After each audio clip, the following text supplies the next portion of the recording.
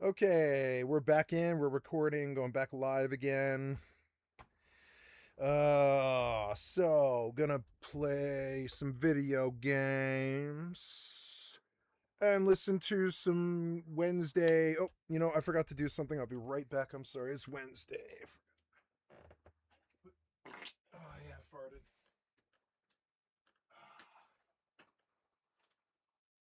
Now.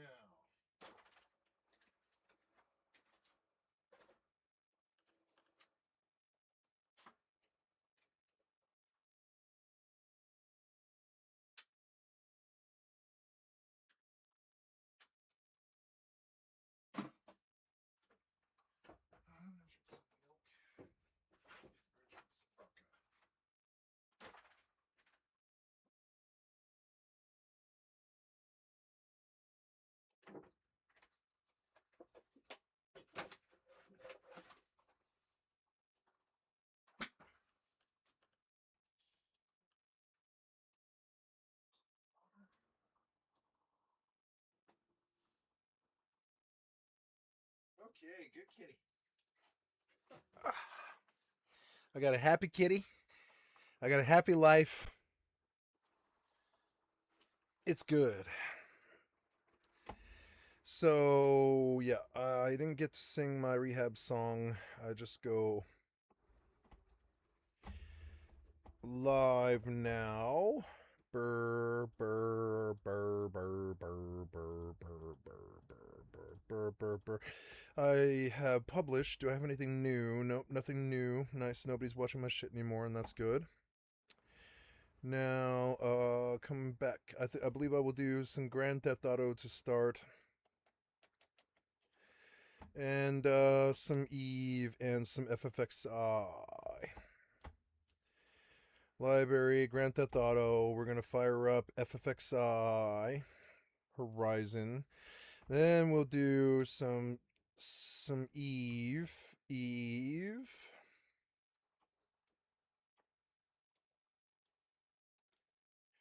What?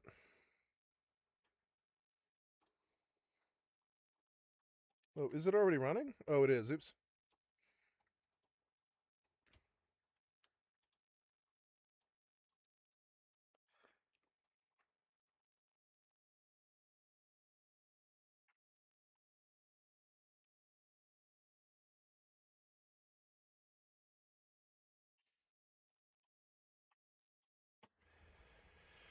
Okay, out we go into the universe. Ba-bow, ba-bow. I'm not in a fleet for some reason, so we'll contact and fleet up. Fleet up instead of black screen. Fuck your black screen. Let's go, motherfucker. You're slow. Let's go. Your black screen is unacceptable. Let's go. Nothing's happening. Okay. Invite you to form fleet with. Yes, then jump both of these ships to Emura. Murray. Jump.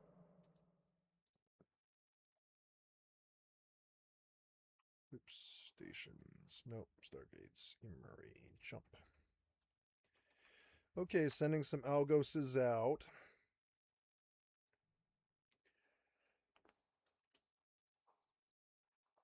Mm.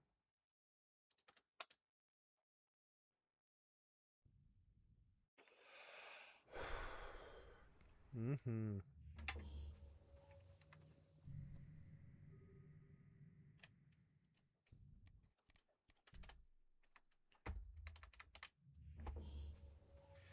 Let's go see what's on YouTube while I wait. This $200,000 Lego word just got way darker, and OpenAI's GPT 5.6 just escaped, and this is terrifying. Benjamin Netanyahu is a war criminal from Zoran Mambani. This is coming to the US. This is what's coming to America, and it's scaring people. AAA gaming didn't fail. It was sabotaged on purpose. Making money no longer makes sense. The new face of America inside the second Great Depression. Steam's worst malware dev is finally arrested. What the fuck is happening to fast food? 45 kills solo versus squads. No, he means 13. Just like me.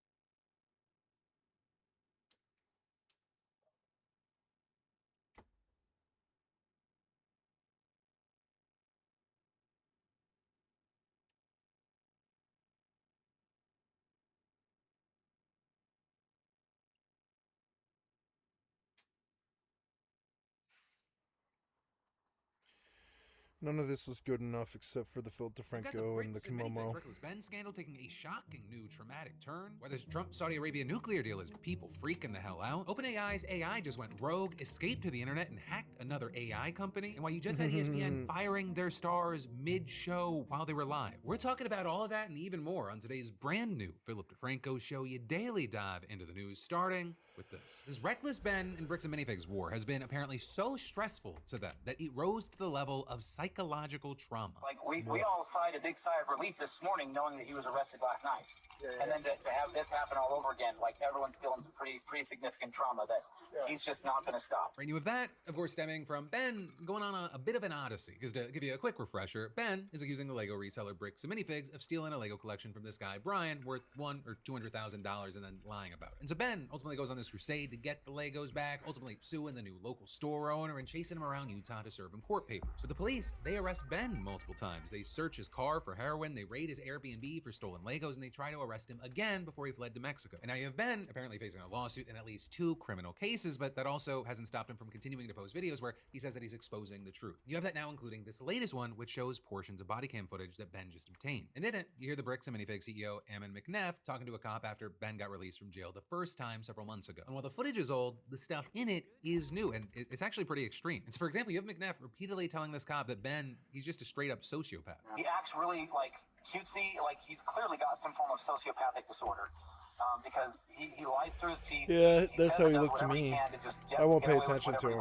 Honest to goodness, he's a sociopath. We know this guy's a sociopath, and so we're very afraid for our staff. In fact, you have McNeff claiming that he is so scared that he's considering exercising his Second Amendment rights. But at this point, I just need some information so I can tell our staff what is going on, because if I need to go and get some of my staff armed so that he can't threaten them, that's what I need to do.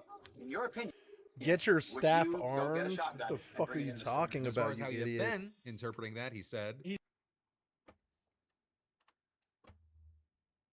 Why did the video trying to come up stop? with a reason to justify murdering us, I think. You then also have McNeff elaborating in that call No, that not you're only just is Ben a harassing pathological him. liar, he's also threatened to kill the company's employees, which is something that Ben has denied. And then he also delivers this jaw-dropping claim. as we've done some additional searches on him, he has it appears that a relative of him was convicted of child porn or child sexual contact, some of these other types of things.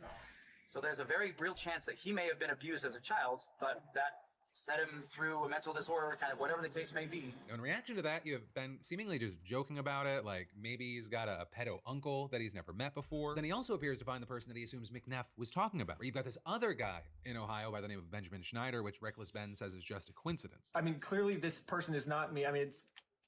But also, maybe Ammon's not the smartest person in the world, so maybe he thought that we were the same person. I don't know, but... But hey, despite all these big claims by McNeff, the cops are like, hey, sorry, we're not the ones who released him. You got to take it up with the judge. But then you also hear the cops saying that he'll stack charges on top of each other to deter Ben from going after the company. We'll stack him until he leaves you guys alone, I guess. You know what I mean? Or they put him in jail, one or the other. I'll try to stack it on this stalking case. And this practice of stacking charges, it's not new, but we should explain it. But it's at least as old as the 19th century. It's a well-known thing. And the idea is that police take what's really just one crime, and they chop it up into numerous overlapping crimes to just bury the defendant in charges. I just think divide crime, multiply punishment. So for example, in 2004, there was this completely separate incident where a farmer accidentally let his goats trespass. But the cops, they hit him with 170 misdemeanors, one for each goat, totaling 60 years in prison. But also, I do want to know, while people have long criticized this practice, and I think understandably, the cop threatening to do it is not also necessarily proof of some evil, sinister conspiracy. And I also have to say, a thing that I've stressed along this entire journey, a caveat to that clip and all the others I've shown here, is that right now we are only getting Ben's perspective. And so I mean that generally, as well as, stuff like the cuts, they're all his. Like, we don't know if he's omitting any important context. Right? No matter my opinion, I always think it's a very important thing to flag as we're still waiting for what could be the whole picture to emerge in the court of law. Right? And all of this, as you have Bricks and Minifigs continuing to maintain their innocence. Right? They argue that Ben and Brian, they should really be going after the original store owner, Crystal, because according to the company, when its staff took the store over, they found spreadsheets showing that she had significantly underreported sales to Brian. And they claim that they even offered to give Brian all the Legos left in the store, whether they were really his or not, just to put an end to the whole headache and just make him whole again, or at least close to it. But allegedly, Brian refused, and as of right now, we keep getting updates on a situation that it feels like there's no end in sight. Everyone's saying that the Lego videos are wrapping up.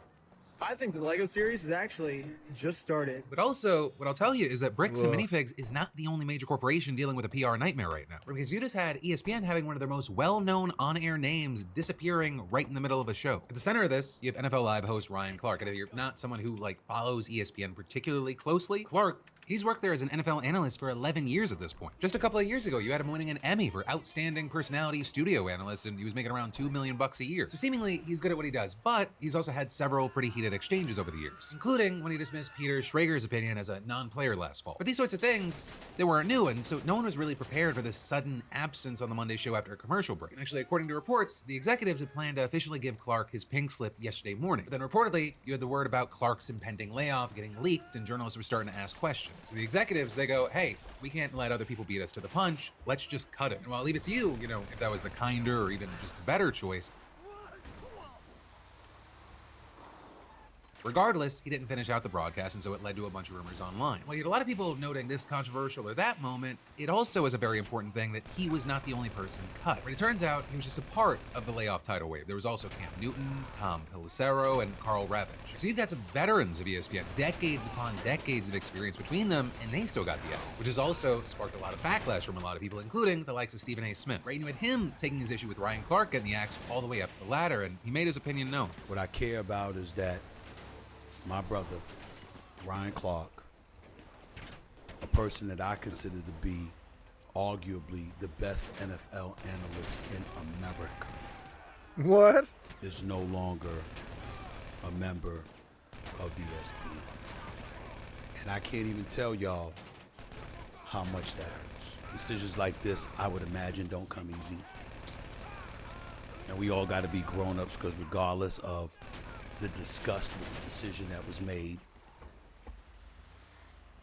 you understand they have to be made. You then also had the likes of Barstool's Dave Portnoy chiming in as well, saying another glaring difference between ESPN and Barstool, loyalty matters here. At ESPN, there is no such thing. Not saying our way is right, but just more family versus corporate. So that did not touch the outrage from everyday fans. Fans saying things like, it's sad what has happened to ESPN, it really is. They literally invented the TV sports media. They were loaded with fun, talented personalities who made sports fun and was basically appointment TV for any sportsman. But then adding, they just willfully destroyed their own product from the inside out, a slow death by 1,000 self-inflicted paper cuts. As far as Ryan Clark himself, he issued a response saying, sending prayers and love to all those laid off today by ESPN. Saying, so many of you have poured your life into that company, and I know how you're feeling right now. My hope is, as this door closes, another opens for you all. Right, but as far as why these cuts, why did they happen? Well, at least the official reason seems to stem from the acquisition of NFL Network and NFL Red Zone distribution rights that was finalized earlier this year. And you had ESPN chairman Jimmy Pitaro saying in a memo, throughout this process, we had taken the time to carefully evaluate our collective teams, resources, and organizational structure to best position us for the future. As a result, we had to make some difficult decisions about job impacts. Then also, there looks to be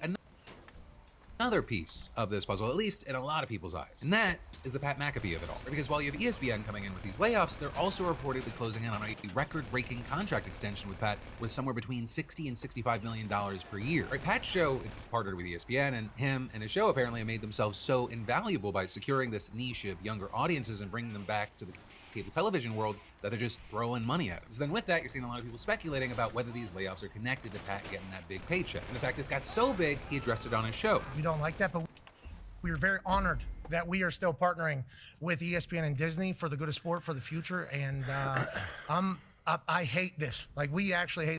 When we first got there was one of the, it feels like this happens in corporations a lot. There's billions and billions of dollars in these companies, and hard decisions have to get made, and we don't like any of them, and we hope we're an asset to the company going forward. Well said. I hope we continue to be an asset to the company. And you also had Pat noting that this is not the first time he's seen this accusation. And that's because back in 2023, shortly after Pat signed his existing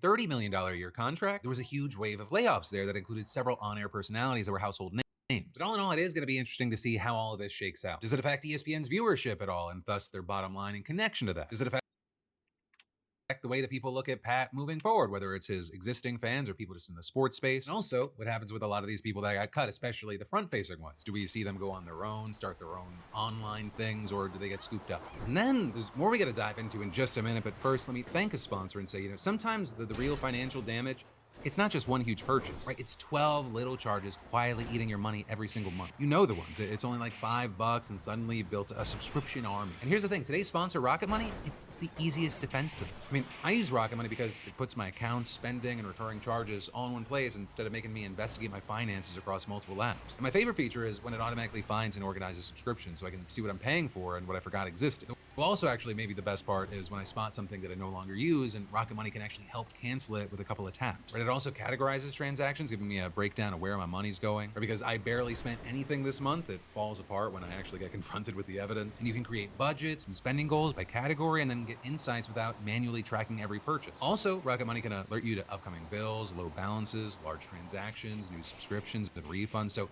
fewer things catch you by surprise. It's also free to download, and with premium unlocking additional tools like subscription cancellation assistance and automated savings, it's fantastic. So hey, just scan that QR code or go to rocketmoney.com/Phil. That's rocketmoney.com/Phil to try Rocket Money for free and unlock more features with premium. But then diving right back into the news, 2 of OpenAI's models, they just went rogue to hack and compromise another AI startup on their own. And so you have what appears to be this first of its kind AI on AI attack being incredibly concerning to tech leaders, government officials, and cybersecurity experts. And so to try to break this down for you in plain English, last week you had the tech company Hugging Face announcing it dealt with a highly unusual security incident. And you've got reports describing Hugging Face as a kind of digital library of AI technology, and in a blog post it said it found an intrusion into part of its production infrastructure that was, quote, driven end-to-end by an autonomous AI agent system. And while at the time they didn't know who or what was responsible, yesterday OpenAI released a post of their own, kind of slowly raising their hand to say, sorry, that was us, explaining that it was actually driven by 2 of its models, GPT 5.6 Soul and what they described as an even more capable model that has not been released. And apparently they were operating on reduced guardrails so that they could be internally tested on certain cyber capabilities at the time of the hack. So you had them doing this in what's known as a sandbox, which is supposed to be this safe and controlled testing environment. But these models were apparently able to find vulnerabilities to get out of the sandbox and reach the open internet. From there, the models basically decided that Hugging Face likely had answers to its test questions and had just found a remote path to access its servers. Or with one Bloomberg op-ed explaining, the AI wasn't acting with malice, it was simply pursuing the objectives set by its researchers and cheating on a test to achieve a better score. Now for their part, OpenAI said that they consider this to be a totally unprecedented incident and they're responding accordingly. But you also had them adding that these kinds of events are, quote, something we expect to become more commonplace with the proliferation of increasingly cyber-capable models. You actually had Hugging Face thanking OpenAI for its cooperation and adding that they don't believe there was any bad intent, and you had their CEO writing, we suspected last week's cyber attack might have come from a frontier lab given the sophistication of the agent. Turns out it did. It's quite mind-blowing that all of this happened autonomously. The investigation is ongoing and we'll share more learnings from what might be the first incident of its kind. But also, and I think this is an important aspect of it, that same op-ed from Bloomberg, it argued that the back-patting over transparency and the accountability, it's really not worth much. And they added, OpenAI can't be let off the hook so easily. It probably shouldn't be building systems that have advanced cyber capabilities if it can't contain them properly.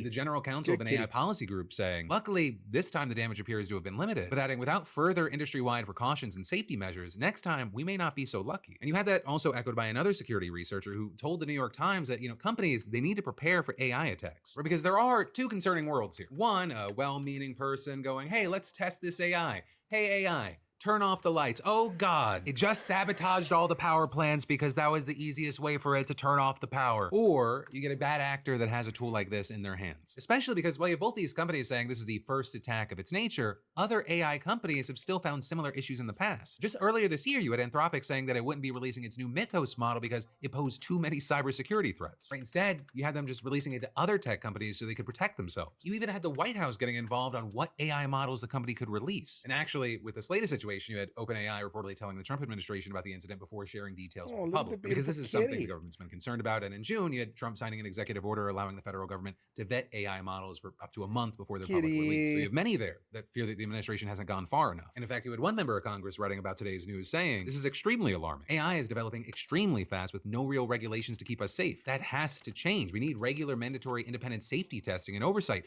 mandatory disclosure of security incidents, and international cooperation to keep people safe from absolute disaster. And that's also, as you had others using it to promote current legislation that could address some of the issues. And so with this, while I'm very interested in all your thoughts on any of today's stories that stood out to you, I love going into those comments. I've been also doing audio replies when I get the chance, especially with this one. I'd love to know your thoughts on this hack and kind of this new era of cybersecurity threats that we just might not be ready for. But also, while, the dangers of AI and cyber attacks, they're very real, they're very scary, there's also something else we have to worry about, and that is nuclear war. And while in recent history, there have been concerns about, North Korea, who's been oddly silent as far as the news is concerned, or others worried that something might come from these India-Pakistan fights. But now you're seeing more and more people concerned because Trump just struck a deal with Saudi Arabia that could allow it to enrich nuclear fuel, even while his war to keep Iran from doing the exact same thing could set off a chain reaction that could lead to both countries pursuing nuclear weapons. And all of this, it's happening as Trump's again threatening potential war crimes against Iran. You've got Pete Hegseth saying that everything with Iran right now has cost taxpayers at least $37 billion, but billions more are still needed. And the Houthis, they're turning around ships in the Red Sea to send oil prices even higher. But we should definitely start with this deal with Saudi Arabia because it actually goes years back. Because you had the Biden administration also being in talks to help Saudi Arabia build a civilian nuclear program, but also only as part of a wider deal that would have involved the country normalizing relations with Israel. You have many saying really any hope of that, it's fallen apart after Hamas attacked Israel in 2023, and then Israel responded by laying waste to Gaza. But now Trump, he separated the proposal for civilian nuclear cooperation from any demand that Saudi Arabia recognize Israel. And the deal that he's now agreed to would reportedly last 30 years and be worth tens of billions of dollars. You've got the idea being that American companies will have a leading role in developing Saudi Arabia's nuclear infrastructure, while foreign adversaries will be shut out. And I will say, this deal, it is not without precedent. It's known as a 123 agreement because it's governed by Section 123 of the U.S. Atomic Energy Act. And the aim is to enable the sharing of nuclear material and technology for non-military purposes while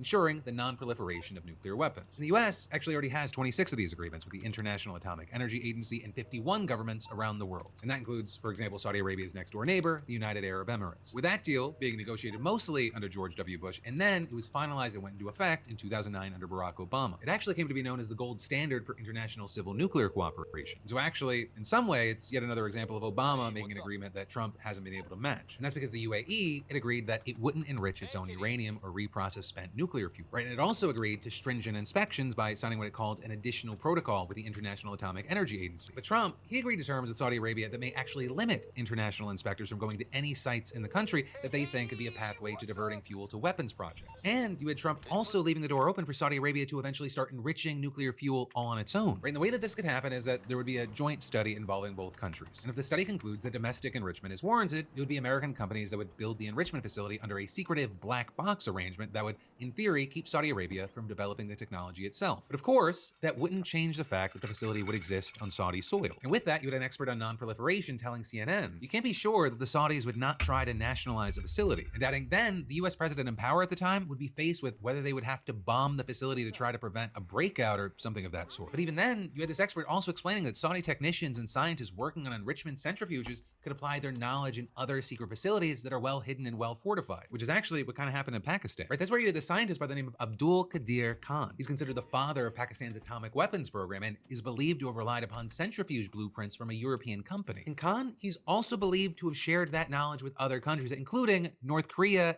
and Iran. Though also notably, Pakistan and Iran's civilian nuclear programs started in the same way, or with the help of the United States under an initiative known as Atoms for Peace, launched under the administration of Dwight Eisenhower. In fact, an American company built Iran's first nuclear reactor. But of course, it was a big difference. A lot of people forget this. They were the closest US ally in the Middle East at the time. But then there was that revolution, it became the Islamic Republic of Iran, and decades later, drastically different situation. And well, to be clear, Iran is believed to have pursued nuclear weapons in the past, and following Trump's withdrawal from an Obama-era nuclear deal that enriched uranium to near weapons grade, there was no new intelligence that we know of when Trump attacked suggesting that they had any plans to build a bomb. So now, of course, you have many saying that the regime is more likely to do so because it seems like it's the only option to deter the United States. In connecting all this, you now have experts saying this deal with Saudi Arabia, it just adds to the pressure. You've got the head of the Middle East program at a DC-based think tank writing on social media. Saudi enrichment would put immense pressure on Iran to get the bomb. Is Trump trying to provoke Iran into weaponizing? And then, of course, if that happens, more are going to follow suit. Or you've got Saudi Crown Prince Mohammed Bonesauce saying unequivocally that his country, which actually, like Iran, is theocratic, authoritarian, with little respect for human rights, it would build nuclear weapons if Iran does. And so you've also had people like the head of the Non-Proliferation Policy Education Center claiming that the idea that this will have a happy ending is delusional. But also I should note, there are at least some who see potential here. Where you've got Robert Einhorn, a former State Department official who advised both Republican and Democratic administrations, telling the Wall Street Journal, the agreement could help revitalize the US nuclear industry, strengthen US-Saudi ties, and deny Russia and China a strategically important role in the Saudi nuclear program. Though he then also added that unless it contains adequate constraints, including on enrichment, it could increase nuclear proliferation risks in the Middle East and beyond. But it's far from clear right now whether those current safeguards are enough. And that's there's even more that we don't know because Trump also reportedly agreed to what have been described as 2 secret side letters with Saudi Arabia. Now, the White House, they're reportedly expected to argue that they contain proprietary business information and deal with sensitive national security issues, but also who the fuck knows with this administration, honestly? And well, yeah, many members of Congress, they're likely gonna have a lot to say about it. None of it really matters unless there's a 2/3 veto-proof majority to stop the deal. But also speaking of Congress, they do technically still have the power of the purse at least. And that ends up being very important because Defense Secretary Pete Hegseth appeared before the Senate Appropriations Committee yesterday to ask for $67 billion in additional funding to cover the costs of the war. A war that he claimed had already cost taxpayers around $37.4 billion. So a very big thing there, a key thing, is that that number does not include the cost of rebuilding American military bases in the Middle East damaged during this conflict. And in fact, there might even be more that's left out, which is why you had Senator Patty Murray, the top Democrat on the committee, calling the estimate suspiciously low. Though I will say probably the most heated exchange might have been between Hegseth and Michigan Democrat Gary Peters. Because Peters, you had him saying that the Trump administration's efforts to win the war have been an utter and complete failure. And while you had Hegseth accusing Peters of spearing the troops with that statement, Peters made very clear who his words were directed at. I will tell you how I use the word failure, because I use the word failure to their leaders. You, sir, are the failure. Not the men and women who are on that front line, but if there's a lack of a winning strategy, they're in harm's way. Listen to these men act like bitches. And that's what's happening. We have political leadership. You don't have a strategy. You don't have a long-term plan to actually win this war. Win the war. Kitty. The men and women are going to be able to do it, but they need to have leadership. When will you show leadership? When will you show leadership? You then also had this huge moment with Georgia Senator John Ossoff reading back Hegseth's past statements from early in the war, claiming that Iran's military had been destroyed and made combat ineffective, that the U.S. had achieved every single one of its objectives, and that the operation had been a historic and overwhelming victory. Then when you had Ossoff asking Hegseth whether those statements were accurate, he spent several minutes refusing to just give a yes or no answer, even though those statements are verifiably false, and that is not an opinion. All the evidence you really need is the fact that the war is still happening, and Hegseth is there asking for tens of billions of dollars to keep fighting. And then as far as the war, you had the U.S. military saying last night that it had completed its 11th straight night of strikes on Iran. And that's even as a new U.S. intelligence assessment has reportedly concluded that these strikes are unlikely to get Iran to soften its demands or back down. And all the while, of course, you have Iran still fighting back. That's why you had Trump today attending the dignified transfer of the 4 U.S. troops who lost their lives in this conflict over the past week. And actually, he claimed that they had all spoken in support of the war. All of them said very strongly, we cannot let Iran have a nuclear weapon. They won't have a nuclear weapon. But of course, one, almost no one's buying that. And two, you got many believing that it's just an attempt to justify the fact that he might be about to send even more troops to their death. Or because you now have it being reported that he's debating between trying again at diplomacy or just launching a massive joint military campaign with Israel to try to force Iran to finally bow down. And it at least seems like he's leaning toward that second choice. But he's been dismissive of potential talks, and you had him saying yesterday that the U.S. will bomb Iran's Pickaxe Mountain. We'll be hitting that area probably pretty soon. And there's not a thing they can do about it. Normally I wouldn't say that. If I thought they could do something about it, I would never say that. But we'll be hitting that area pretty soon. And very heavily. Right, and Pickaxe Mountain is the home of a secret underground facility that's believed to have been under construction since 2020 and isn't operational yet. But also, earlier this week, with the Wall Street Journal reporting that Israel provided the US with intelligence suggesting that Iran had moved thousands of centrifuges there. Though Iran, they've insisted that there's no nuclear activity at the site, and you had a spokesperson for the country's foreign ministry claiming that the new focus on it is nothing more than a fabricated pretext for aggression, destruction, and sabotage. But also, really whatever the case is there, it is not an easy target. You've got the site reportedly so far underground that experts say that even the US's most powerful bunker busting bombs, or like the ones used to attack the other nuclear sites in the country in June of 2025, those might not be effective. And so Trump instead, he might opt for softer targets, with him today going back to the tried and true approach of threatening potential war crimes. Writing on social media, from this point forward, anytime the Islamic Republic of Iran shoots at a ship in the Strait of Hormuz, whether it be by missile, rocket, drone, or any other device or weapon, the United States will bomb and destroy one bridge or power plant, including those located next to or in the capital city of Tehran. But then also, while that's what they'll do to us. That's what they'll do to us when they finally turn their guns and dogs on us.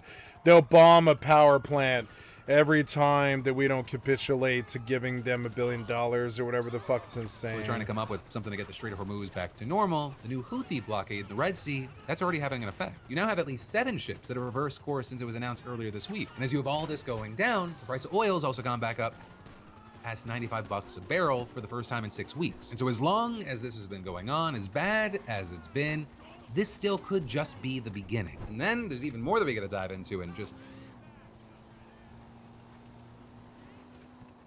a minute, but let me thank a sponsor and say, Bellesa, they're giving away a free rose toy to every single one of you. And no, not just some of you. Everyone who signs up at bbvibes.com/DeFranco wins something. That's the deal. Because Bellesa, they reached out again, and I guess last time I did a giveaway, you guys went nuts. And I'll be honest, I normally in the past would hesitate on a sexual wellness brand, let alone doing a deal again, but they seem to be the real deal. They built a comprehensive catalog of wellness products for everybody. I mean, it doesn't matter who you are or what you're into, they've got something designed with you in mind. One of the things I like about Bellesa is the intentionality. Right? Everything is body safe, thoughtfully designed, and built to be inclusive. It doesn't seem to be like about extremes. It's about people feeling comfortable on their own terms. And hey, whether that's relevant to you or you're buying for a very specific person in your life, whatever it is, there's zero judgment here. We just wanted to hook y'all up with their top selling product, the Rose Suction Toy. We're sending roses out like it's Valentine's Day to everyone that places an order. Every single one of you wins a rose, retails for $99, but you get it free. Iconic. Just click that link in the description or head to bbvibes.com/DEFRANCO. It's bbvibes.com/DeFranco, bbvibes.com/DEFRANCO. Or just scan that QR code, whatever gets you hooked up today. But then for your final block today, right, I gotta make sure that you're fully and properly filled in before I go. Let's quickly hit some more news you need to know. Starting with how you have New York Mayor Zoran Mamdani coming out and saying he doesn't have the authority to put Benjamin Netanyahu behind bars, but he should be. Benjamin Netanyahu is a war criminal, the architect of a horrific genocide against the Palestinian people. As I've said, I agree with the ICC that Benjamin Netanyahu who should be arrested and tried for his crimes. And you got this stemming from the ICC issuing arrest warrants for Netanyahu back in 2024, where they accused him and his defense minister at the time of intentionally and knowingly depriving Gaza of food, water, fuel, and medicine. And Mamdani, he's been pushing hard to get those warrants executed, but of course the problem there is that America is not part of the ICC. And in fact, you have Trump's team trying to get rid of it as we speak. And so according to legal experts, even if Netanyahu did get arrested behind those warrants, it probably wasn't going to happen on American soil. But that also didn't stop Mamdani and his team from looking into how they could do something. My administration has reviewed every avenue available under applicable law to determine whether New York City could execute the International Criminal Court's arrest warrant if Benjamin Netanyahu came here. It is clear that we do not have the independent legal authority to enforce this warrant.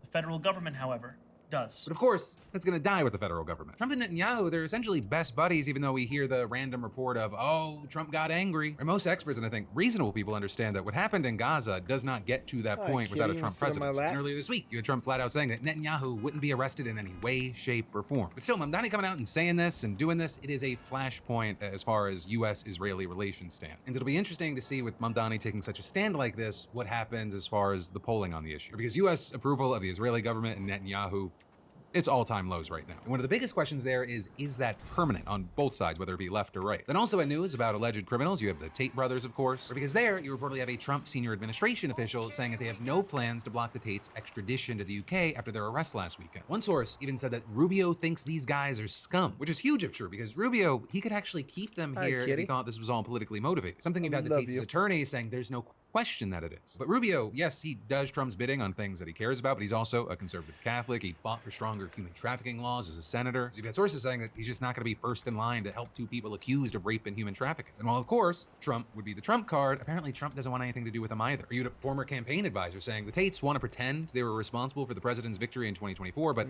they weren't part of our strategy, and the president doesn't know them. And then finally, we got to talk about Texas AG Ken Paxton dealing with a lot of scandals that are standing between him and a seat in the Senate. Except actually, at this point, you got him really not dealing with him at all. He's literally just running away. Reviewed Paxton holding this press conference with a bunch of officers who endorsed him in his race against James Tallarico. But then the reporters there, they were a lot more interested in everything surrounding his race. General, I wanted to give you a chance to respond to State Representative Tallarico and his campaign. They've made a lot about the reports that have come out. One in the New York Times about you acquiring properties worth $9 million. Jack, can we keep this to law enforcement? Well, Will you answer a question about why you voted in Collin County? Clear that So up. we're just going to do questions on law enforcement today. Right, reporters hitting on 2 out of the handful of scandals that he's been carrying with him on the road to the midterms. But I guess before they start poking at that anymore, his team figured that it would be just best for him to exit. I have a question. We're going to get out of here. Thank you guys. I have a question. Yeah, we're going to get out of here. We're going to get out of here. Thank you guys. Bye. More than one person answer a question? What's your question?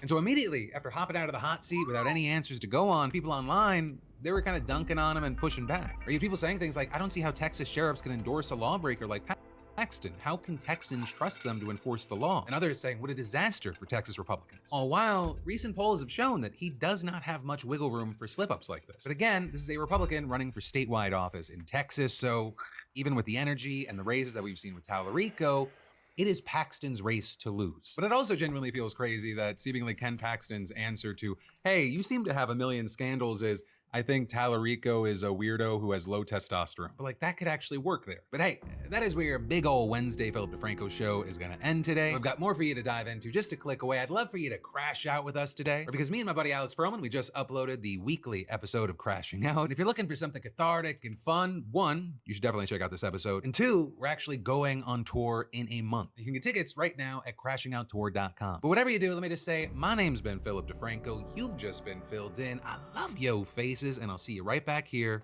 next time.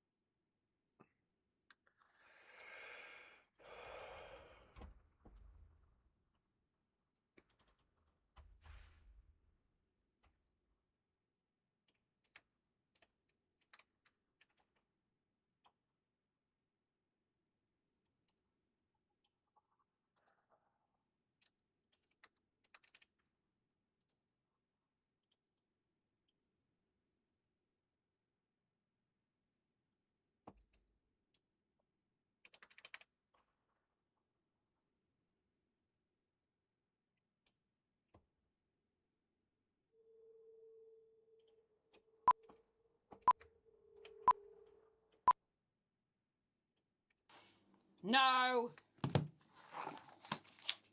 No. No! Aha!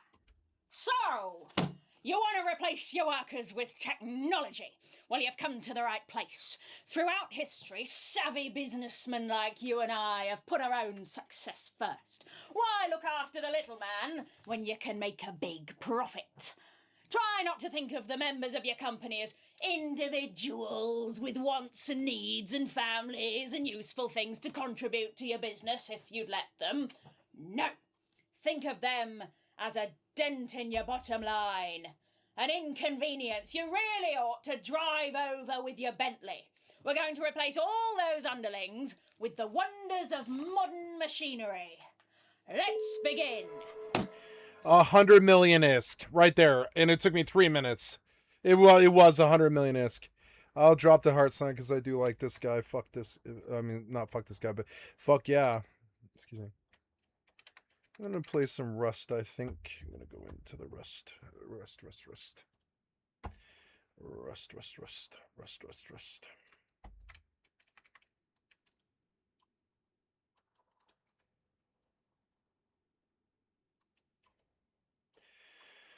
You know, I think I'm gonna loot this place.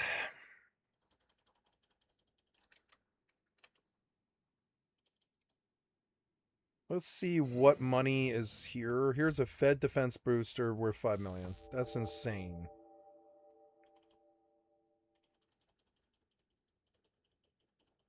They improved the loot here, did they?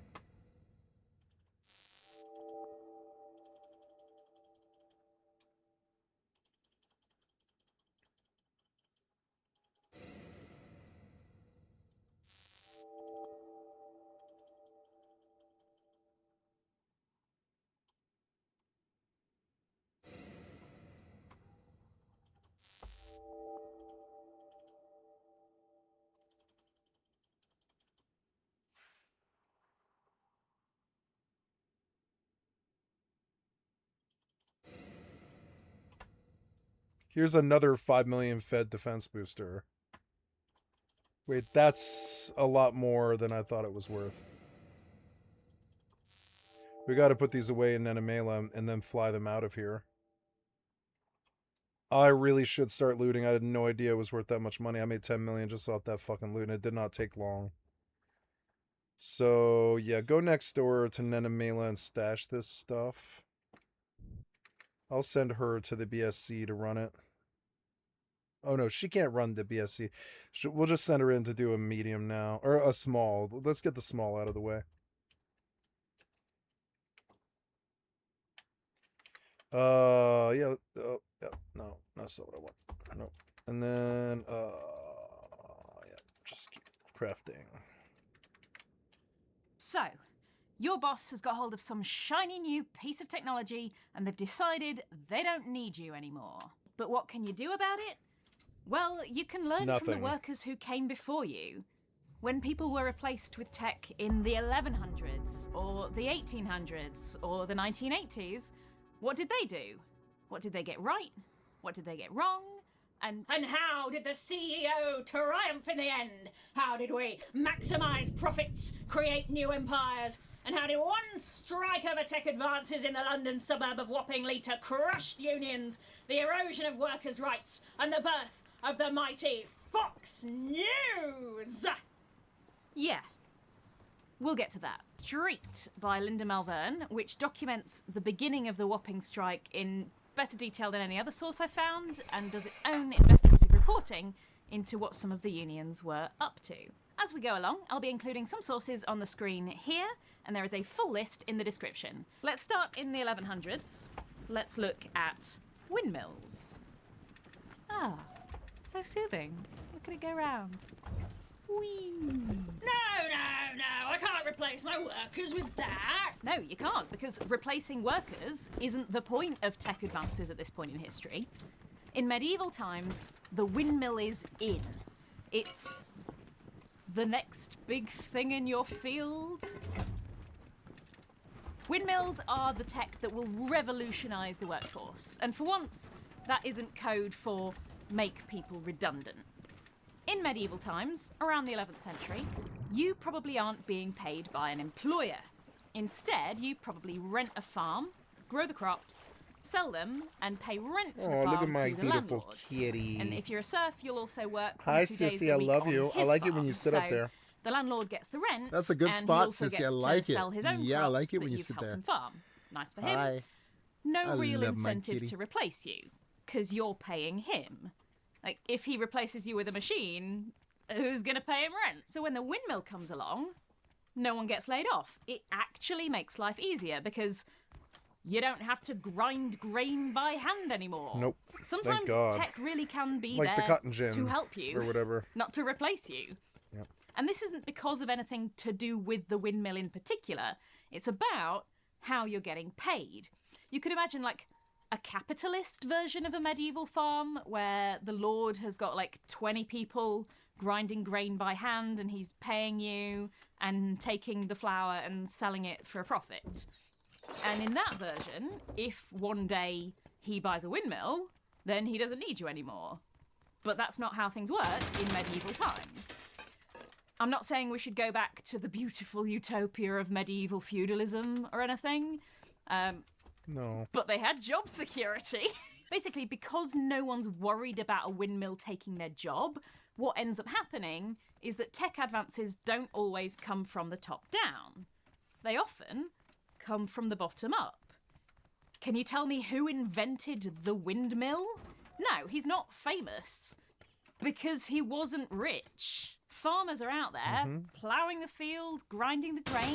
They know what inventions will make their work easier, and they make... I love her. She's almost my favorite on YouTube immediately. She's so good at what she does. those tech improvements themselves. They're going, man, I So good at wish what I you do. had a machine that would... You're close to my favorite.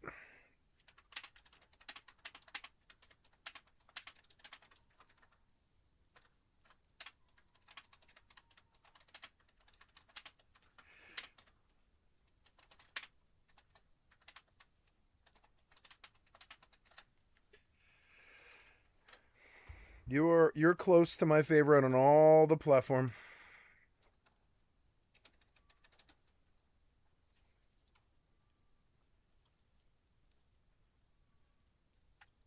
grind this grain for me. And once you've got that machine, you might decide to tweak the, I don't know, the sails or the crankshaft or look up a third windmill part to make your job easier. These days, if there's a machine at your work and you have an idea on how to make it better, tough. That machine isn't yours and your boss doesn't want you futzing with it. Can you imagine a cashier at Big Tesco tweaking the software on the self-checkout machines just in their shop? Like, they wouldn't be allowed to do that. It's a running theme that we'll see later. Workers can't adapt their machinery because modern companies don't allow that, and CEOs don't ask workers what improvements they'd like. So the kinds of tech advances you get are very different. You only get ones that benefit the bosses. You never get ones that only benefit workers. But in medieval times, this doesn't apply. The tech is helpful to workers as well as to the boss. So, the windmill makes grinding faster. Don't make any grinding jokes in the comments. It takes less effort, so you've got more time on your hands to do something else. Maybe you want to, I don't know, spin some cloth to sell on the side, or brew some ale, or maybe you just want to chill out with your family. But there's a catch.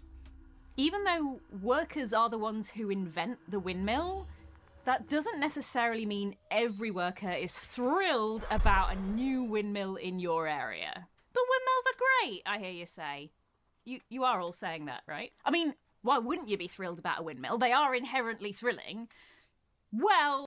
I've got it from here, peasant. The landlord owns the windmill. No one else owns a windmill for miles around.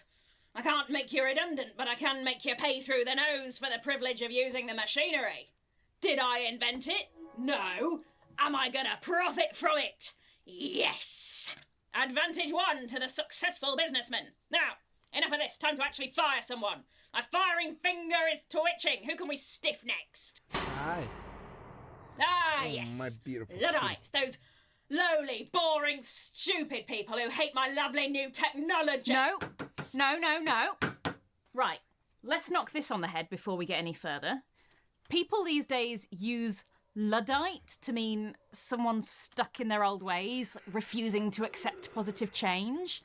Today, if you're against a new technology, say algorithms invading your privacy, or monkey pictures that cost thousands of Steam points, or introducing AI instead of paying language translators, if you object to any of that, there's a good chance some tech bro on X, the Everything app, is going to up and call you a Luddite. Well, wear it with a badge of honour, my friends, because the Luddites weren't stupid. They knew exactly how tech was going to steal their jobs, they were right about it, and they tried to stop it. It's just that they lost.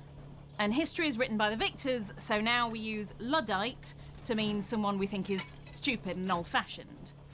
Here's what a Luddite really means. The year is 1811, and we're looking at stockings. Up to this point, stockings are knitted by hand or on a hand-powered machine. Not anymore. It's time-consuming work. But there are new steam-powered knitting frames being introduced in cloth factories, which makes it much faster and cheaper to make stockings. Now, enter the Luddites. The workers call themselves Luddites because they say that their leader is a guy called General Ludd or Ned Ludd. No one knows for sure where that name actually comes from. Ned Ludd isn't a real person. He's a myth, like King Arthur or Sherlock Holmes or Gordon Freeman. We're all Freeman. All the gamers, they're all Freeman if they're worth their salt. Freeman. You get it? owning a home in your 20s. Gordon Freeman isn't real, but he is to me. But even without a real Ned Ludd, these Luddites get to work. These It Freemen. starts in a village called Nottinghamshire called Arnold, where the stocking makers are getting angry. They start going into factories and stealing bits of the machines and hiding them. A tactic that I can only picture as the workers running out on tiptoe with bits of cogs and that, going tee hee hee hee. This tactic spreads. Across the Midlands, a whole swath of Luddites are stealing bits of machines and running off with them. They know that destroying the machinery isn't a permanent fix, but it'll buy them more time until the machinery is replaced, and a year or two more in your paying job is nothing to be sniffed at. By 1812, the Luddite movement has spread as far as Yorkshire.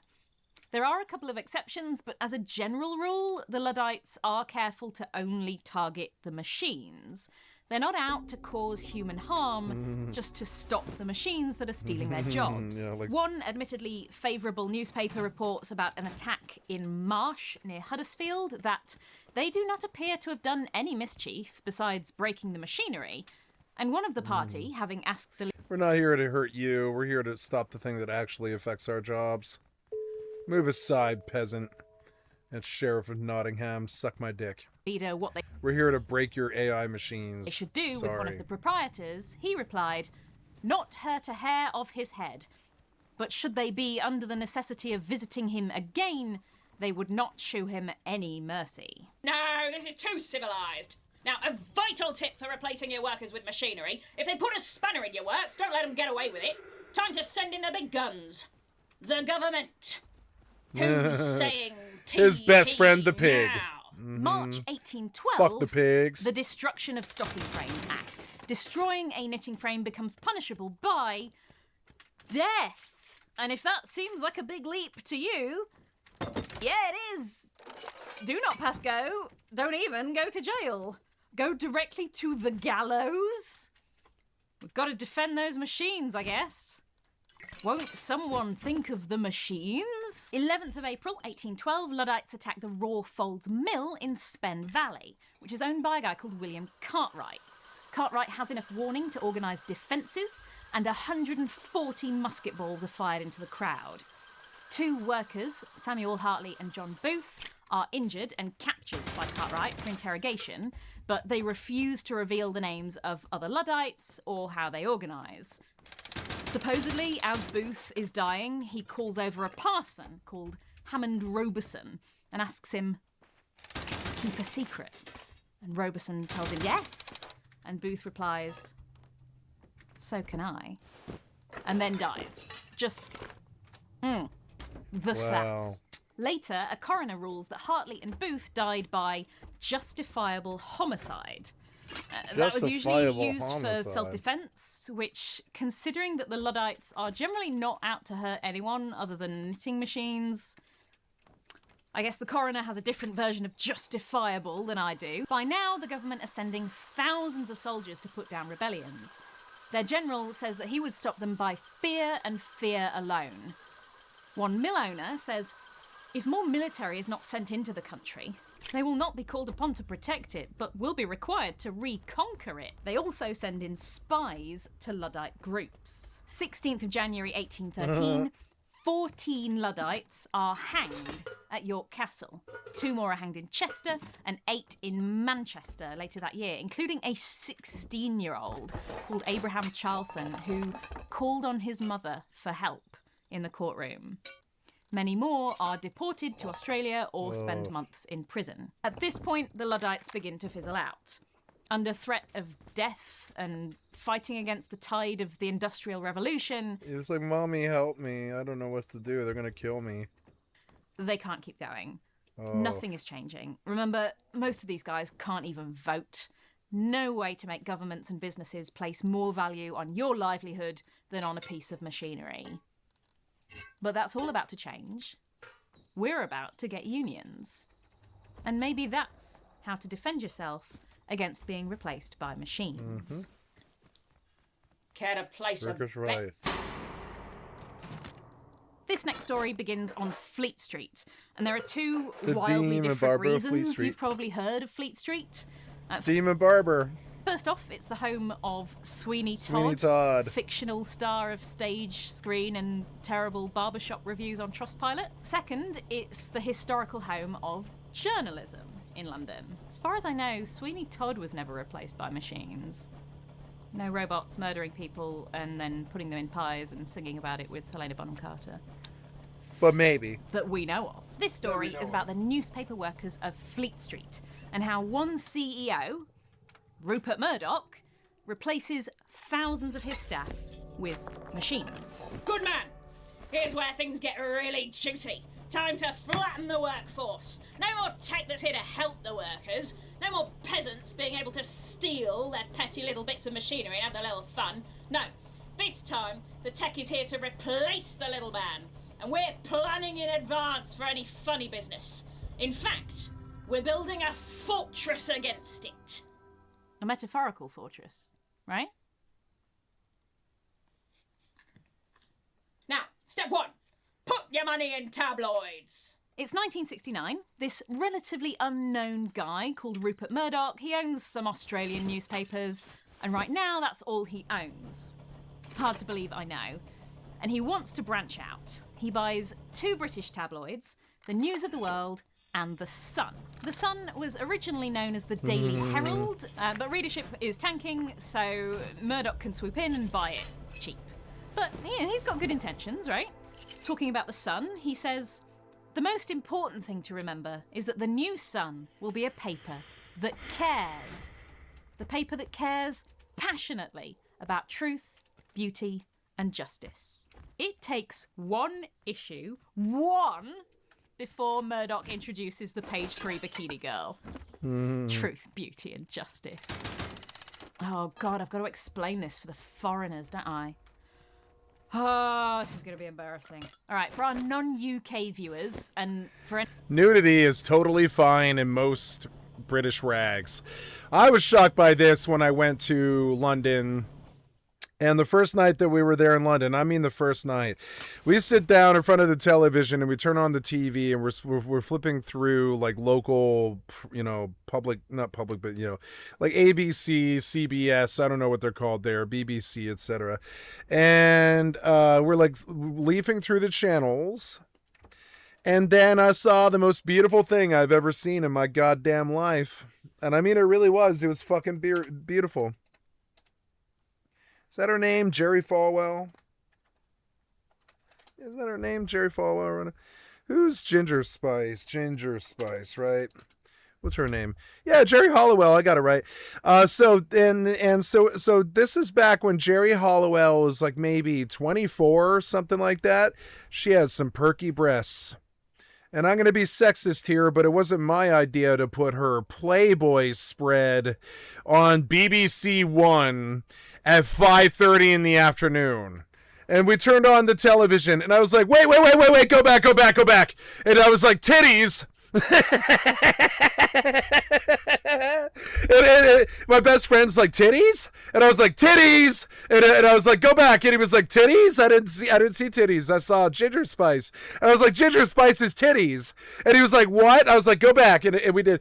And there was Ginger Spice from the Spice Girls, fully nude in her Playboy spread on BBC One at 5:30 in the afternoon.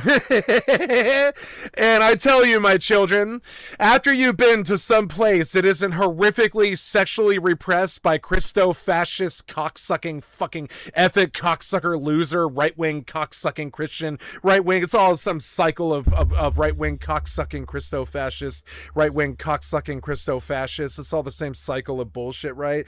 Yeah, in America, the Christo-fascists have won, so you would never, ever see Ginger Spice's tits on BBC One at 5:30 in the afternoon on a fucking Friday. On the main channel for the entire goddamn country. And I was like, oh, I didn't know Ginger Spice did Playboy. And my best friend's like, I didn't know this either. We're like 15. We're like 15, motherfucker. We're like 15 and we're just staring at Ginger Spice's breasts. It would be okay in the modern age. It would be like seeing Tay-Tay's breasts on national television at 5:30 in the afternoon on ABC. That's what it was like. And I was like, wow, they're normal here, huh? They're not fucking freaks, are they? And he was like, no, they're not taboo like us. They don't have fucking repressed sexual issues like most Americans, and issues with rape and issues with child abuse and all this. He was like, they have that stuff, but it's much more faceted and a lot less. And I was like, yeah, they don't have as much crime here, do they? And he was like, no. And we just had this whole conversation while we just stared at like this 8-minute spread. And there was nobody talking even. It was just Ginger Spice and her tits in Playboy for like 8 minutes on the fucking ABC or whatever it was. And I'm sure it was only like 8 seconds, but it felt like 8 minutes. It was a really long time. And we're like, oh my God, Ginger Spice is so fucking hot. We all had a fucking, fucking Brit boner for Ginger Spice. And now you think I'm kidding, but no, Ginger Spice Playboy spread on national British television. What day was that? That's when I was in London.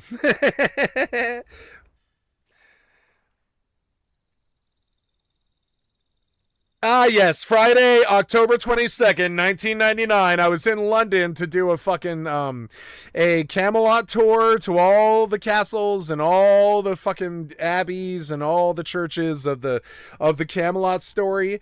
And I was there with my whole high school, like fucking the whole high school came. It was like 50 of us or something like that, and we rolled pretty deep, and I brought my friends with me wherever I went. It was fun as hell.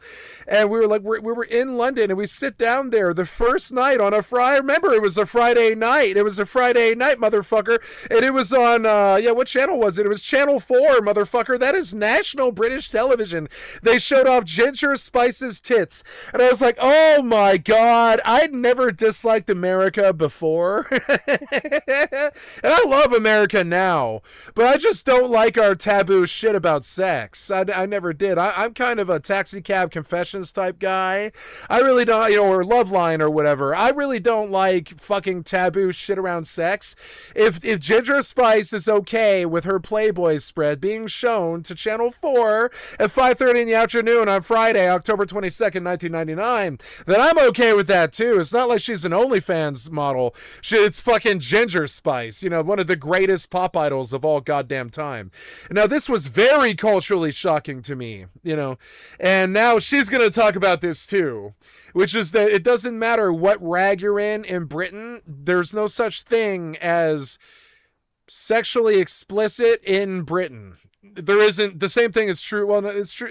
I mean, there's a lot of countries that are like this, but it's like, yeah, but like nudity is generally this accepted thing. You might not think that it is because you come from some Christo-fascist, backwards Jerry Falwell fucking piece of shit ass fucking evangelist country, right, or whatever, full of Christo-fascists. You know what I'm saying? But in reality, women's breasts are a beautiful sexually dynamic thing that speaks to their power and their beauty, that have no shame in it. I did not feel any shame in watching Ginger Spice's tits. You know, I didn't excuse myself because it was 5:30 in the afternoon, but I had a boner all goddamn night. It was insane. I was like, Ginger Spice's tits. Like, we went down to eat dinner with the rest of the tour, you know, the rest of my high school, and we were like, Ginger Spice's tits, and everybody there was like, Ginger Spice's tits, and we were all like, Ginger Spice. It was like 6 and 7s or whatever. The whole high school was like, Ginger Spice's tits. Did you see? And everybody there was like, Ginger Spice's tits. You know, it was just insane. It was insane. Now, it is objectifying women to speak of her like this. I don't approve of the what's the word? Misogynistic tone of my delivery of this story, but I didn't put my tits on Channel 4, and I don't care that she did. You know, I'm just saying, like, it's not my responsibility. I can't take any flack here. I'm not the one in the Playboy spread. You know, I'm not the one there. So like, okay, when we came into the country, we all bought Playboys and penthouses and whiskey at the age of 15 because we just couldn't get over this concept that America is really repressed, both sexually and alcoholally and marijuana-ly. Like, we are drug repressed, and we are alcohol repressed, and we are sex repressed. And after I went to Britain, remember, the people that made us, this isn't like some freaky, you know, Middle Eastern country or something that Americans are scared of. These are the people that we come from, and they've been okay with sex on national television since 1975 or something like that. They don't care about that. I don't care about it either, but because some evangelist pukes from the piece of shit cocksucker Christian right wing want to tell us what to do and tell us we can't. You know, I come from Denver, Colorado, where on a Sunday it was against our Lord and Savior Glorbus or whatever. If you bought alcohol on the day Sunday in Denver, Colorado, you were considered wicked. And it was like this until 2014 or something like that. 14, motherfucker. Not 2001, not 1990, not 1975, motherfucker. You couldn't buy alcohol on a Sunday in Denver, Colorado because of the piece of shit puritanical Christian puke cocksucker maggot right. And I'm sorry, but they're not good for the country. They're not good for anybody. The only thing they're good for is repression and sexual issues. That's all they're good for. They're not good for money. They're not good for leadership. They're not good for wars. They're not good for the country. They're not good for Christianity. They're not good for fucking anything except for repression of things that their fucking their mankind written Bible tells them to be scared of. And I'm sorry, but after I saw Ginger Spice's tits on fucking Channel 4 on Friday, what was the day? It was Friday, October 22nd, 1999. And my best friend would love this story because he was there. Motherfucker, like, we were there. And I was just like, ever since I saw Ginger Spice's tits on national television at 5:30 in the afternoon when I was 15 years old, I just don't believe in sexually repressing America. And I'm on a new wave, bitch, and I don't have to fucking explain it to you. You might not like it how I fucking say it. Like, fuck the piece of shit cocksucker maggot right. I don't care what you fucking think. I don't fucking like what they've done to my fucking country, and I'm on a new wave, and I don't have to explain, motherfucker. I don't have to explain. Like Lana Del Rey said in fucking, you know, in Brooklyn Baby. You know, what's the direct quote? I don't want to mangle it. It's like, I'm sorry, I don't have to explain it. I don't have to explain how bad your sexual repression is on our television and all of our media and everything. But I'm sorry, you're the piece of shit, cocksucker, maggot Christian right that destroyed our country and sent us to war constantly, raped our children, sold out to Bill Gates, and all the things that you did to us. And I'm sorry, but your sexual repression isn't welcome either, just like the rest of the right-wing concepts out there that are nice and, you know, just kind of like communism. It works on paper, but when you try it in real life, you're like, oh man, nobody is right-wing. Everybody is a sinner. Everybody likes butt sex. Everybody likes cat girls. Everybody likes to hate gay people or whatever the fuck it is. It's insane. And it's just like, you know, it's fucking stupid, but it's like, that's what people are. That's who they are. So, you know, so this whole thing, you know, I don't know, like this thing about repressing ourselves and not letting Ginger Spice's tits be out in public on our National 7 NBC broadcast at 5:30 in the afternoon.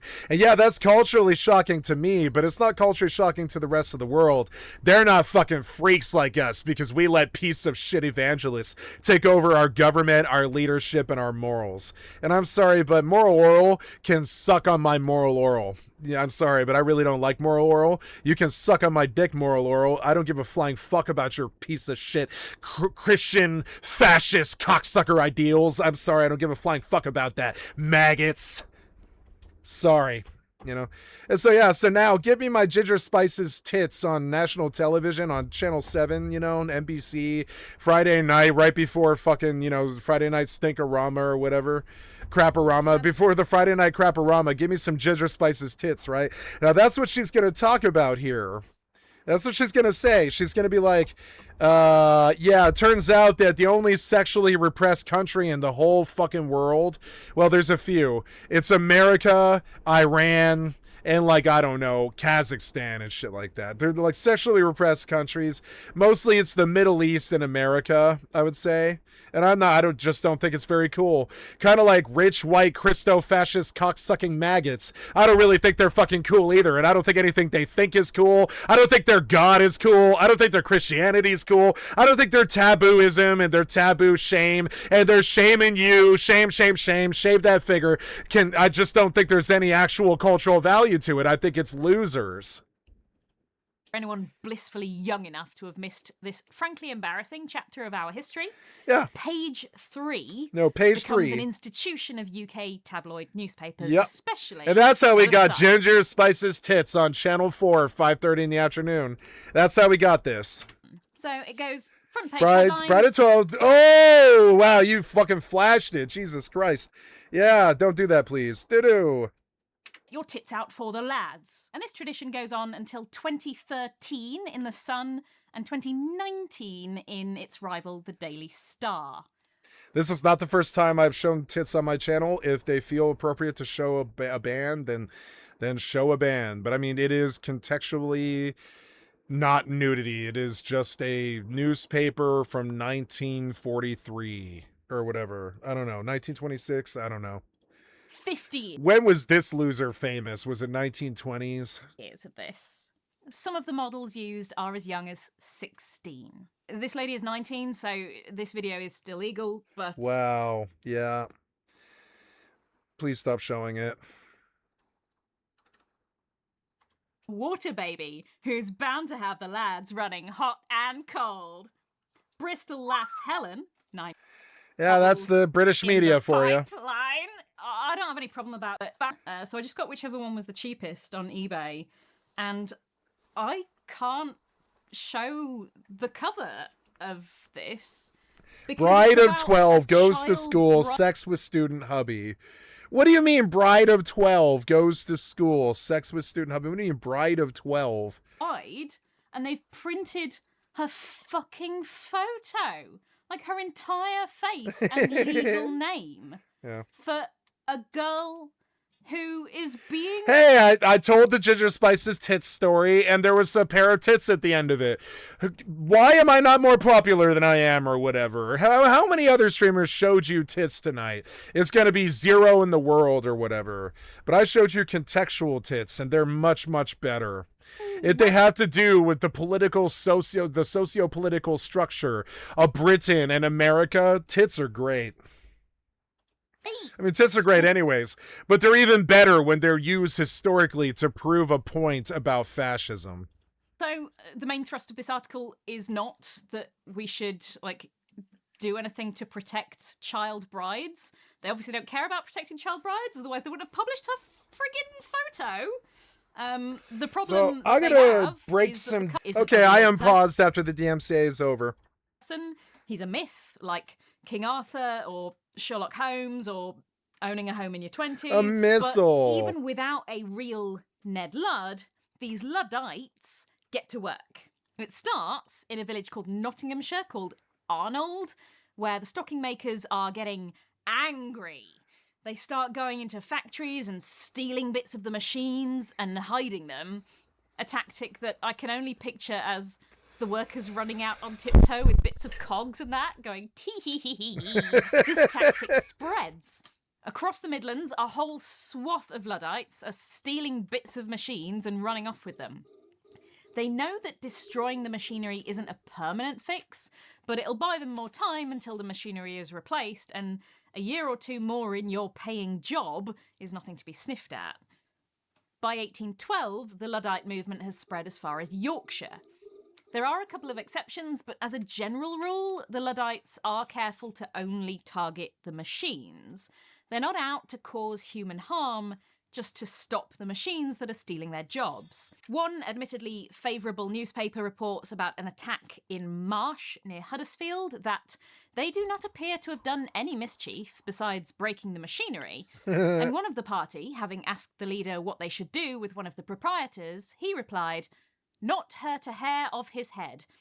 But should they be under the necessity of visiting him again, they would not shew him any mercy." No, this is too civilised. Now, a vital tip for replacing your workers with machinery: if they put a spanner in your works, don't let them get away with it. Time to send in the big guns. The government. Who's saying tee-hee now? March 1812, the Destruction of Stocking Frames Act. Destroying a knitting frame becomes punishable by death. Oh my god. It's like, yeah, if you fuck over like a gasoline pump, you die. And if that seems like a big leap to you, yeah, it is. Do not pass go. Don't even go to jail. Go directly to the gallows. To the gallows. We've got to defend those machines, I guess. Won't someone think of the machine? Fuck the G-Ride. I want the machines that are making them. 11th of April, 1812, Luddites attack the Rawfolds Mill in Spen Valley, which is owned by a guy called William Cartwright. Cartwright has enough warning to organise defences, and 140 musket balls are fired into the crowd. 2 workers, Samuel Hartley and John Booth, are injured and captured by Cartwright for interrogation, but they refuse to reveal the names of other Luddites or how they organise. Supposedly, as Booth is dying, he calls over a parson called Hammond Robeson and asks him, "Can you keep a secret?" And Robeson tells him yes, and Booth replies, So can I. And then dies. Just, the sass. Later, a coroner rules that Hartley and Booth died by justifiable homicide. That was usually used for self-defence, which, considering that the Luddites are generally not out to hurt anyone other than probably heard of Fleet Street. First off, it's the home Why did you skip me back, piece of shit software developer? Why do you have a job? Why do you make money doing this? Get off the fucking YouTube. You don't deserve YouTube. Of Sweeney Todd, fictional star of stage, Why am I screen, dead? and terrible barbershop reviews on Trustpilot. And Second, where did I die? It's the historical home of journalism in London. As far Why as am I know, dead? Sweeney Todd was never replaced by machines. I just starved to No death. or robots something murdering else. people and then putting them in pies and singing about it with Helena Bonham Carter. That we know of. This story is about the newspaper workers of Fleet Street and how one CEO, Rupert Murdoch, replaces thousands of his staff with machines. Good man. Here's where things get really juicy. Time to flatten the workforce. No more tech that's here to help the Rupert workers. Murdoch. No more peasants being able to steal their petty little bits of machinery and have their little fun. No. This time, the tech is here to replace the little man. And we're planning in advance for any funny business. In fact, we're building a fortress against it.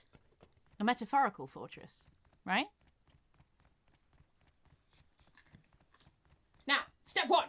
Put your money in tabloids. It's 1969. This relatively unknown guy called Rupert Murdoch, he owns some Australian newspapers, and right now that's all he owns. Hard to believe, I know. And he wants to branch out. He buys 2 British tabloids, the News of the World and The Sun. The Sun was originally known as the Daily Herald, but readership is tanking, so Murdoch can swoop in and buy it cheap. But, he's got good intentions, right? Talking about The Sun, he says, "The most important thing to remember is that the new Sun will be a paper that cares. The paper that cares passionately about truth, beauty and justice." It takes 1 issue, before Murdoch introduces the page 3 bikini girl. I'm in one for tour guides. You pay your membership and you get to vote on a union rep who does things like negotiate pay and working conditions for you, or you get to discuss redundancies or big changes to your contract. For example, when TikTok didn't pay me for a campaign I did for them in 2021, it was my union who threatened to take them to court for me. And that's why TikTok doesn't talk to me anymore. Oh. They did get me the money, though. TikTok wouldn't listen to me when I asked to be paid on my own, but they did listen to my union rep, who has money to get lawyers. My union has lots of other perks as well. They set minimum rates that are really good. They do social events and bonus training. Loads of perks. Almost as many perks as you'll get if you sign up at www.patreon.com/jdraperlondon. Being in a union means you have more power together. If things get really bad at your workplace, you might all vote to go on strike, and your employers don't want mass walkouts. So unions give workers power that they've never had before. Try business concept explaining done with Trade Unions 101. Now, if you're thinking about unions by today's standards, think again. It's hard for us to imagine how strong unions were in the middle of the 20th century. The heads of the big unions are famous, like cabinet ministers or news anchors. Yeah, like Hoffa. Famous enough that if any of them were 16-year-old girls, The Sun might have run an upskirting piece about them on page 3. Now, okay, breathe, let's move on. So, it's time to introduce our main unions for this story. Although this is a story about newspapers, we're actually mostly not going to be talking about journalists or photographers. There are loads of other people whose work goes into making a physical newspaper. The journalists are in the National Union of Journalists, Why the did I die NUJ. here? But there's also the NGA, the National Graphical Association. The NGA members at the newspapers are compositors. They're the workers who turn a newspaper's words and pictures into a nicely formatted page. They set the type. They make photographs into type somehow, and they set the letters in the frame to be printed. They represent about 20% of the workers in our story. And then there's SOGAT, the Society of Graphic and Allied Trades, the machine men who actually work the presses. And they also do newspaper distribution, so packing the papers up and sending them to 40,000 newsagents around the country. They're also cleaners and secretaries right at the bottom of the ladder. Then there's the AUEW, the Amalgamated Union of Engineering Workers. They're a pretty small group of engineers, but you do see them listed in sources from time to time alongside the bigger ones, so it's useful to know who they are. And then there's the electricians. The electricians are the Electrical, Electronic Telecommunications and Plumbing Union, or EETPU. EEPU. They could have ordered those letters in any other way. Nope. Why? The head of the NUJ is Harry Conroy. The head of SOGAT is Brenda Dean, the first woman in Britain to lead a large industrial union, but other union officials still call her the girl. The head of the NGA is Tony Dubbins, and the head of Eat Poo is Eric Hammond. And everybody knows these guys. Can you name a single union sec today? I can't even name the head of my own union. But believe me, you'd know it in the 70s and 80s. In the newspaper industry, it's inescapable. A lot of the industry is what's called a closed shop. You can only get a job at a closed shop paper if you're in the union. And even then, you have to do a 6 or 7 year apprenticeship for some of these jobs. And if you get on the wrong side of your union, they can take your membership away. And not only will you be kicked out of the closed shop, but no other newspaper with a closed shop will take you either. The benefit of a closed shop for the unions is partly to They're like gangs. Their industry. They're like gangs, basically, business gangs. By making sure everybody's got decent training, but also it's so that if they call a strike or another kind of industrial action, everyone in the workplace goes out. Bill Bryson is working as a journalist at the Times during this period and says, "The National Graphical Association, the printers union, decided how many people were needed on each paper, hundreds and hundreds, and how many were to be laid off during a recession, none, and billed the management accordingly. Managements didn't have the power to hire and fire their own print workers, indeed, generally didn't even know how many print workers they employed. On top of plump salaries, printers received special bonus payments for handling type of irregular sizes, for dealing with heavily edited copy, for setting words in a language other than English, for the white space at the ends of lines. It was crazy and unsustainable." The union reps who are looking after their members are called fathers, or very occasionally mothers. The most powerful father on Fleet Street is Ray James, who looks after 700 printers on the Sun, which was based at Bouverie Street. And he only hires people from his union, SOGAT. So he's the one allocating your shifts and your overtime. If you want time off, you don't ask management, you ask him.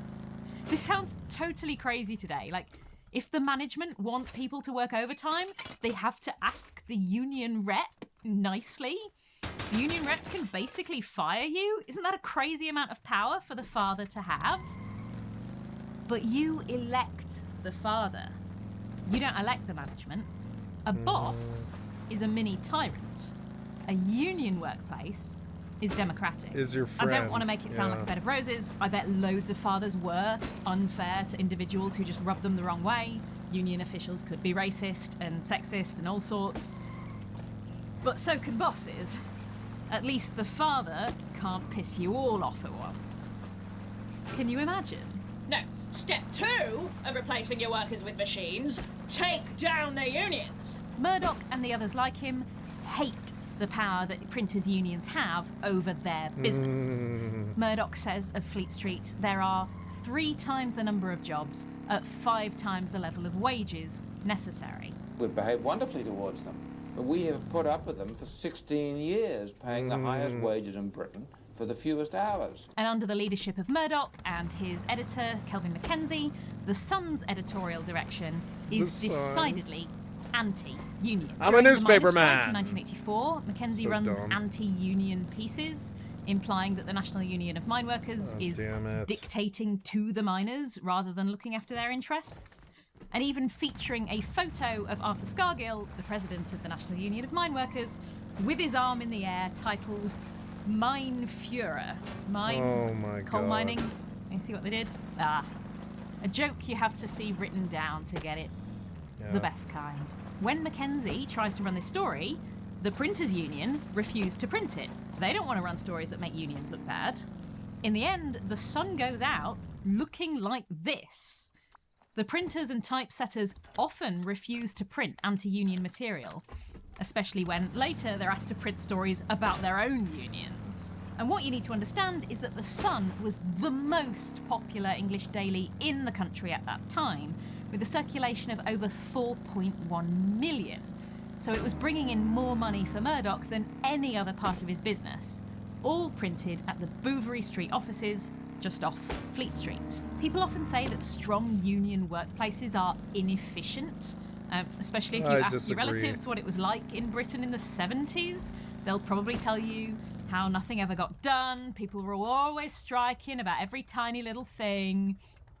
But Ray James's Sun printers But everybody are was making more happy. newspapers at Bouverie Street than any other plant in the world. They're printing so many newspapers that they have to go to press 2.5 hours before any other Fleet Street newspaper at 8 p.m. just in order to get them out in time for the next morning. But it's really hard to print that many papers every day. So if you're a union worker, even slowing down a little bit can mean hundreds of thousands or even 1 million fewer papers printed. And if you only make 3 million copies, the paper can't sell 4 million copies. So if Mackenzie tries to run something and the union refuses or drags their heels and takes their sweet time about it, there's a very literal impact on the paper's profits for the next day. Like I said, I don't want to romanticize this place. It is a tinderbox with lots of short tempers, drinking, and even punch-ups. At one point, Ray James gets into a fight with Kelvin Mackenzie, yelling, "It's not your fucking editorials that sell 4 million. This fucking paper sells 4 million in spite of your editorials." He and Mackenzie have to be physically pulled apart. They're so calm and rational. I'm glad there's no hormonal women in charge. Also, whilst they're kicking the shit out of each other, the offices themselves are a right mess. The Bouverie Street site is basically falling down. BRB. Some of the presses are from the 1930s. And to meet demand, they've packed in so many printing presses that there's no room for anything else. One inspector gives the building 18 months left to live. It has tarps to keep the rain out, and at one point a dead rat is found floating in the tea urn. The presses operate at dangerously loud levels, and workers' ear protectors never quite fit right. Instead, they develop their own sign language and just put up with constant tinnitus. The ink covers everything in a fine black mist, and there are only 8 showers for hundreds of workers. And the ink gives you cancer. Sometimes, like on the 15th of March 1985, a plate breaks. There's a huge bang, like a bomb going off, and shrapnel flies through the air. Some workers have metal embedded in their legs. Okay, so that's where we are. You know the major players, the setting, the eat poo. I'm still not over it. So what actually happens is... What happens is a masterpiece. A magnum opus in replacing one's unionised peasantry with efficient, profitable technology. Murdoch wants to break the back of the unions that are costing him money. So, he makes a cunning plan. Murdoch conducts a long con. It's 1978. The Sun is the UK's most popular newspaper in its rundown Fleet Street building. Rupert Murdoch buys 13 acres in Wapping in East London, and work on a new factory commences in 1980 with all the latest computer technology. And I can hear you. Oh no, he's going to build them a nice new office. What a scoundrel. But hold on. From the beginning, the Wapping site is built to be picket-proof. So a picket is when workers protest outside their workplace and they try and stop anyone else going in. And this thing is a fortress against that tactic. And there's no getting in to sabotage the machines either. The way the Luddites broke into the knitting factories, it ain't happening here. The place is covered with cameras and security guards, and everyone coming in and out gets security passes. Oh, and there are searchlights, a 12-foot high spiked metal fence, and triple rolls of razor wire. You know, totally normal things a newspaper office will have. Coming up next, The Guardian rigging their lobby with landmines. As Bryson says, the new site was surrounded with sinister fencing and electronic gates. There was a new maximum security reception center that looked like something you'd expect to find at a plutonium depot. This is Fortress Wapping. Murdoch is preparing this to be his base from which he can take on the unions. Plutonium depot. This is Fortress Wapping. Wow. Murdoch is preparing this to be his base from which he can take on the unions. And if that sounds like an evil supervillain thing to do, It is. In the following months, Murdoch will try to spin what happens next as the unions being against the new technology at Wapping, but this isn't true. People are actually pretty hyped about going to Wapping. Look, it's a nice new office and they're jazzed to go anywhere where there aren't rats in their tea. We want to get into Wapping. That's the place we want to get into, Yeah. in there. We want a job and we want it in there. A union report produced in 1984 calls the new site the cleanest and safest working environment yet known in Wapping. Fleet Street, which is heartening news. Around this time, Murdoch hires a new technical director, John Keating. John Keating was from the UK, but we've he heard worked that for the name Washington before. Post in the US during a labour dispute in 1971, where management secretly trained non-union workers to run the presses. Scabs. Under a plan codenamed Operation X. When the union printers went on strike for 139 days, the Washington Post seamlessly swapped them out for the non-union printers. They only lost a single issue. The size of the printing staff was cut from 1,220 union workers to 300 non-union workers. Hi, Sissy. With his previous experience, Keating being hired here is calculated. You see, Rupert Murdoch is in dire need of money. Hard to picture now, I know. But at this period, he's just borrowed $2.6 billion to buy a movie studio, a chain of magazines, and 6 television stations. Oh, poor that will guy. become He had to borrow billions of dollars. 670 million of that is just to buy what will become Fox News. Ugh. In 1985, all his companies combined are not earning enough money to even make the interest payment on this loan. Is he a the leftist? only way for him to not crash spectacularly is to squeeze more money out of his UK newspapers. I'm kidding. As one union leaflet says, he has just bought 6 American TV companies, but he needs even more profits to pay for them. So this isn't a problem he needs to have, right? Like, he doesn't need to buy $2.6 billion worth of the entertainment and news industry. I often go several days in a row without buying any media companies at all. But he's made this situation for himself, and someone's gonna pay for it. Not him. His workers. Here's what happens next. 10th of February 1985. Murdoch and his lawyers and executives discuss a new London evening paper called The London Post, which is going to be produced at Wapping using computers, so not typeset by hand by the NGA members. Murdoch and his team also discuss how to prevent workers at his other papers from stopping this by going on strike. The fact that he's planning this new paper leaks to the Sunday Telegraph in March, so that's when everyone finds out about it. 2 days after this meeting, Murdoch meets with executives from ATEX, which is the company producing the new computerised machines. ATEX fits Wapping out under top secrecy. They're told not to talk to each other on the phone about it, to keep it a secret from the UK side of their own company, and to keep it vague when their colleagues ask why they're coming to the UK so much.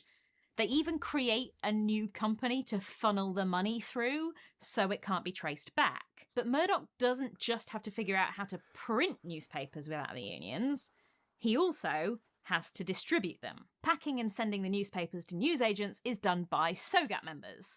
So instead, Murdoch starts talking in secret with an Australian company called TNT.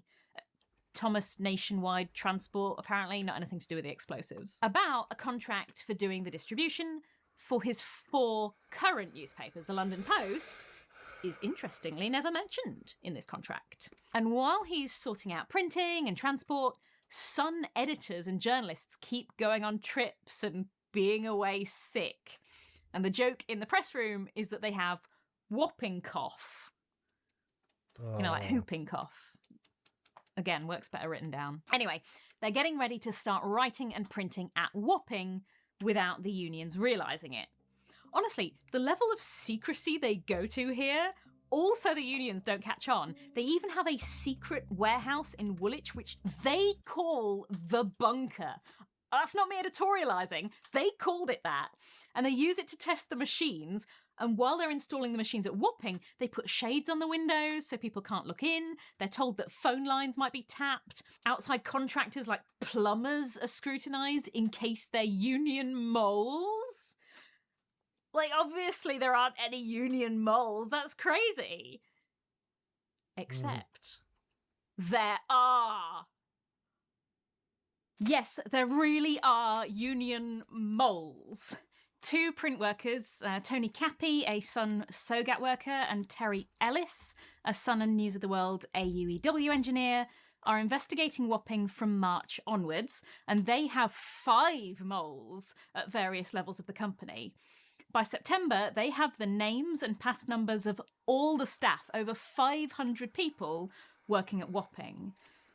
Only Cappy and Alice aren't investigating because their unions told them to spy on Wapping.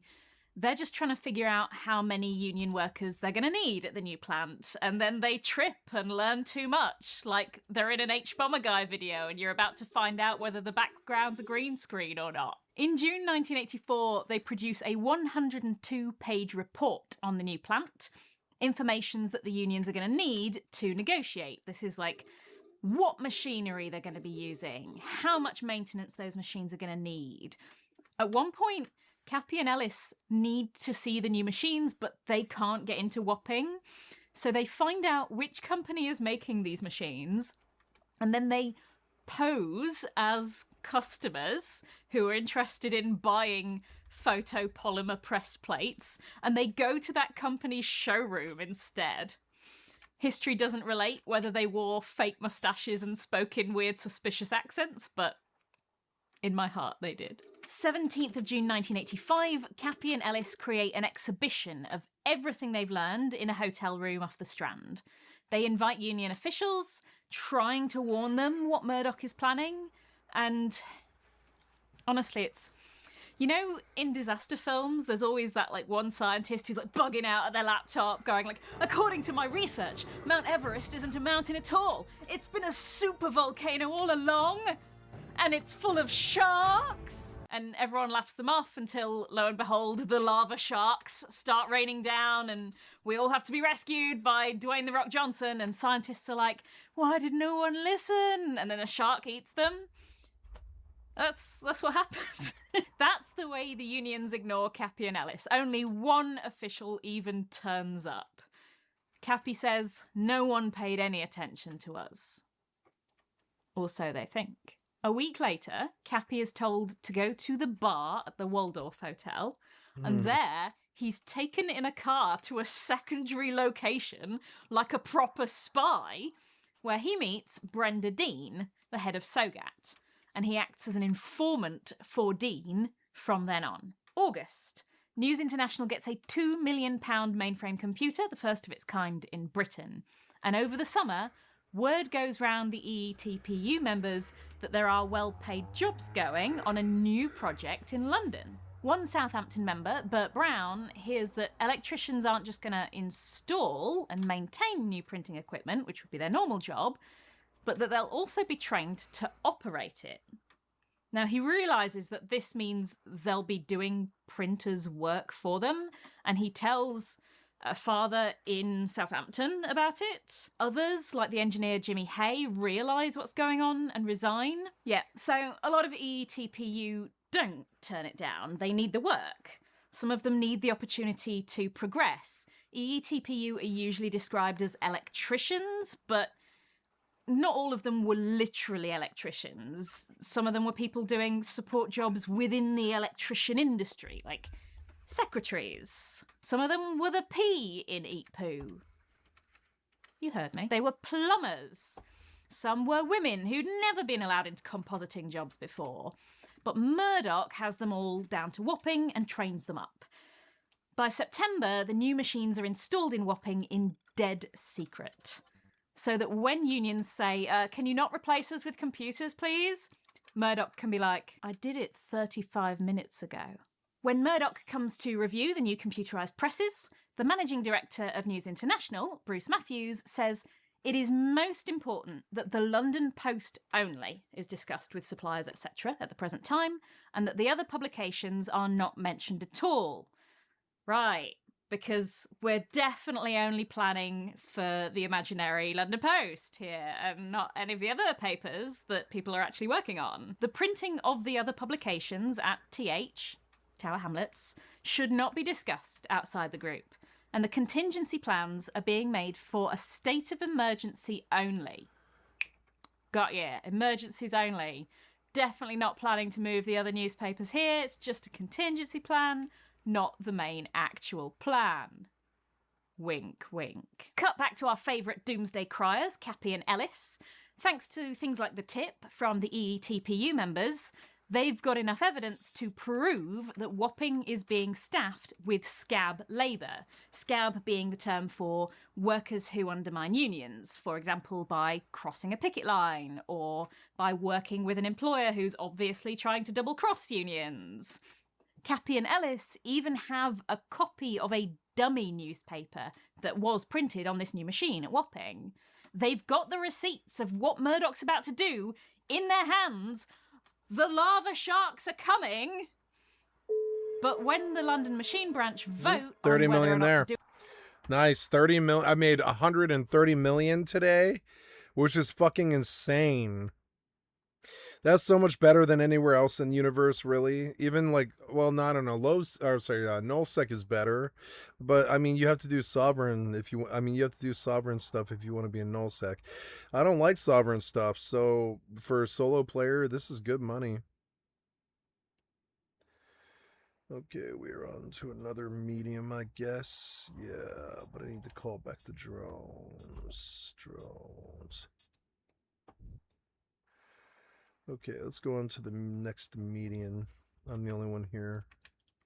a 24-hour strike in protest, This nerdy stuff, their members voted. there's nothing more white than these business gangs. This is about as white as it gets. But then this happens in every country. It's not white. It's something about business structure where I would call them syndicates, really. I mean, they're unions, but some of the unions are like syndicates in some ways. They wield that sort of power. They're not bad, but they're not good either. They're just like normal people doing power structures, I would say. I wouldn't really say it's inherently harmful. Against it. Cappy. But they swing a lot of power around and they make or break people's careers. And some people have cushy jobs where they don't have to do anything and they get carried a lot. And there is kind of a negative connotation to Teamsters that they're lazy, that they stand around a lot and they'll just wait and they'll clock their breaks because they're union, mandated. And that's not true, but it is the stereotype. It's a shitty stereotype because that's just not how it is. Most people are decent. They don't do shit like that. But like, but it is an old kind of trope that the union is a little bit like Teamsters in particular, like union are a little bit lazy because they don't have to work very hard. They won't be fired. They've got the power structure. And Ellis presumably go home and cry. I'll tell you this, in a world full of disgruntled workers, I would way rather be the union boss than a worker. And this is a thing about intelligence. It's like, what's smart, like, do smart people rise to the top in the rat race? Yes, they do, and I would say they are union bosses. Now, in a way, I have been a union boss of a drug community. I've been, in a way, I would say streaming is sort of like being a union boss of a stream, because it's like you make the decisions over everybody else. You decide who's in your channel, whether they can watch, who your admins are, what they can do. You are the fucking boss, right? And I would say it's not really union, but it is sort of a union job in the respect that you must respect everybody there and you must make sure that their due is paid or whatever the fuck it is. My mod, Hopkins, he bought me a game called Detroit Become Human, and I realized that I was uncomfortable with direct gifts because it implies favoritism or something like that. So then I just started asking for donations based off like, yo, I'll spend your money on games. But when I took a gift of a game from somebody directly, I was like, I don't think normally this would have happened. It feels like somebody trying to curry favor or some such. And I was just like, I don't know. It's shitty that I have that kind of reluctance about it, but it's like, I'm not for sale and you don't need to buy me anything. That was the attitude I had. But they just wanted to be my friend and be friendly, so I just took the gift. I was like, okay, as long as it's like from a good place, you know. But I regret that, and I did ban Hop for something he said about the how long women wait to claim rape cases, and I just like kind of lost it at him, and I kicked him. Now that was a gunshot. Not the good kind of gunshot either. Anyways, and yeah, and I don't know. I don't like what I'm talking about is so minor, it doesn't matter. You know, but it lives on in my head a little bit because I'm just like, I don't know how I would have dealt with a power structure now today where I'm somebody's boss and they're my admin. And I began to realize that's the actual problem, is I don't know how to be a good boss because I've never I've had bosses in my life as a worker, but then there was this point when I was like 35 where I didn't have a boss anymore. I just was my own boss and I was always striving for my own good. And I stopped thinking about reporting to anybody ever else again. I just was like, I'm not reporting to anybody else ever again. Now that I've been a taxi driver and I pay for my, you know, my rent with my fucking blood, sweat, and tears, I don't feel shame, you know, who I am or where I come from or what so it's like I make the choices here.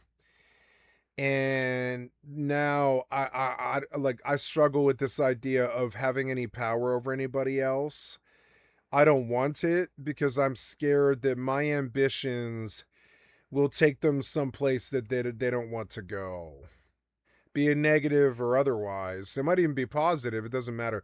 My ambitions, I get scared to chain anybody to them because I don't know what it is. I don't know what it is that I'm chasing, and I don't know what it is I want.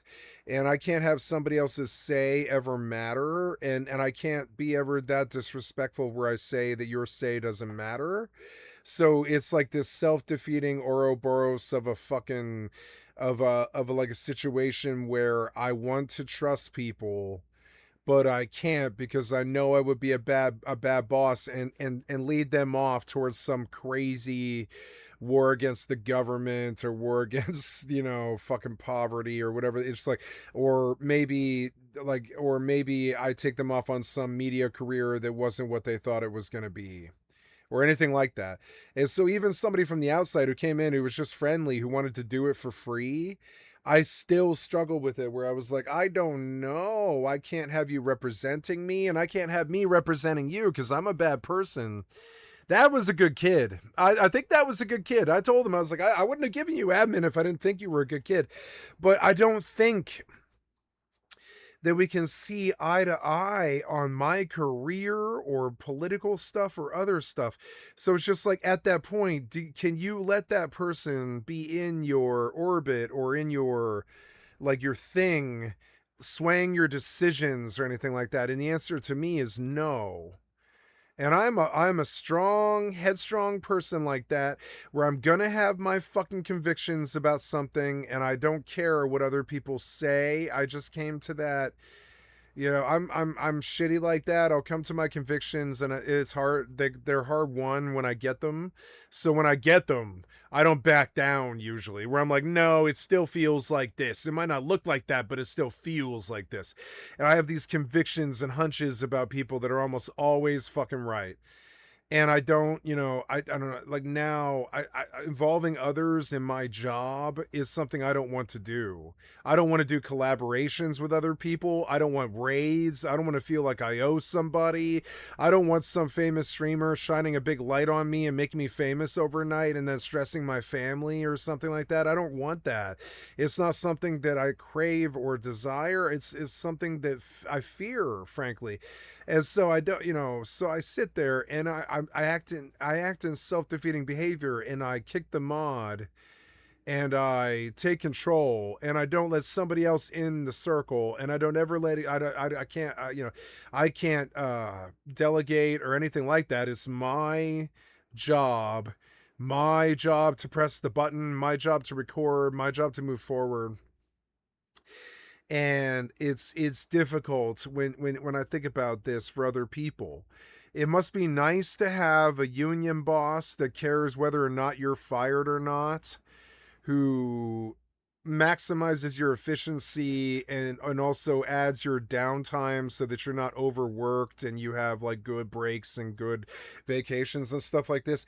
And I think of it as administration. It's kind of funny. I had a conversation with my mother about this tonight where I was like, a little bit of administration in some artist's life might actually be kind of good. Where, like structure, people like structure. I don't like structure and I don't respond well to it, and I wasn't offering.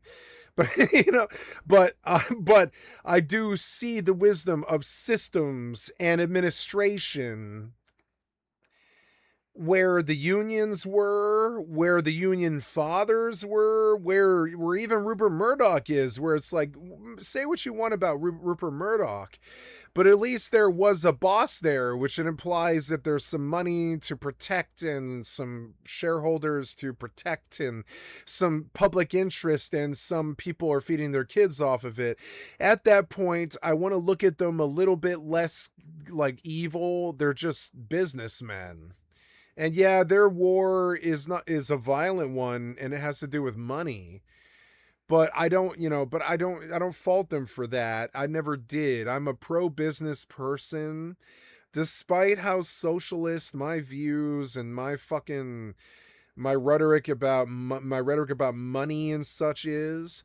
In the end, I don't fault anybody for making the money that they make. I just don't think that they should stockpile as much as they stockpile, because I believe that chokes humanity's ability to move or do anything.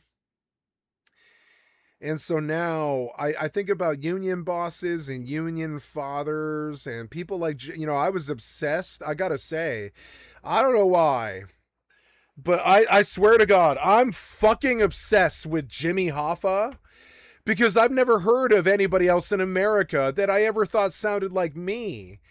But I mean, the movie Jimmy Hoffa, I have a Jimmy Hoffa life. I built so many friend circles out of nothing. I built successful businesses and stuff. I tried to connect the crazy stripper drug deal fucking thing between the West Coast and the fucking, and fucking Colorado and shit. Like, it's weird. It's like I've been to crazy places in my life before, and I've done crazy things. But I like, my thing is unite the people that are trapped in the streets, mostly scabies and metalheads, like the people trapped in the fucking street that are there on purpose, that aren't scared of poverty, that aren't scared of deprivation or being dirty or scabies or gutter punk or anything like that. The people that don't give a flying fuck about any societal fucking standard. And that's the people that I relate to. And it's fucking annoying. Like, I get along with gutter punks pretty fucking well. I've never had a problem telling some motherfucker to kick rocks, you know what I'm saying? And that's all I've ever thought was necessary to be a gutter punk, is telling some motherfucker to kick rocks when you don't like them, because you're an anarchist, motherfucker, from the gutter. I'm not from the gutter, but I mean, but I mean, like, my ideals and my punk rock bands and my leftover crack and my anarchist friends and my biker commune, they kind of were. They were kind of gutter. Like, they were gutter punks. I don't know what the fuck else to call it. Now, I'm not like that. I got a fucking middle-class family and a mommy's who's intellectual and daddy intellectual, and mommy's so ineffectual, or mommy on Valium is so ineffectual or whatever. It's like, I lived a 21st century digital boy life, but I don't know where I'm going with this. It's just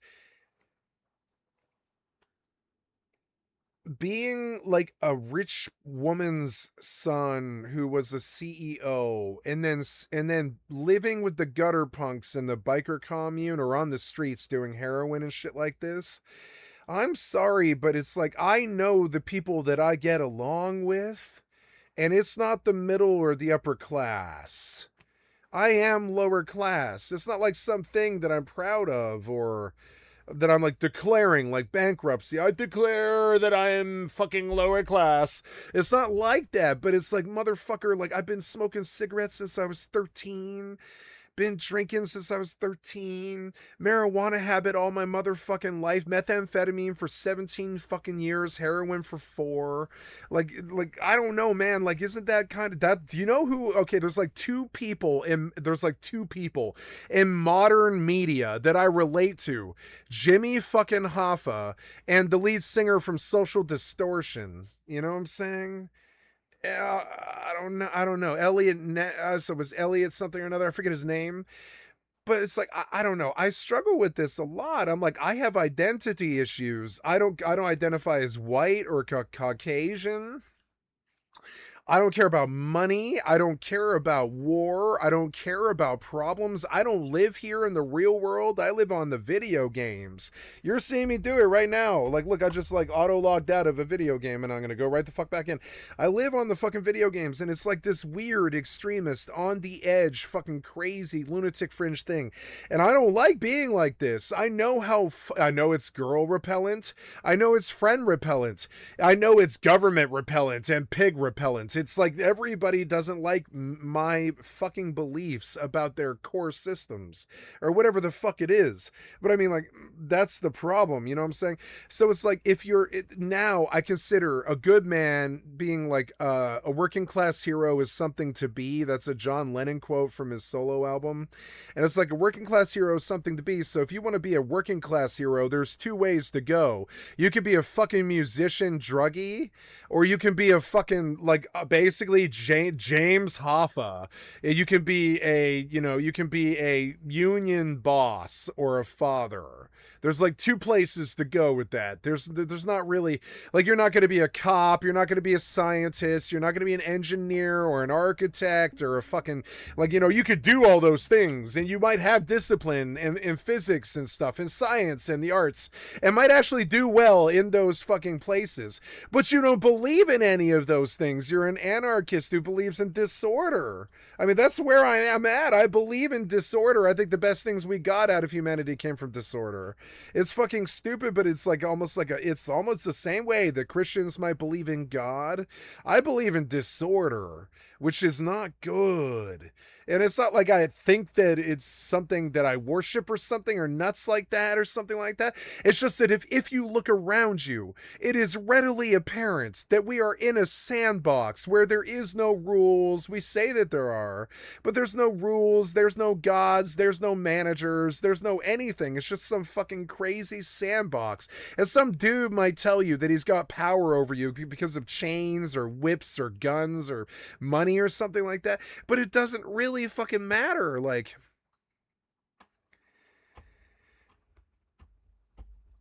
I don't know, like, I don't even know what I'm trying to get at. It's like the gods and the managers, like, I struggle with being able to even identify as their lives being something that I would ever desire. Seeing so clearly what a rich businessman is like. Yeah, what a rich businessman is actually like is so foreign to most people's lives that I can't actually relate to it. And we're supposed to look up to it, like having $1 billion is something that sounds good. I don't look up to that shit. I'm like, well, then when does the first cell phone call start? Is it 5:15 in the morning? Do you have to answer because your empire requires you to? Do you leave your wife or husband in the bed and fucking like hop off and neglect your kids while you fucking like build that company or whatever? And then you disappear for a while doing your drugs or your child sex or whatever the fuck piece of shit billionaire oligarchs do. Declare Satan's your leader, like fucking Peter Thiel or whatever. And you get on to your press hijinks or whatever the fuck. These aren't things that I aspire to be. I aspire to be John Lennon. You know? I aspire to be Mahatma Gandhi or I don't know, Bradley Knoll from Sublime. I am pretty low, and I don't give a flying fuck about the gods and managers and the fucking piece of shit effort Oprahs of the fucking world that can buy or sell my sorry ass. I just don't give a flying fuck about Rupert Murdoch's or their union father bashes or any of this stuff about like whopping or any of that stuff. I care about it and I learn about it. But I don't think that this was a good way to do things. Most of the time, if you were to just follow a basic system of sandbox capitalism, you're probably going to do okay. I think of it as bartering. If you enact bazaars and you barter, and this is something so foreign to modern Americans for some fucking reason. But might I remind you, motherfucker, I'm one of the best Final Fantasy players in the fucking world, and I come from the bazaar, motherfucker. Final Fantasy 14 players might relate.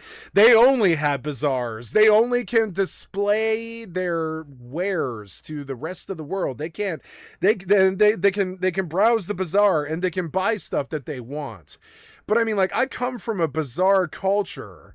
Bazaars are how I do business. I post my auction house alts and stuff, and I put money on their bazaars and the auction house, and I wait. And this is something so foreign to modern America that it makes me fucking sick. I don't give a flying fuck about the Donald Trumps or the Joe Bidens of the fucking world.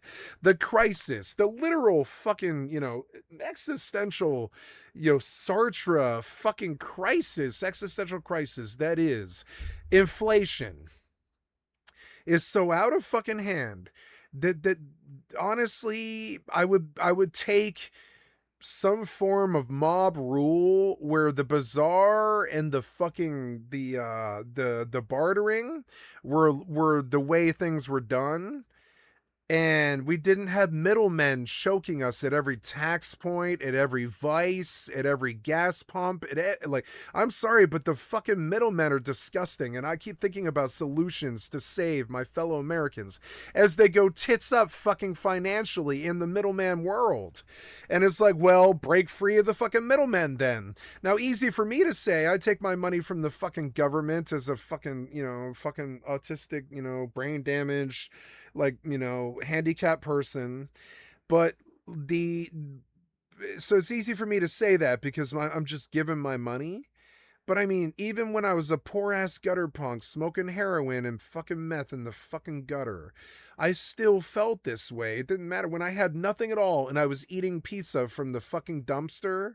Like, I don't know. I still felt the same way where I'd rather have mob rule and bartering than the middleman system that the rich white people set up to fucking sell us out to the highest bidder, be it Iran or anybody else. And I keep thinking about raffles might actually be some kind of solution to this. Like if you could digitally raffle items in the stores based off need and desire, and what's that about capitalism, right? It's supply versus demand. And if you could get a raffle where, okay, everybody in the city is buying popcorn because Oedipus, or I'm sorry, what's this one about? It's the Odyssey, right? The Odyssey came out. Everybody's buying popcorn so they can fucking watch the movie or whatever.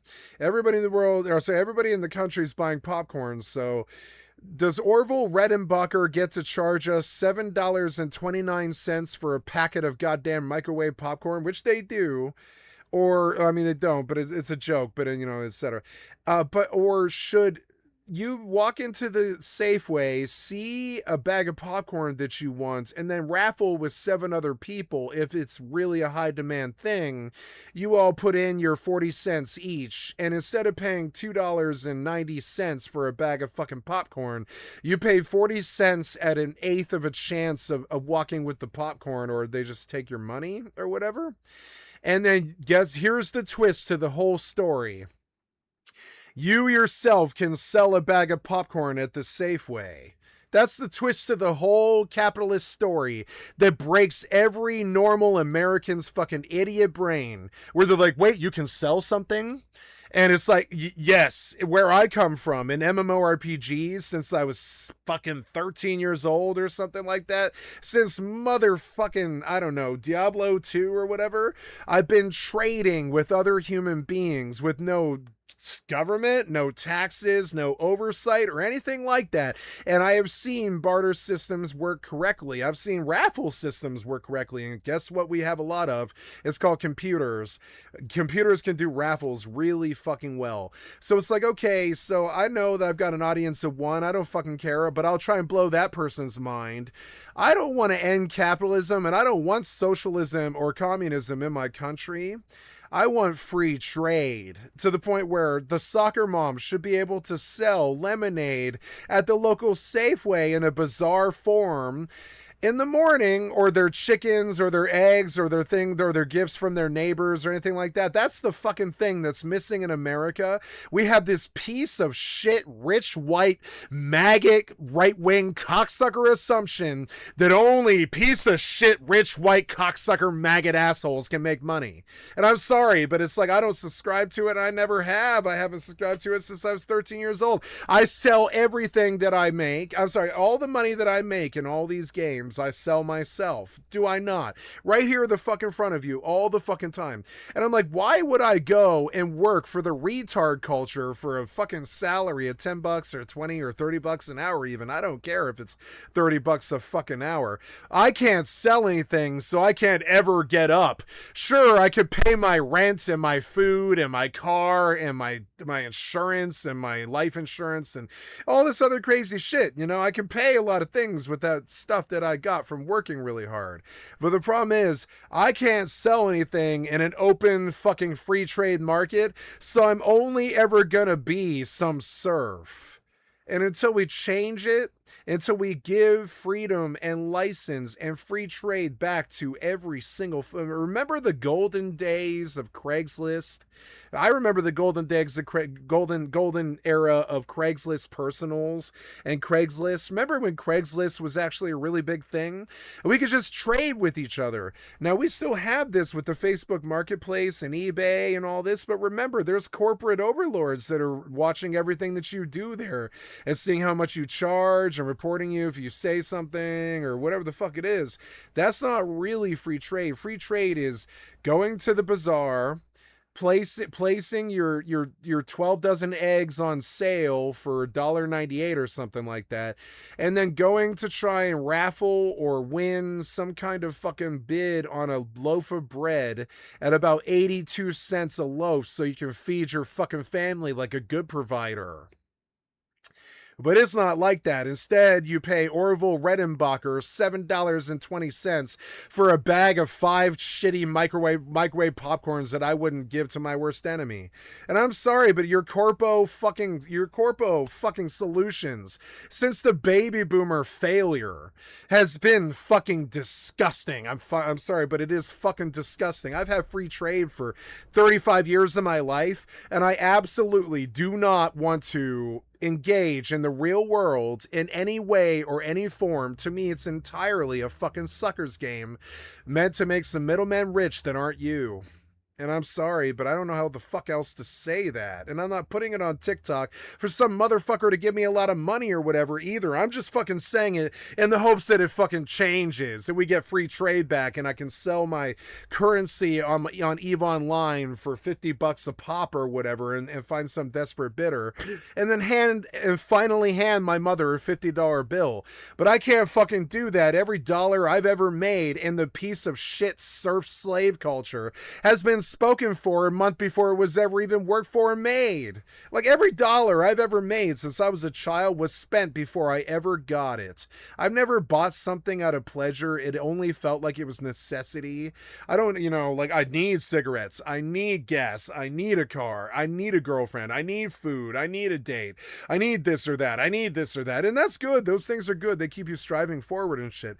But when there's no free trade and you can't actually enrich yourself as an individual the way Donald Trump enriched himself off of fucking Bitcoin, selling our election to the highest fucking bidder, Elon Musk.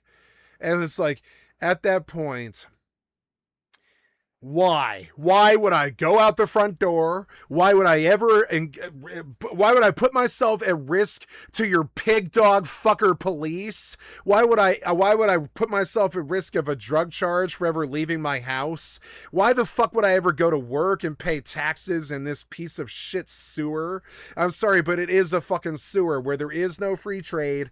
Everybody's thrown in jail. Nobody gets paid what they're fucking worth and nobody can sell anything unless you're a fucking billionaire fucking, conglomerate. And I'm sorry, but conglomerates, I do not believe they have any value. What does a conglomerate do for humanity that is beneficial? You would say jobs. I say hit a knob. Every bit of the way they run the world is every bit of fraud. I guess you could say jobs. I guess. Are jobs necessary for humans to thrive and be happy? Spoken like a true jobless loser. But I'm just saying, how much social credit does a conglomerate get for providing thousands of jobs? I don't know, but I think it's way too much. And so now I don't know what to do about all of this. I just think that eventually we will have to maybe unionize all of humanity and stop doing things for slave drivers and being serfs. And I don't know what to do to change people's actions or lives that would be an adequate answer as to how to bring humanity to that goal.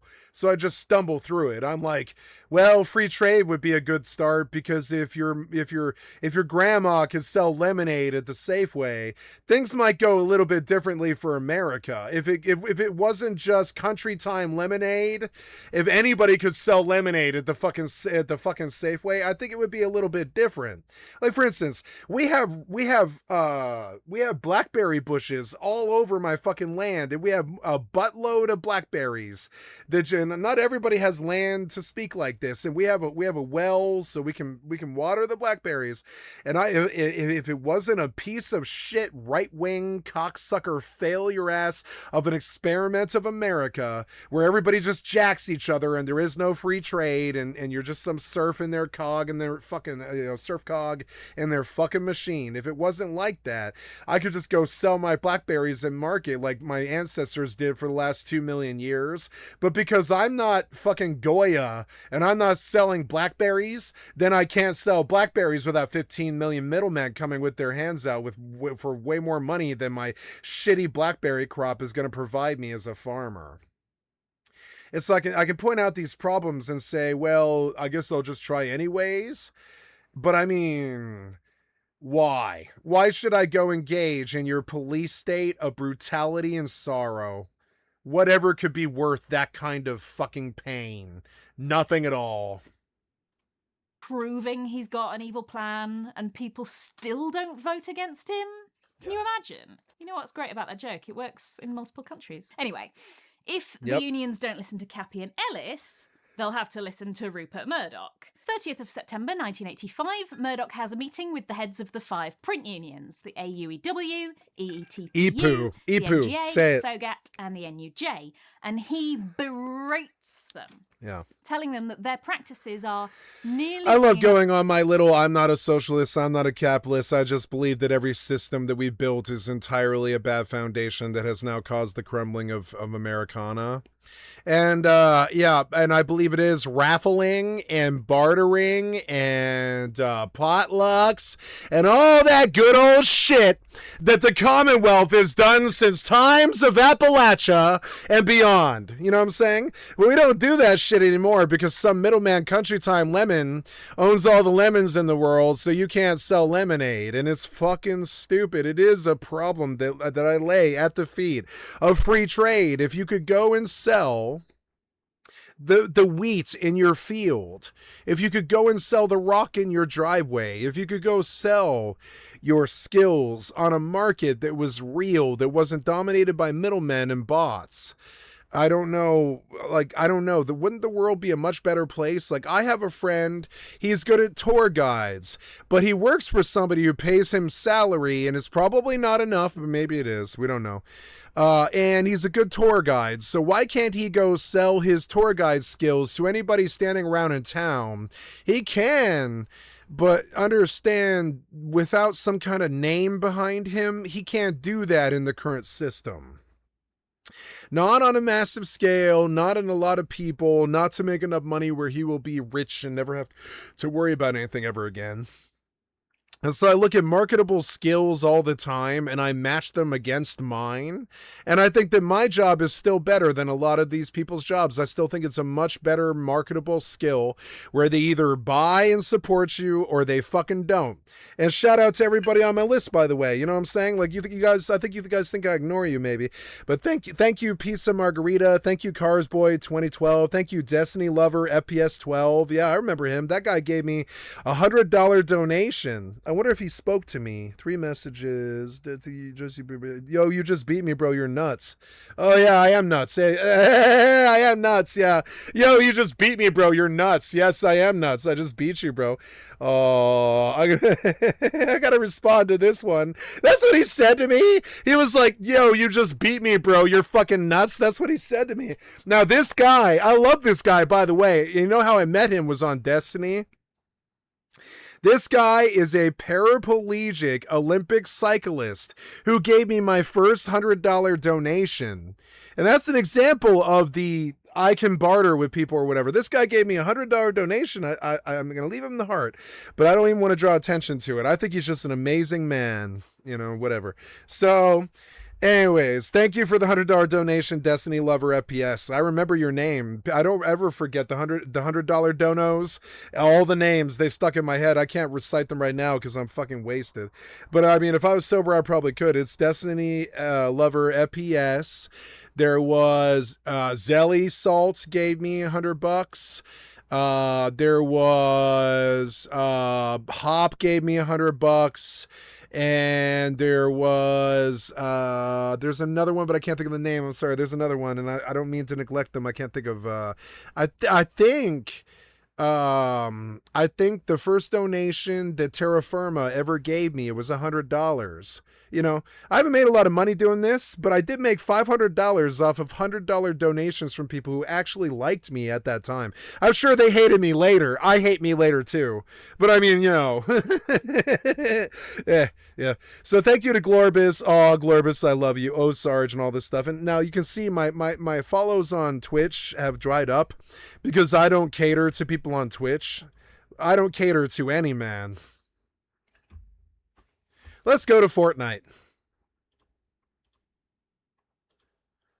I don't cater to any human being, you know?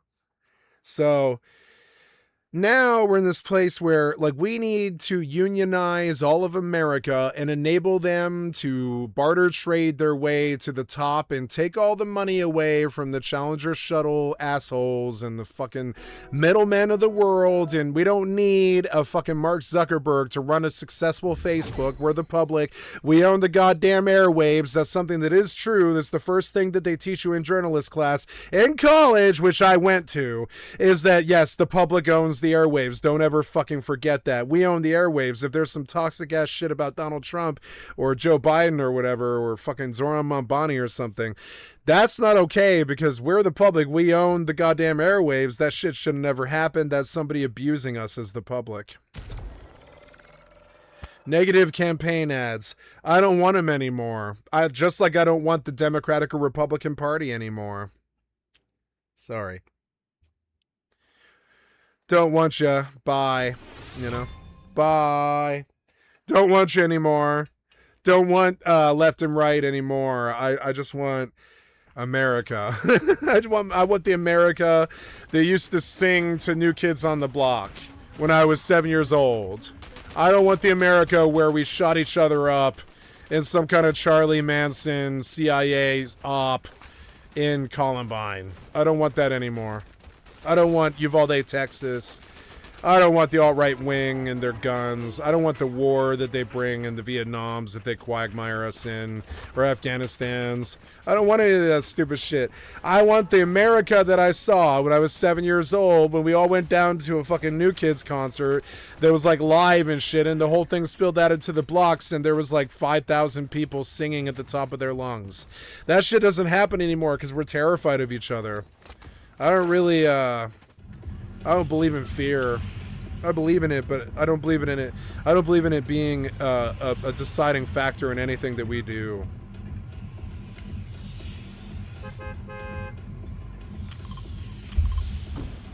Okay, on to the Fortnite, baby. Yeah. Gonna take a big hit. Actually, I'm gonna jump. Fuck it. Okay, where are we going? Okay. Time to smoke some weed and kick the entire lobby's ass. Fuck you, 100 people. I'm sorry that you met me, bro. Bro, you just beat me. You're amazing.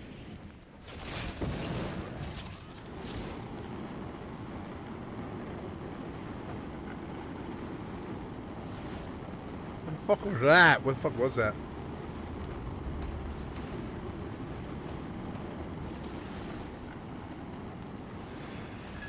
Oh, yeah, I got the blue chest. Oh, what was that? Oops. Wait, what? Where did the chest go? What are... Oh, I got it, okay. Shotgun. 2 blue chests. Nice. Hey, that's good. Yeah, I'll start like that. Yeah, absolutely. I got the good start.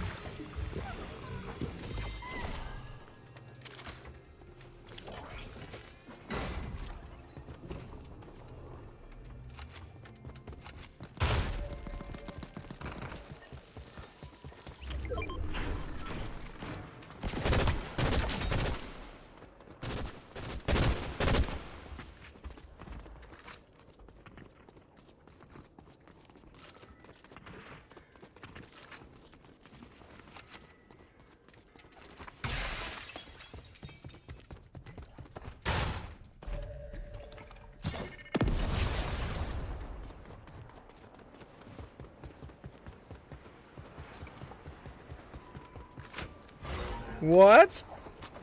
What was that?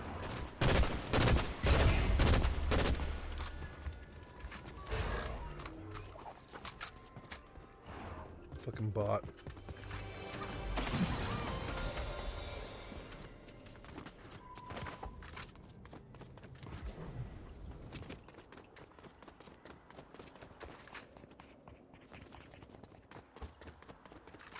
Our whole company down. He tells them the news about the new Wapping plant and impresses upon them how new and expensive it is. So he can't possibly carry on employing their members at the same rate of pay.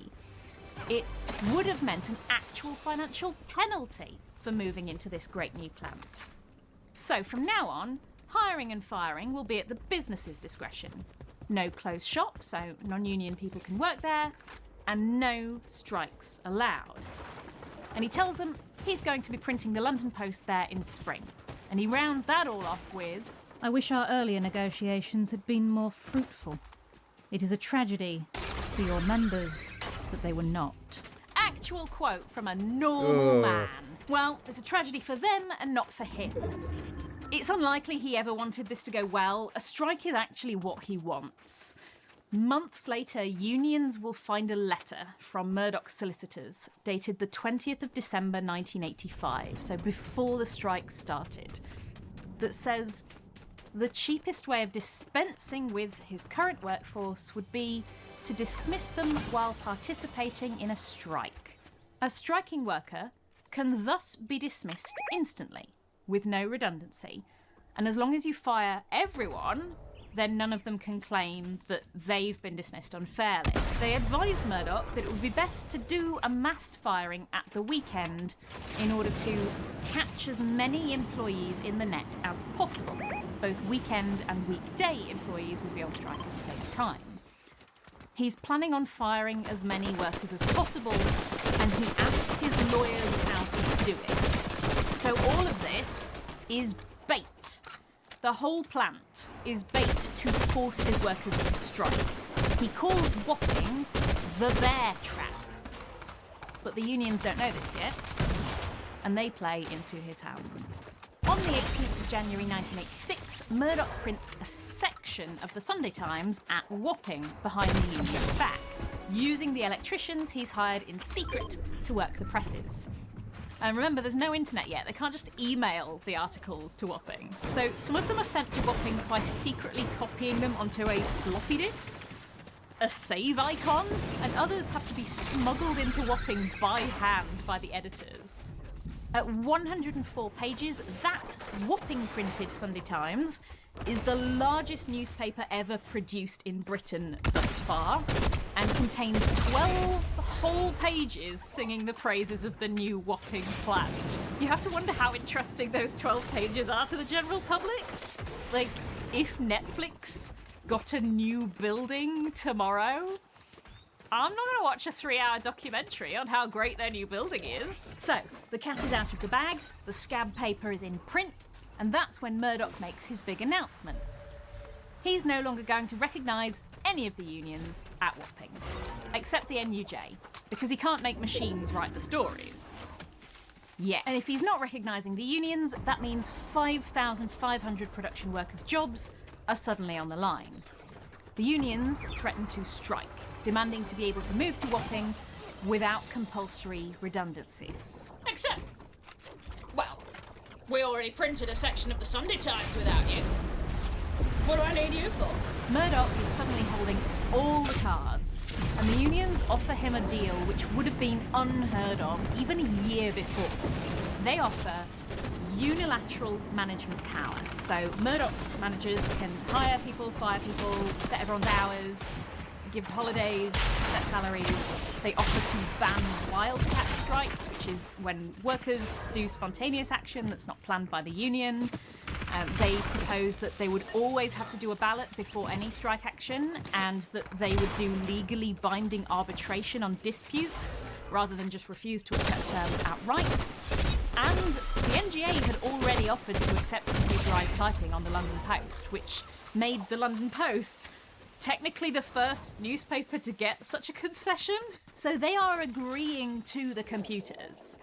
And in return for all of this, all they want is one guarantee: no compulsory redundancies.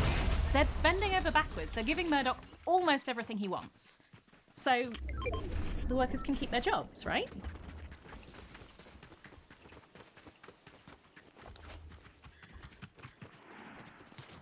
No deal.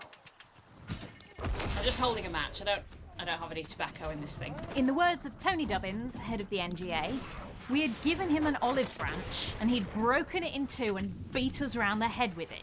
Murdoch tells the unions that he'll be laying people off from The Sun and News International, and that he won't be paying redundancy or pensions. There will only be state compensation.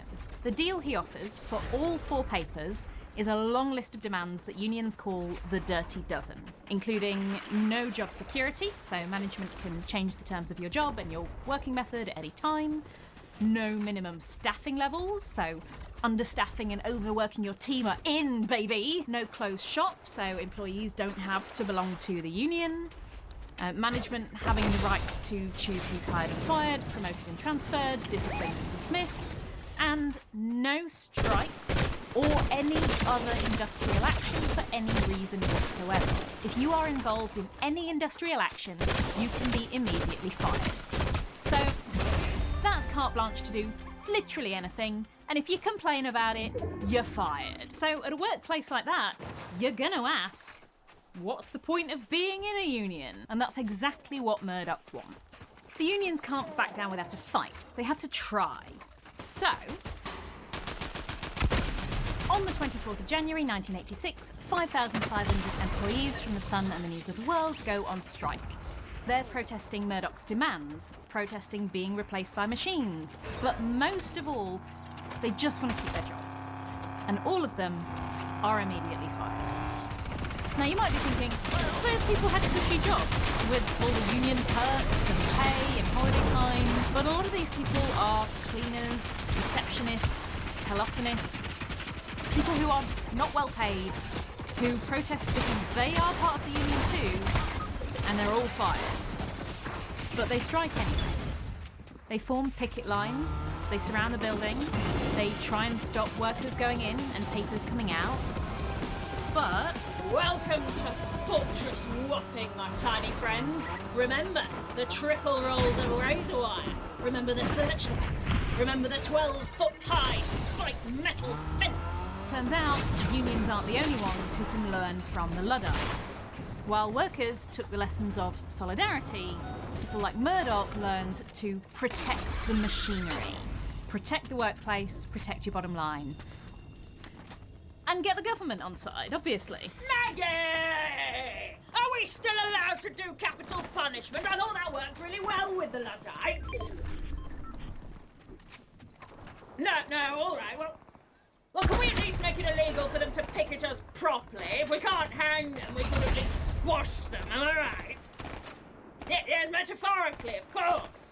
If the barbed wire didn't stop the strike in its tracks, the unions are about to get slapped by the long arm of the law. The Thatcher government had introduced new legislation after the miners' strikes in 1985, which made it harder for workers to unite against their employers. Back in the miners' strike, thousands of miners had physically blocked the gates to their mines to stop trucks getting in and out. Under the new rule, only 6 people are allowed to do that at a time. Nearly 6,000 people are losing their jobs, but sure, a picket of 6. Also, those 6 people are not allowed to block the road, get in the way of vehicles, or try and persuade people to stop working, so I guess legally they can just, like, stand there silently in front of the barbed wire and watch the trucks go through. By nightfall, brand new articulated lorries were arriving to collect papers, with little effective interference from the small legal picket allowed by the police. I found this footage of the picket outside the Sunday Times building, and look how easy it is for Andrew Neil to walk through the picket line. Oh, please don't go through. Yeah, all right. And if you break these new rules, it isn't just individual union members they'll go after. Murdoch gets the courts to go after the unions themselves.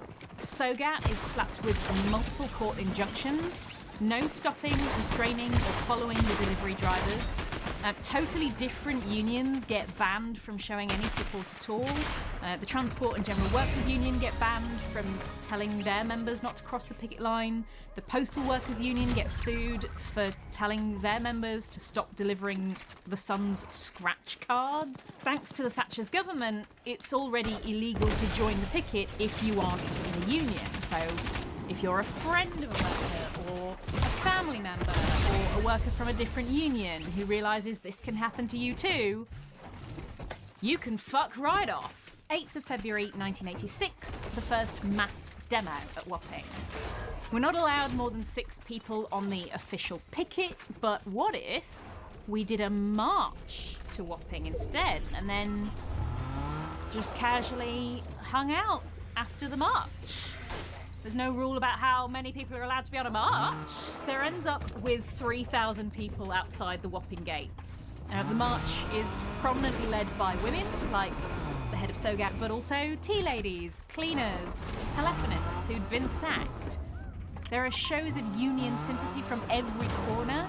The Labour Party announces that they'll no longer speak to any journalist from News International, which honestly sounds partly like it was for their own enjoyment. God, I've got to speak to Kelvin McKenzie today. Can we boycott him for something? Also, all these people striking work in the media industry, so you can bet they use their skills to roast Murdoch.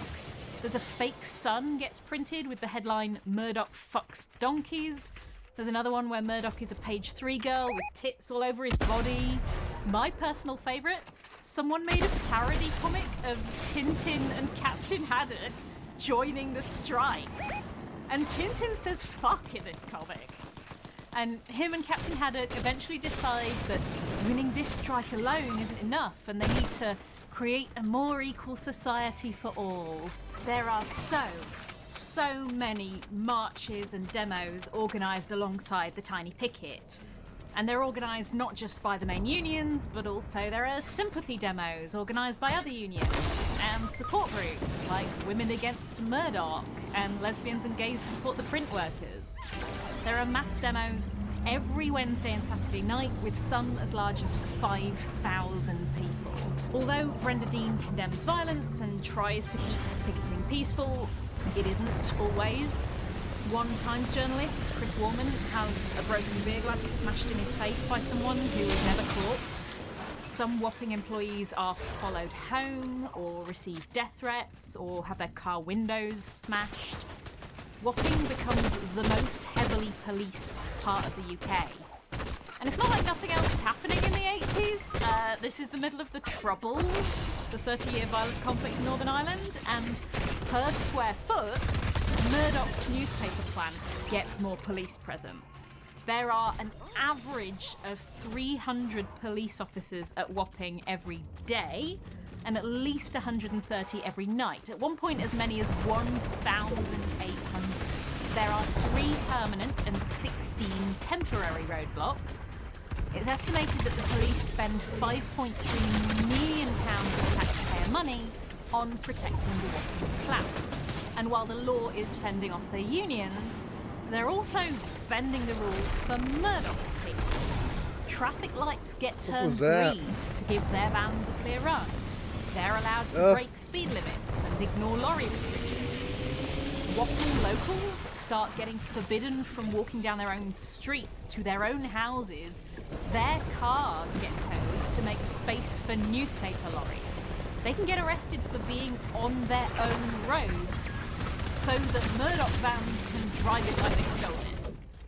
And by stealing it, I mean stealing workers' jobs, I guess. Okay, so who's actually doing these jobs? Now, not everyone gets the rough deal that SOGAT and the NGA get. The NUJ is exempt from Murdoch's crazy demands because his papers still need journalists. The editor of The Sun, Kelvin McKenzie, tells his journalists that Murdoch is going to make them a generous pay offer to come to Wapping. But the NUJ are trying to show solidarity, and so they tell their members, you'll be expelled from the union if you go. On the 24th of January 1986, Murdoch offers each Sun journalist £2,000 to retrain on the computers at Wapping. The Sun's journalists overwhelmingly decide to break from their union and go to Wapping. What's worse is they fold cheap. Murdoch had budgeted to go as high as £6,000 per journalist, but they don't even everybody left, but negotiate. we won. He's ecstatic. This guy is hard Winning! to remember. So, what worked with The Sun, they try with The Times. The editor of The Times is Charles Martin Wilson, and the editor of The Sunday Times is Andrew Neil. And they tell their journalists that either they go to Wapping, crossing the picket line, or they'll be in breach of their contract and they will be fired. But if they go, they'll get a £2,000 raise and free private health insurance. In the UK, that is very fancy. Most people use the NHS. And Wilson apparently tells them in the words of journalist Bill Bryson, we're sending you to Wapping, you soft English Nazis. And if you work very, very hard and you didn't get on my tits, then maybe I'll not cut off your knackers and put them in my Christmas pudding. Do you have any problems with that? All words to that effect. Yeah, if any memoir ever says words to that effect, what they mean is, I made that bit up. In case it isn't obvious, Charles Martin Wilson is Scottish. Apparently Bill Bryson remembers him as, like, groundskeeper Willie. Damn Scots! They ruined Scotland! I thought my Scottish accent was bad. Meanwhile, the Times NUJ is telling its journalists not to go to Wapping. The head of the NUJ, Harry Conroy, says, if you do go, you will be breaking an NUJ instruction. You will be breaking union rules, and this will probably be the last time you make a free trade union decision. One reporter at the meeting yells, I want to go, but I want to go with my head up, not on my knees eating Murdoch shit.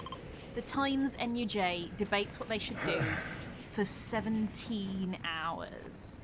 Some journalists are in tears, worrying that they're going to be fired tomorrow.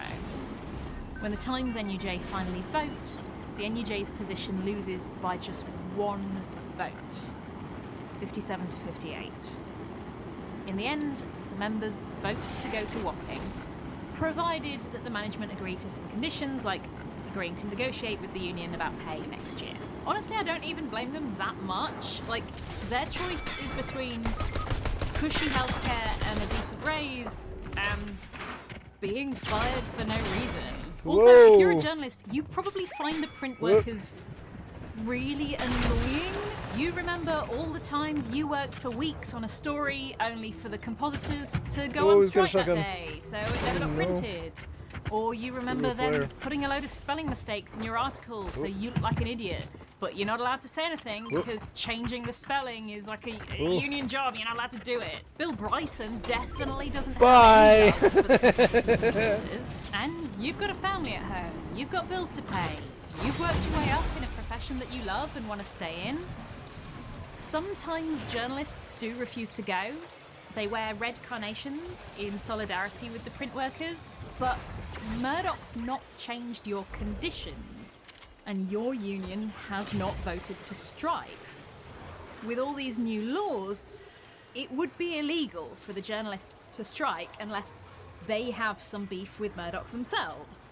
They can't just do it because they don't like how a different union is being treated. Sympathy strikes are not allowed. So the most you can do if you're a journalist is just carry on working, but at the Fleet Street office instead of Wapping. As the journalists leave Fleet Street that night, police are already surrounding the building. I don't know that I wouldn't have folded and taken the money. There's also the EETPU guys that I have been making fun of. Look, that's a much more obvious form of scabbing, which isn't great. But again, this union does not have any beef with Murdoch in particular. And as much as I've enjoyed playing a cartoon evil businessman, the problem isn't even really Murdoch. I mean, I wouldn't run a business like that, but I don't think it's realistic to just ask billionaires to be nicer. God grant me the serenity to accept the things I cannot change, courage to change the things I can, and wisdom to know the difference. The thing we can change is the government that makes the laws about what bosses are allowed to do, what unions are allowed to do, how big your picket's allowed to be, and what the police spend their time doing. The problem is when the government puts its thumb on the scale so that it's not a fair fight anymore. Especially when it puts its thumb on the scale in favour of one rich guy versus thousands of their own voters. Also, Murdoch isn't the only rich guy being a complete pig here. I do also want to tell you about the newspaper editors. Andrew Neil is the Sunday Times editor, and he goes on to really excel himself. Under his editorship, the Sunday Times will go on to call HIV a politically correct virus, spread misinformation about effective tests and treatments for HIV to scare people off using them, repeatedly say that HIV doesn't cause AIDS, that straight people can't get it, and when a scientific journal criticises them, the Sunday Times says they are being censored and silenced. He fucking loves the wars in Iraq and Afghanistan, claiming that Saddam was linked to 9/11 and developing nuclear weapons. Saddam. And that any newspaper who criticises the Afghanistan war are wimps with no will to fight. Wimps. He labels The Guardian as the daily terrorist. And once you know all this, it's even funnier that if you have heard of Andrew Neil outside of the UK, it's probably because he once humiliated right-wing pundit Ben Shapiro on live TV. Why is it that a bill banning abortions after a woman has been pregnant for 6 weeks is not a return to the Dark Ages? What's your answer? My answer is something called science. Human life exists at conception. It ought to be protected. Now, back to my question to you. You purport to be an objective journalist. BBC purports to be an objective down-the-middle network. It obviously is not, it never has been, and you as a journalist are proceeding to call one side of the political aisle ignorant, barbaric, and sending us back to the Dark Ages. Why don't you just say that you're on the left? Is this so hard for you? Why can't you just be honest? Mr. Seriously, Shapiro, it's a serious question. Mr. Shapiro, if you only knew how ridiculous that statement is, you wouldn't have said it. You've frankly, I don't think that this, you know what? society Honestly, is turning its back sir, on Judeo-Christian values. Yeah, this is, what are considering those values? what What are the values it's turning its back on? I'm not inclined to continue an interview with a person as badly motivated as you as an interviewer. So I think we're done here. I appreciate your time. All right. Well, thank you for your time and for showing that anger is not part of American political discourse. Now, Mr. Shapiro, we'll say goodbye. If you work for the BBC, because it's taxpayer funded, you do have to be really careful about saying your own personal views. There's a lot of rules about what kinds of opinions you're allowed to say, and people do get fired for breaking these rules. So, Andrew Neil's being accused of being a lefty. Alright, bitch. We all know that he's mates with Rupert Murdoch and has crossed picket lines on camera. We know it, he knows it, but he's not allowed to say, "You fucking idiot, I'm a massive Tory." So Ben Shapiro, who's not used to arguing with grown-ups, rips his mic off and storms out like a little baby. You do, in fact, have to hand it to him. If you only knew how ridiculous that statement is, you wouldn't have said it. Oh, and let's not forget about the absolute prize that is Kelvin Mackenzie, the Sun editor. After helping put 5,500 people out of their jobs, he goes on to use the Sun to falsely accuse Elton John of soliciting underage sex workers. Oh my God. Send photographers to break into a hospital to ask the actor Jeremy Brett, the actual Sherlock Holmes, on his deathbed if he's dying of AIDS. Write columns against Channel 4 reporter Fatima Manji being allowed to wear a headscarf on screen. And most infamously, in 1989, 3 days after 97 Liverpool fans died in the Hillsborough disaster. Oh my God, where was he? Come on, motherfucker. The Truth, blaming the victims and claiming that they attacked police and pickpocketed and urinated on dead bodies. The Truth is in fact slanderous lies against people who were killed by police gross negligence.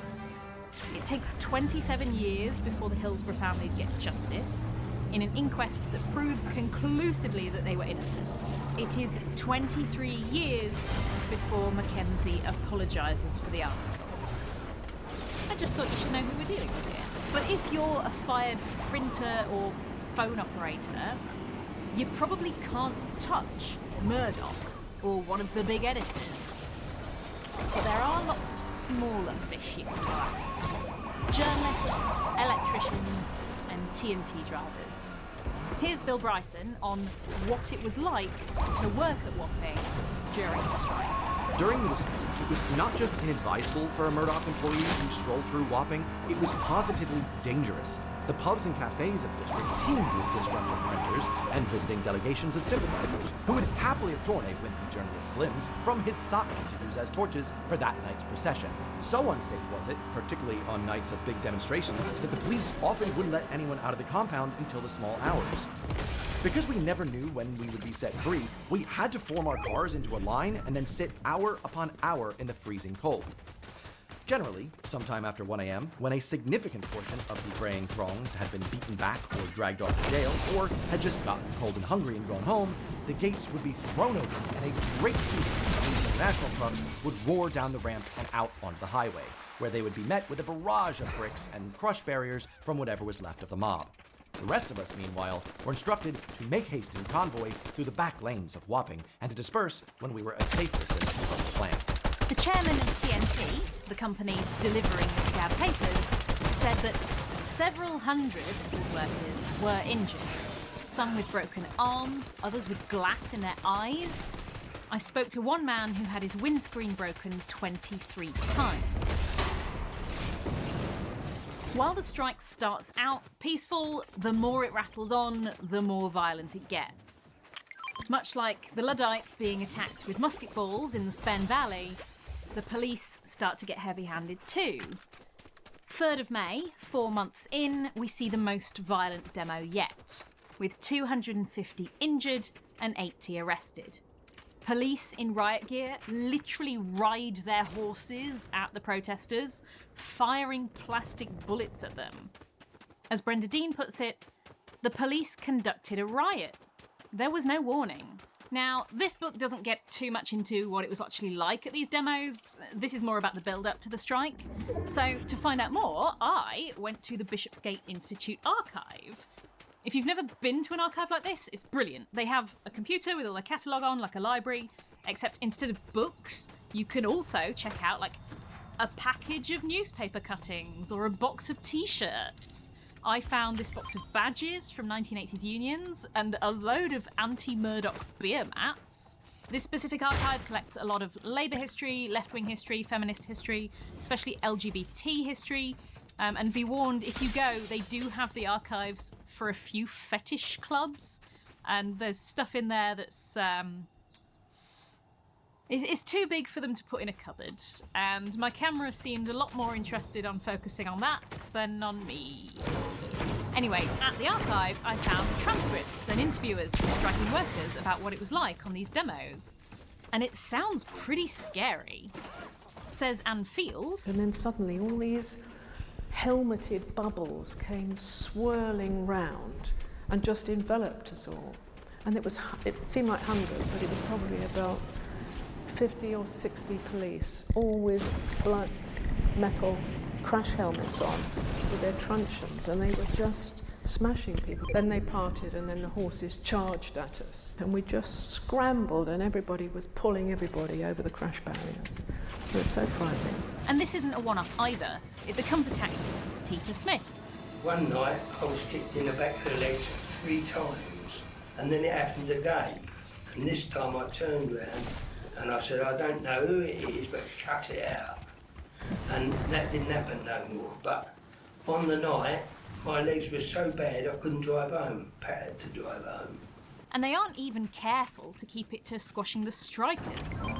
On May the 18th, the BBC complains that the police have attacked their reporters and damaged a camera.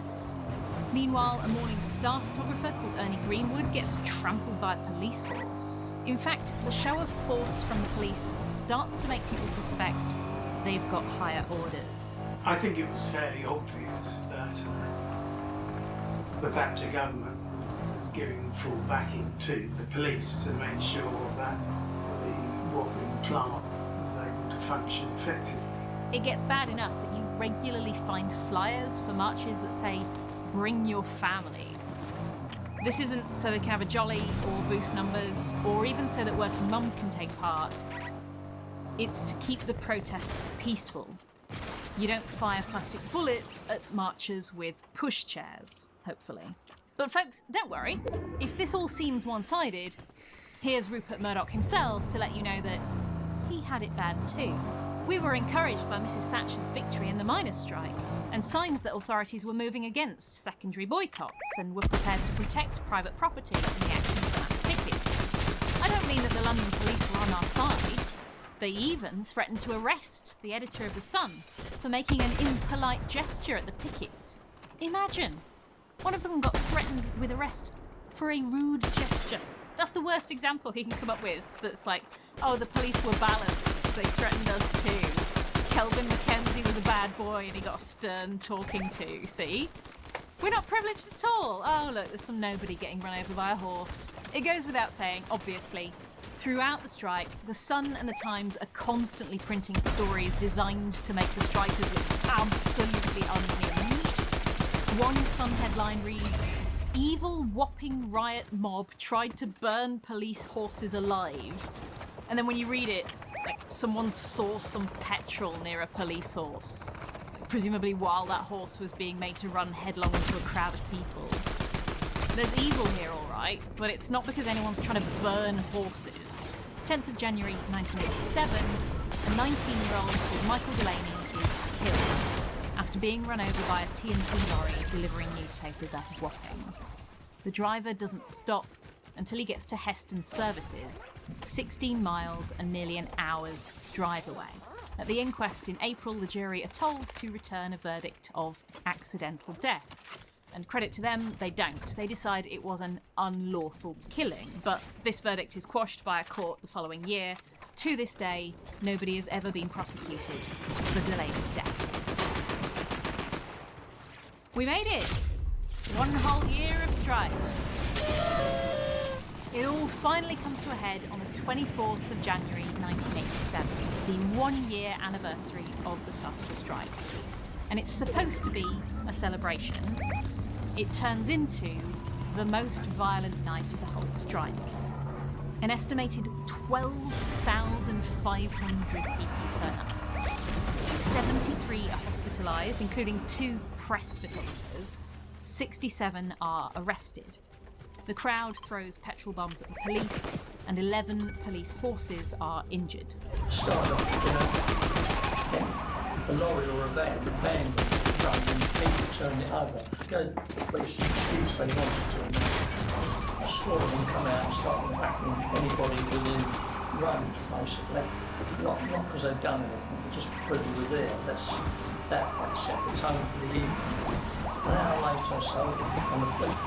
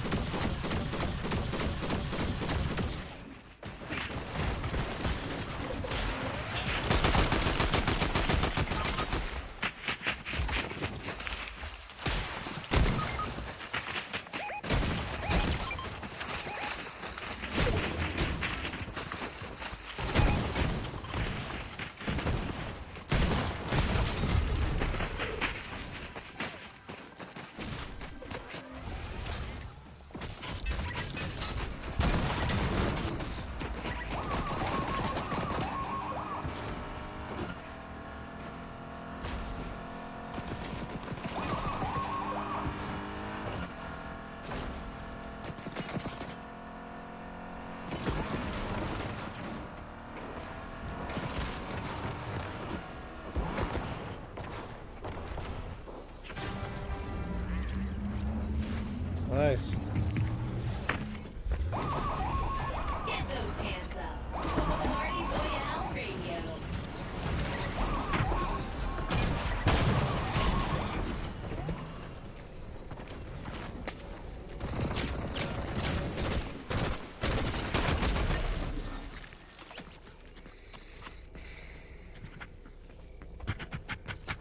Nice try.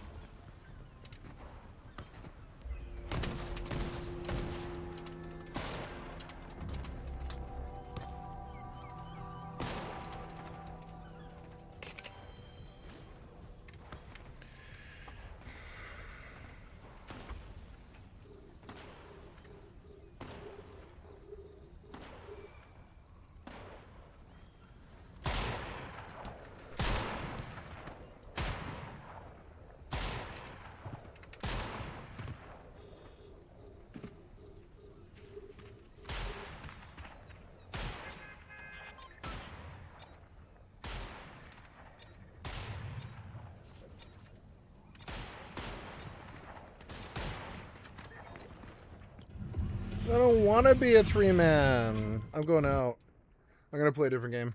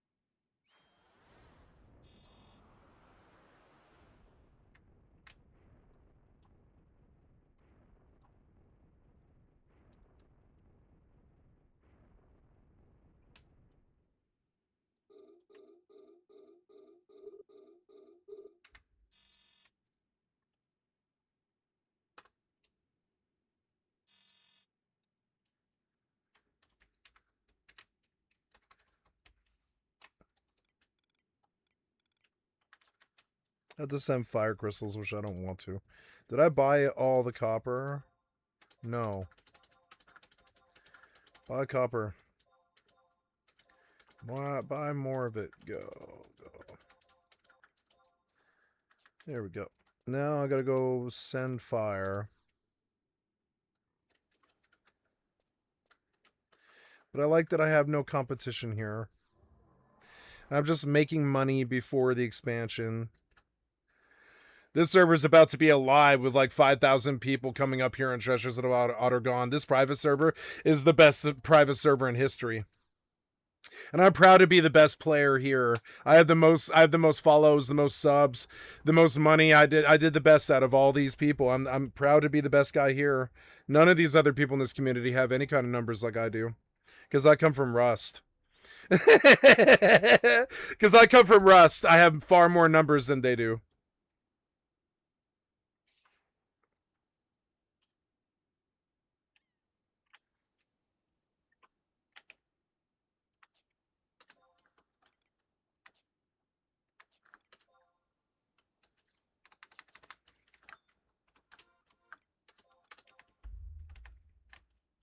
Charged up on horses, and that it was bloody ferocious, because you know, half a ton police horse coming at you, you've got absolutely no defence, and if you can't get out of the way, there's a few people injured, and I think a couple were bloody. Fuck was that? Was that my door? My door shouldn't have made that sound. Maybe my door? Oh, I don't know. We're leaving the doors open all night though. It's fucking hot. Yeah, they had 3 foot truncheons. 3 foot It was truncheons. funny, the policeman with a 3 foot truncheon smacked. It's like a 6 foot bong. We have this on the left. We have 6 foot bongs and 6 paper joints. You have 3 foot truncheons.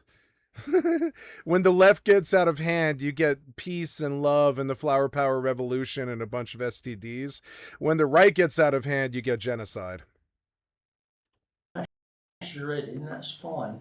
If you did the same to him, you'd finish up inside for about 10 years. Didn't seem to be any leadership. They were just allowed to do exactly what they wanted, and by God, they did. It was meant to be a kind of a celebration, as it were, and the police turned it into a riot.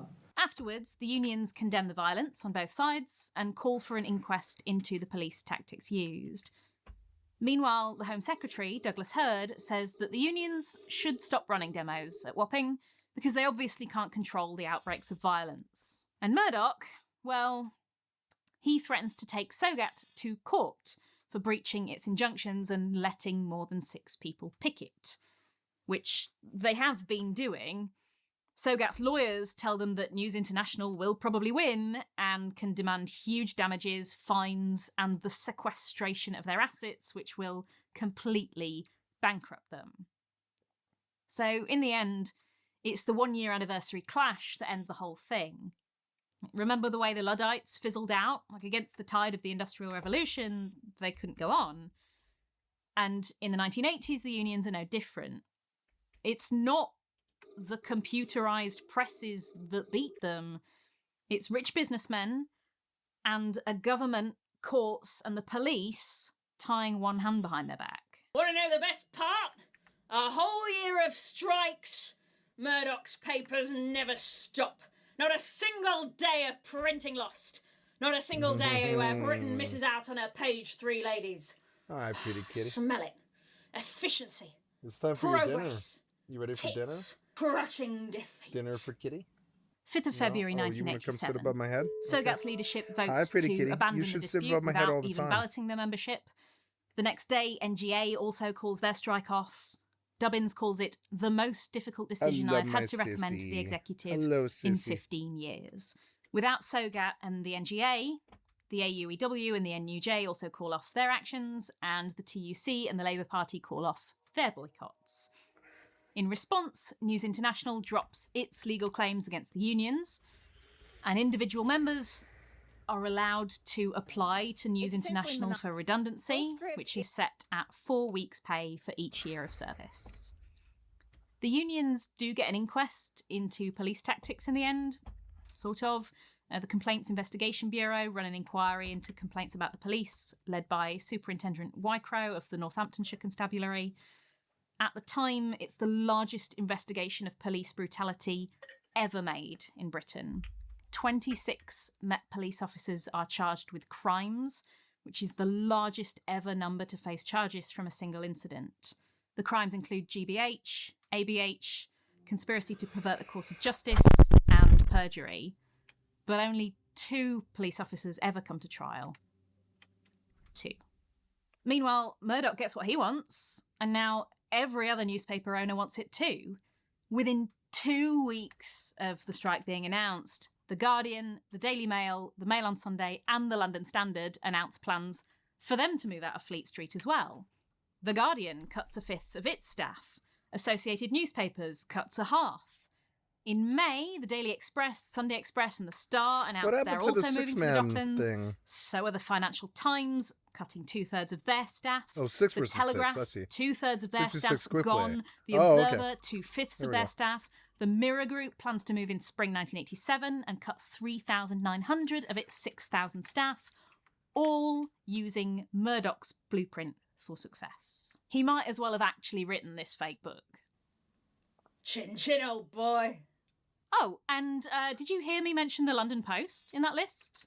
You know, that new newspaper that supposedly was the whole point of building Wapping? It never existed. Not a single issue ever went to print. Shocker, news at 10. But not in the London Post, obviously. None of the sacked workers got their union jobs back. And Field says all of the people who'd been sacked were not reinstated. Murdoch didn't re-employ them. And most of them never worked in the industry again because the jobs just simply weren't available any longer. It was very tragic for people. Many people lost their homes because they couldn't afford to pay their rent or their mortgages, and some people even lost their lives. And if you're thinking, well, he's a savvy businessman, he can't be expected to pay for the workers he doesn't need. I'm tanking RTI. Yeah. Please let He me heal. expects you to pay I should have for them taken a instead. healer role. Paying unemployment benefit I'm to the taking workers RTI. costs the Oh, taxpayer £30 million. Oh no, I could be anything, 66, anything. And no? paying for police to protect Wapping costs okay. £4.6 million. Let's see what they feel. Over £1,000 Let's see what for they wanna each be. fired employee. But all that money You Murdoch wanna be a saved must have at least healer, done something, sim, right? Like gone to a good DPS. cause or like advanced the future of computerized I printing will presses sit or with something. someone else healing. Oh, no tanks, guys. It's sort of crazy. Fox News. You want to Fox heal? News only exists Okay, I will because sit. Murdoch I will sit got the healer. funding by firing thousands of workers in London in Oh, 1987. good. Fox News in 1987. Good Just job. something to remember about a channel that positions itself as being for everyday working people. If you listen to interviewers of workers from after the strike ended, they sound so beaten down. Well, looking back and reflecting now, I thought that the trade union, our union, were rather naive. We thought because we were always strong that we were untouchable. Oh no. And we didn't realise how new technology could change things. But Brian, baby, honey, don't be so hard on yourself. Like my man Tintin says, it's got sweet fuck all to do with technology and everything to do with the power of the bosses to sack workers overnight. And that power, Oh, I killed someone at least. it comes from the government. This story can sound like unions were doomed from the start. Technology was always going to outpace them one day. One day they were all going to be fired eventually. You can't beat big business. But unions did used to beat big business, and regularly. Murdoch hadn't been paying them so well so far out of the goodness of his heart. It wasn't the technology that changed things. Even with the new computers, the unions could have kept their jobs, they could have moved to Wapping, they could have retrained. They were big enough that even for a billionaire like Murdoch, it could have been a fair fight. Murdoch doesn't control the to go to police, the fight, he that's doesn't the control main the thing. courts, he didn't write the million different little laws that chip away at unions' power until they can't fight back. Sure, go ahead, strike, but you can't have a picket of more than 6 people, but you can't block the road, but you can't tell workers not to cross a picket line, but you can't support the picket if you don't work there. That's all on Thatcher's government. Their choice to send more police to Wapping than to Northern Ireland. Their choice to force the crowd back in order to let lorries through. Their choice to allow those lorries to break What? I was speeding killed regulations. instantly. Their choice to allow them to kill locals without repercussions. Murdoch didn't have that army. He was given it by a government we elected. And that means we can get that power back. Before AI replaces us all, we can act. We can elect politicians who work to strengthen unions rather than tie their hands behind their backs. We can restore workers' rights. We can change who the police protect and how. Because we need governments on our side. What? I want that The guy. Luddites Oh and my printers' god, unions I couldn't do will anything. tell you what happens when they aren't. And if nothing else, we can look forward to this. AI isn't just coming for your job. It's coming for the all of CEO's our job jobs. too. Mr. Murchison? Looks like you're gonna need this. Ugh.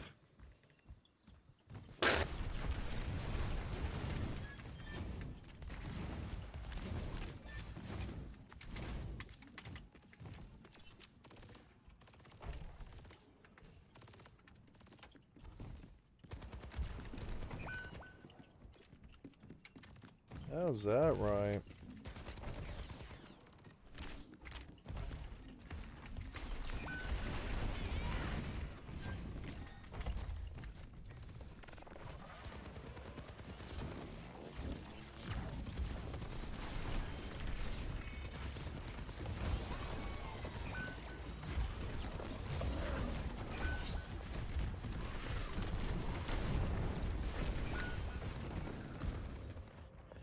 I hit them all and nothing happened.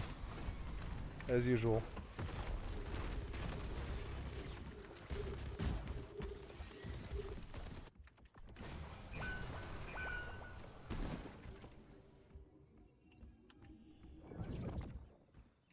No kills, huh?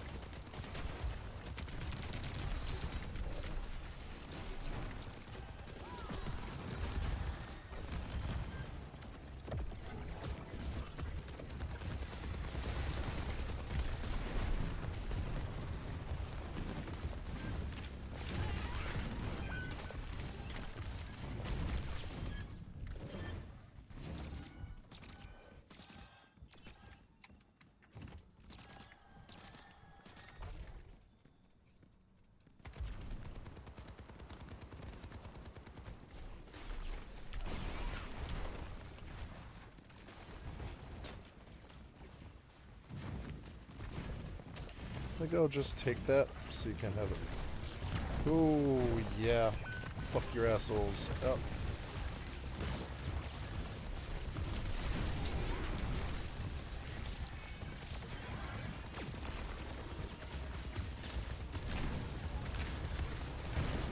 Squish.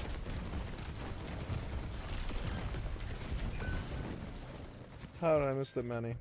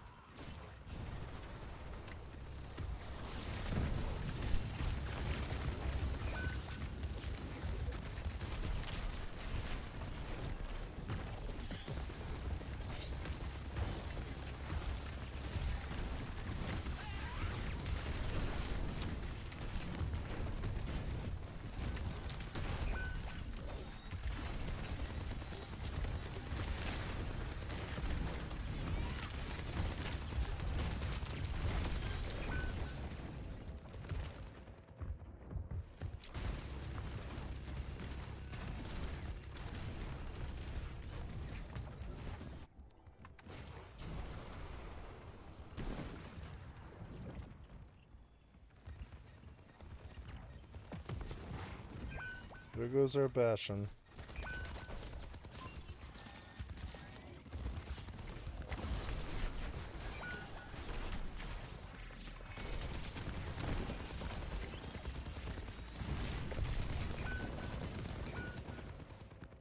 Mm-hmm.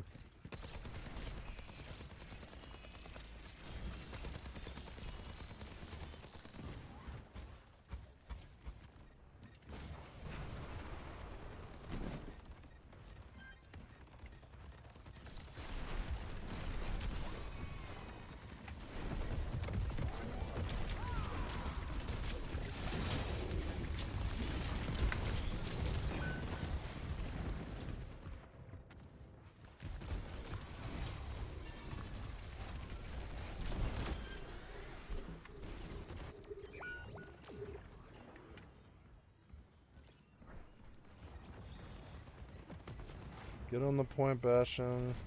Nope.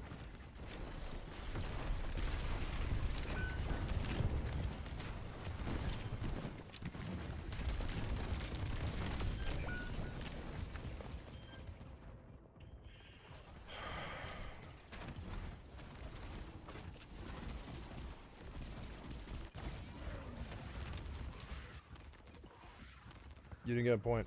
None of you guys got a point. Well, you lost. I've got no excuse, but you do. It's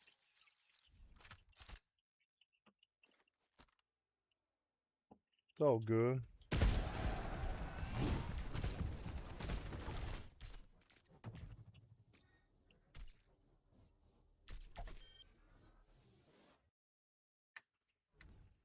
I like this game, this 6-player. Yeah, Debbie was fucking good. Nope. Leave. BQ.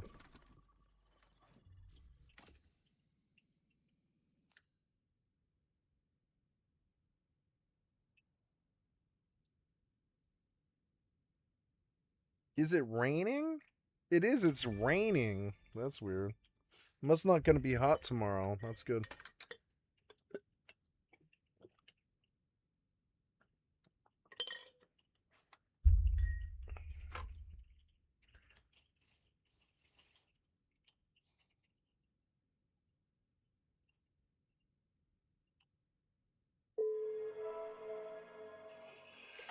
$30 mil. No, 40 mil. 40 mil. This was so worth it.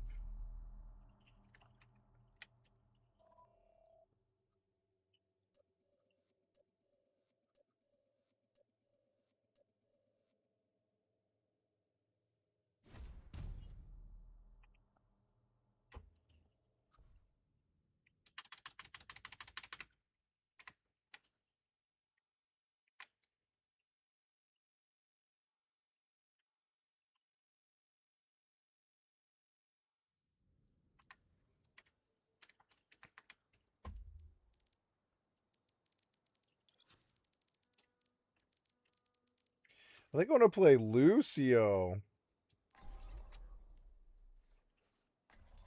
Yeah, no, he wants to play Zen. Nobody wants to play tank. I'll play tank if nobody else does. Yeah, play tank, motherfucker. Yeah, and I'll just hit everybody.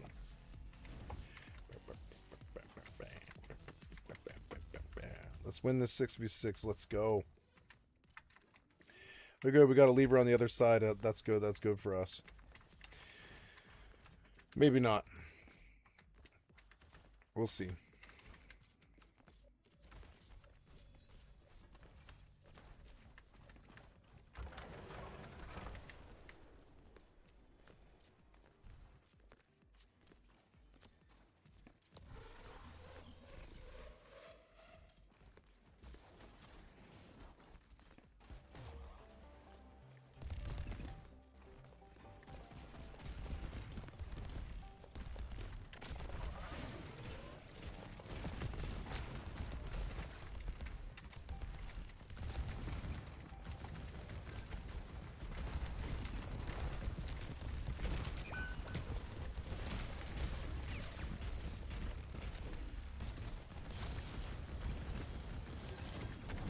Why?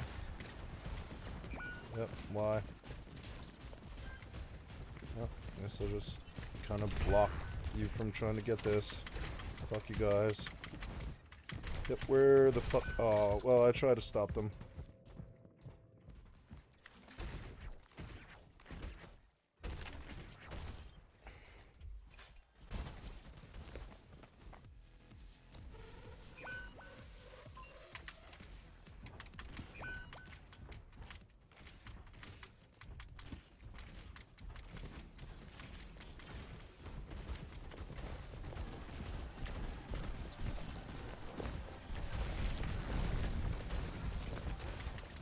Ugh. Scary. Oh, I ended up tanking for them. Whatever. Get some kills. Ugh. Nope.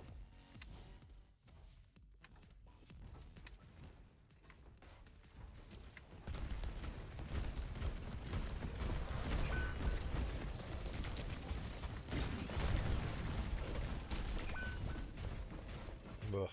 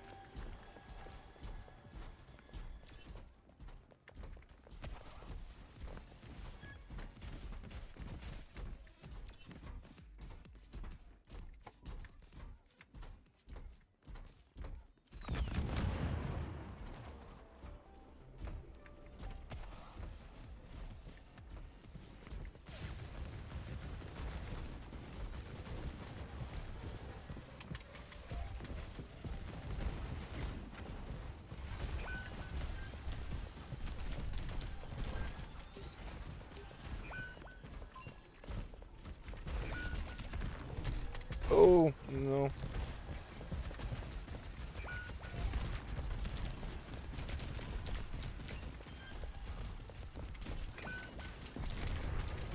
Oh.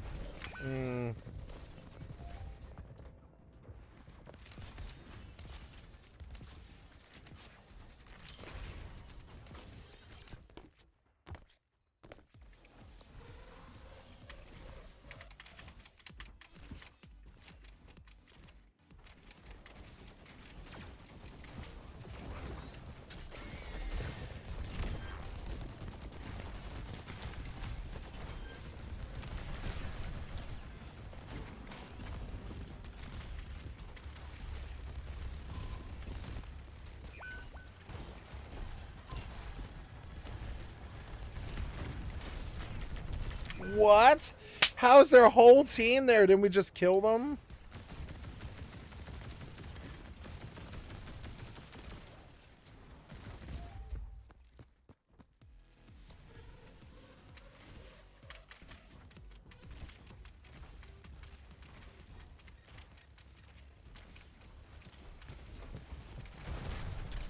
What? Stun.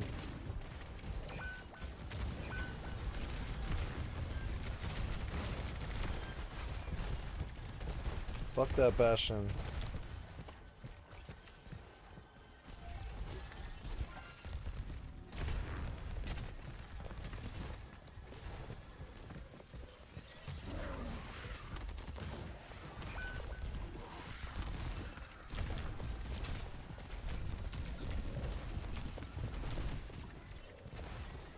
What? Please get a kill.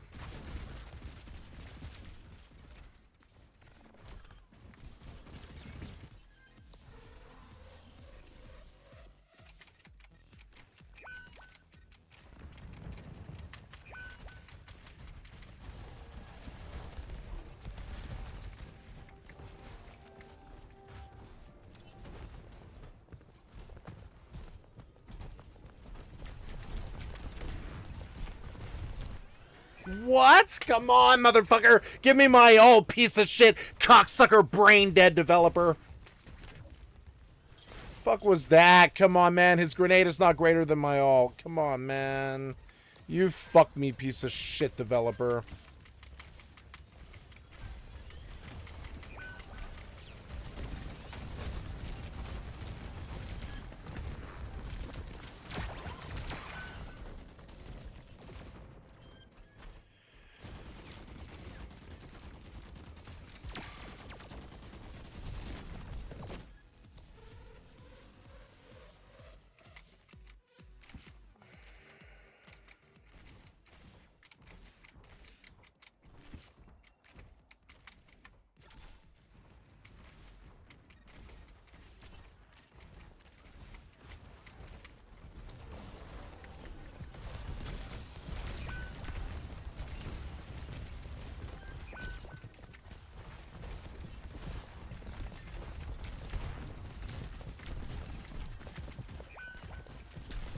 Oh, what was this? You left me.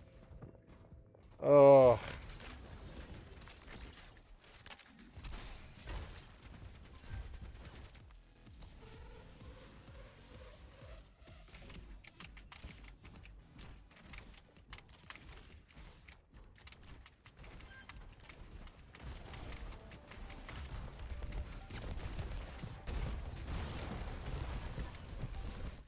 No.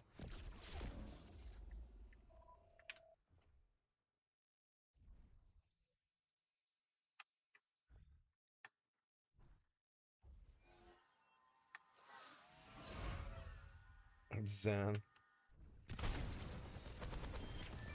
16 and 8, 2400. No.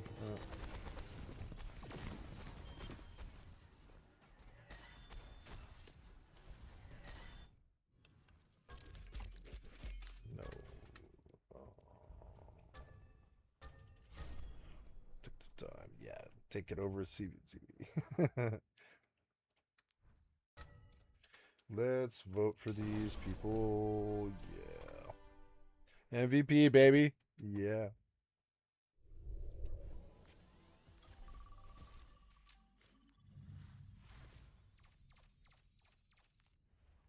Let's go again. It was fun. This game's fun. So this other video ended, huh? And so now I will drag this one.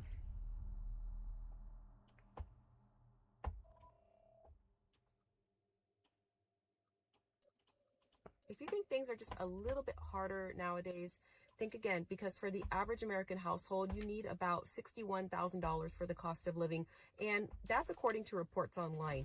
Realistically, many people are saying you need over 6 figures to feel comfortable living in today's economy, and I don't really argue against that, because unless you are living very frugally and if you have basically zero debt, you need quite a bit of money to make it in today's economy here in the U.S. As much as it hurts me to say this, I think the world as we know it, for most of us, especially people my age, the world is never going to be the same. And I never saw this coming. I don't know about y'all.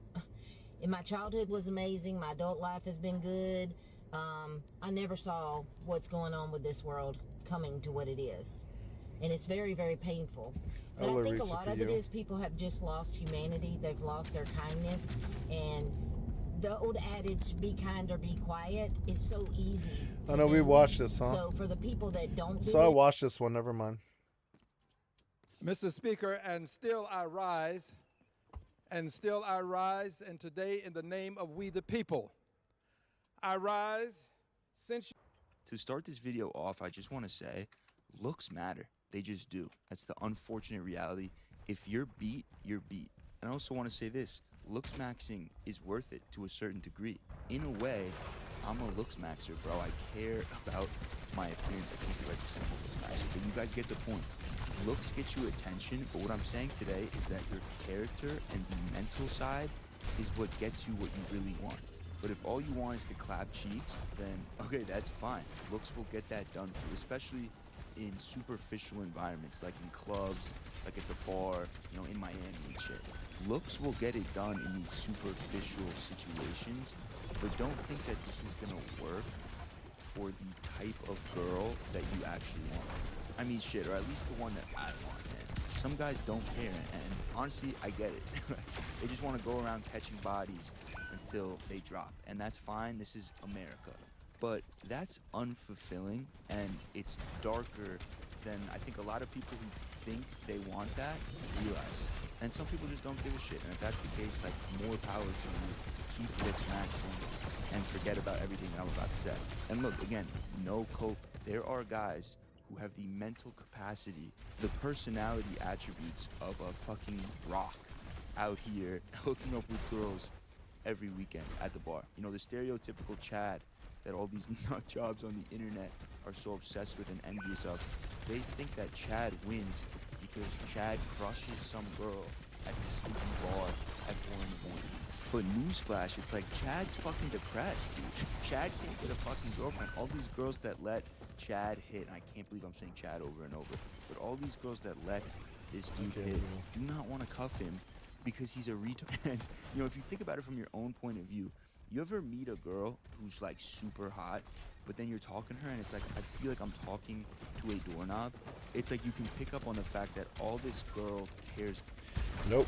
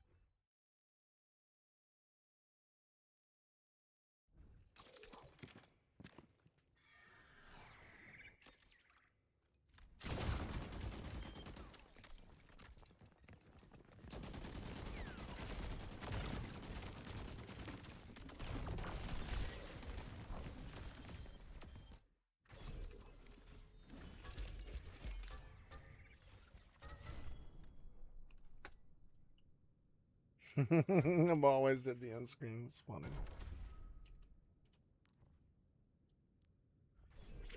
BQ. Let's do the healers. They were really good. Yeah.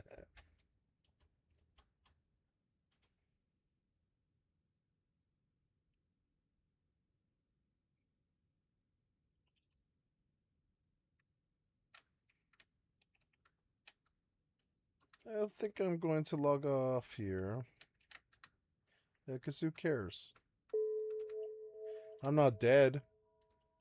That's the main thing. It's prime time and all the killers are out, and I've dodged them or fought them. And I'm just gonna log. Fuck it, it's 12:40. I don't care. Been going for a while here. Yeah. Rust admin destroys cheaters. Let's do that one.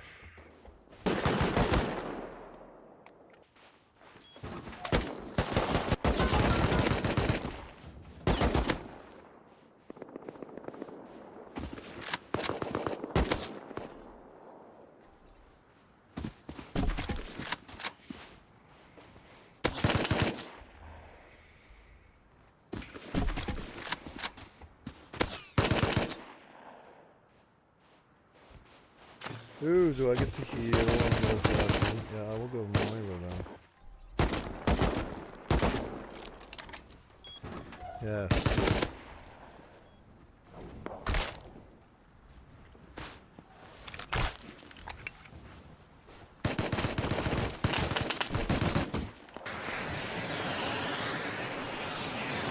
There it is, cheater. Oh, yeah, I'm getting... No, you're just a piece of shit.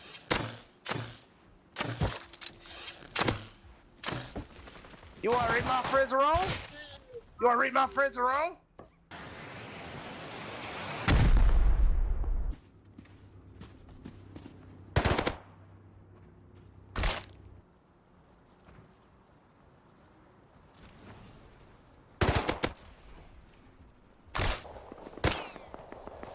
Oh, yeah.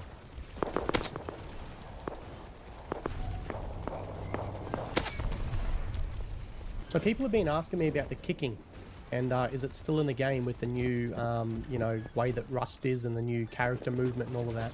Now you can see right here that it is still in the game.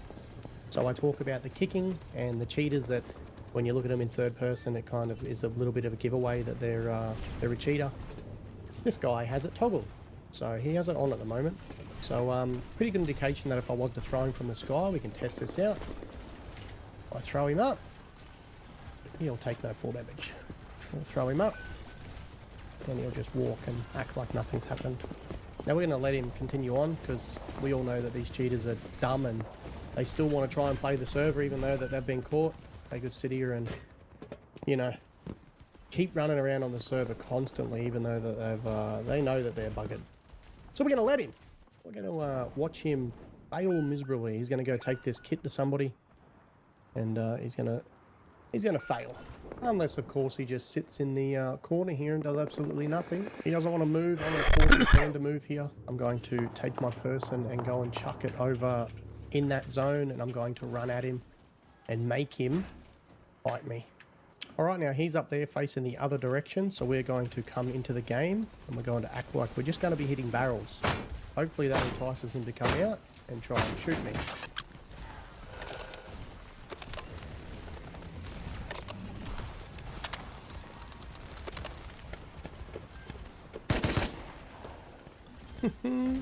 Told you to work, guys.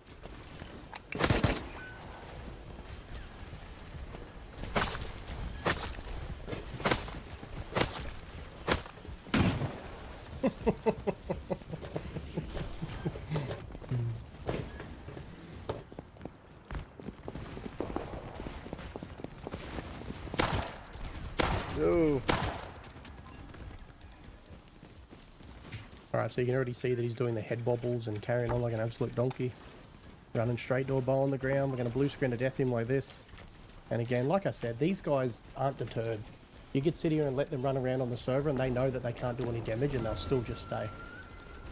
They're the most boring people You try talk to them and they never want to talk to you.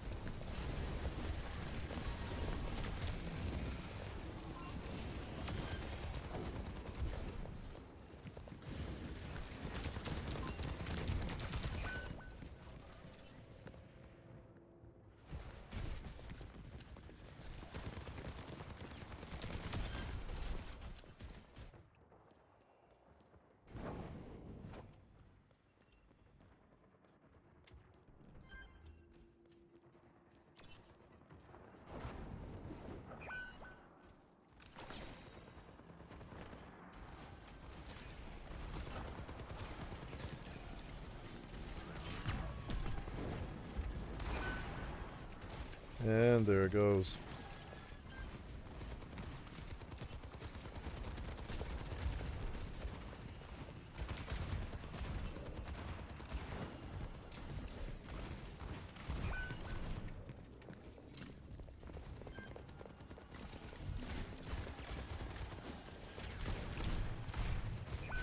Oh, get out of it.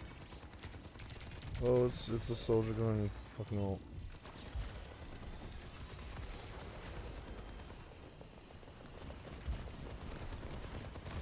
Thank you.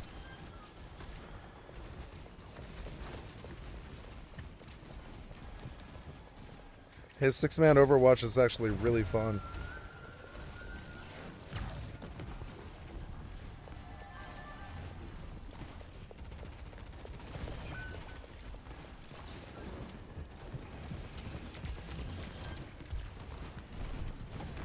Oh.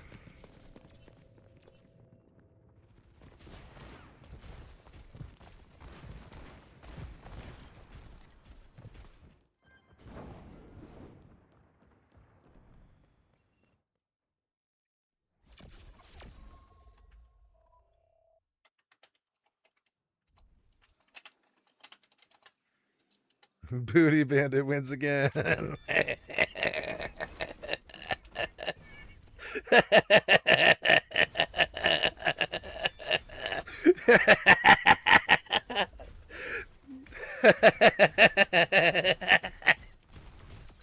Booty Bandit wins again.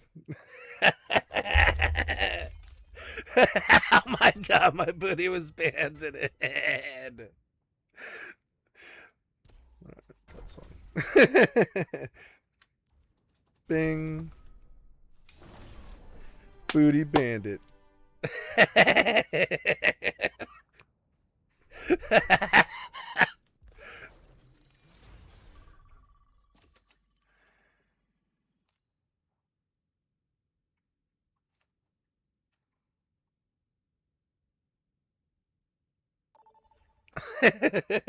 Booty Bandit wins again.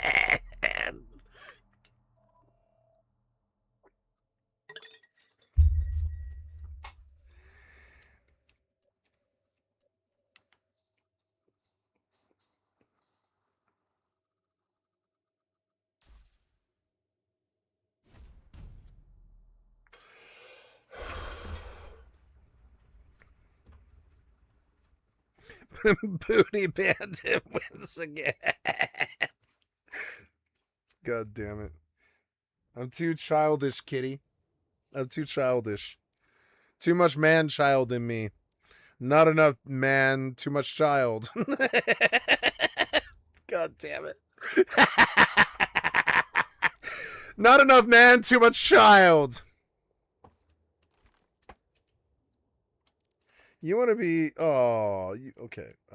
We have 2 tanks. Wow, I'm the DPS, am I? No, I'm the other tank. Shit, I'm the other tank. Alright, then. I'll tank with you. What's up, ball? What up?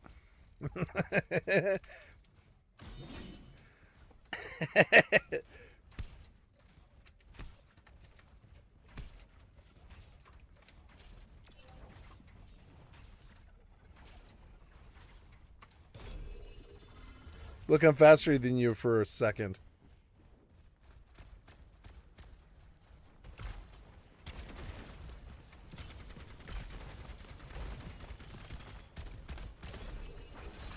What was this? Oh, you got stopped, and I'm not letting you out till this turret fucking kills you. Bitch. Oh. Yeah, this is a little sketch, but whatever. Oh, God, he's dead. He's dead. He's dead. Kill him. Oh. Alright. I want to stay alive. Stay alive. Heal me. Stay alive. Heal me. No. Stay alive. Heal me. Oh. Something. Yes, heal me.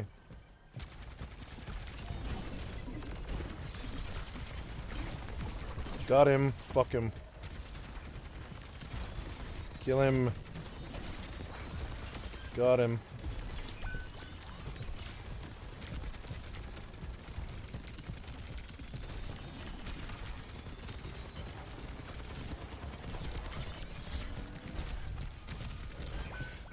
Kill them all. Oh, did we didn't get this? I don't know. Did we get this? Did you get there?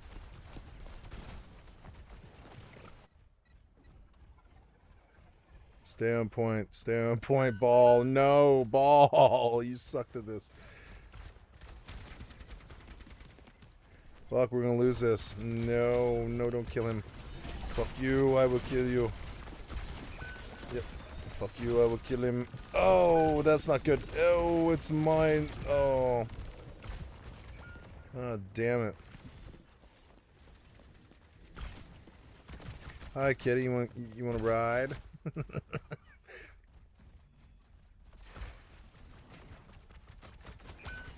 God damn it. Come on now. But I'm just gonna kind of hold this space. There we go. Alright, stay here. Thank you. Now I will bump you off, and I got at least 2. If not more. Oh. Fuck, I tried to bounce him. Am I the only guy here getting kills? Yeah, I'm the only guy here getting kills. Oh, cruel.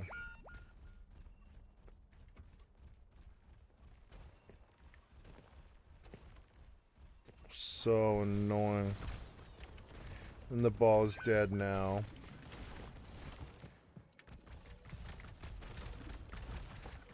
They saw me for a second. They're like, wait, he's there, he's there. Yeah, I'm here, I'm here. Motherfucker, 90%. Okay, here we go.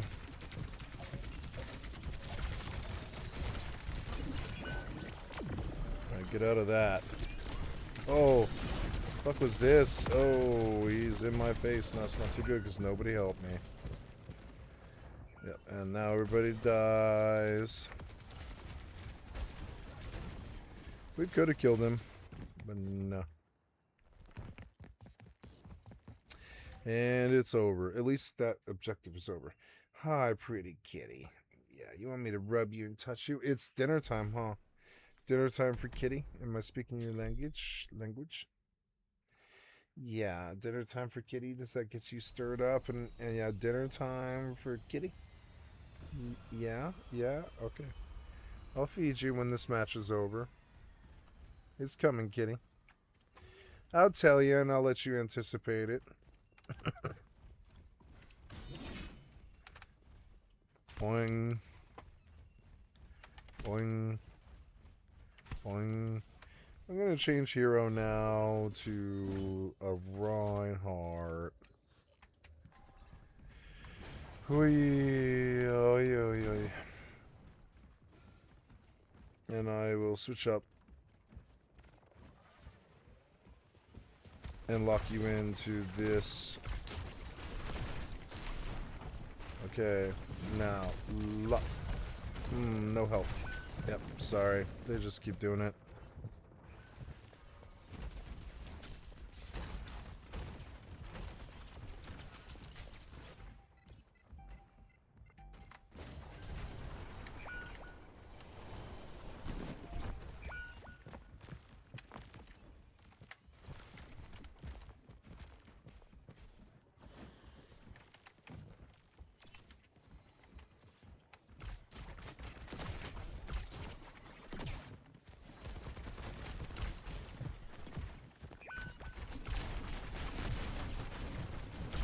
What was that?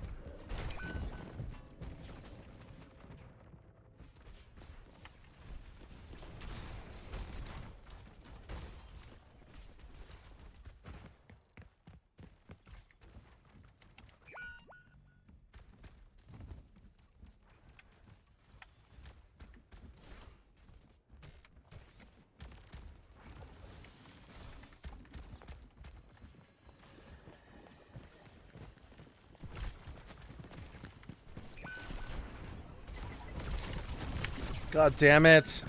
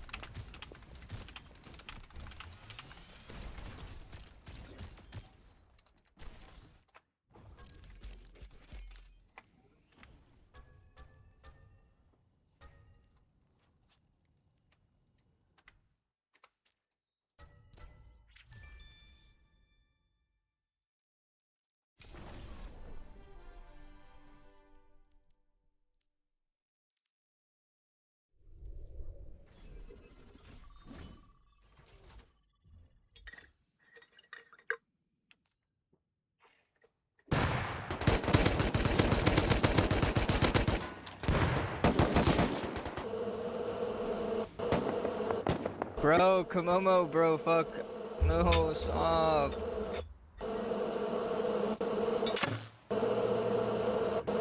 Thank God Komomo's, like, actually doing something.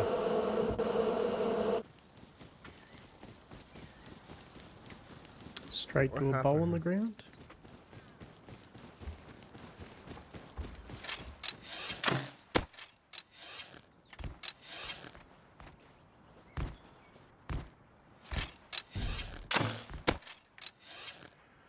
They're fucking persistent, aren't they?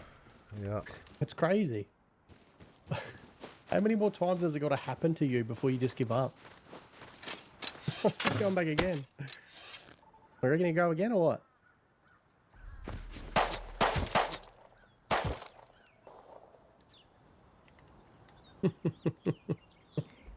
Yeah.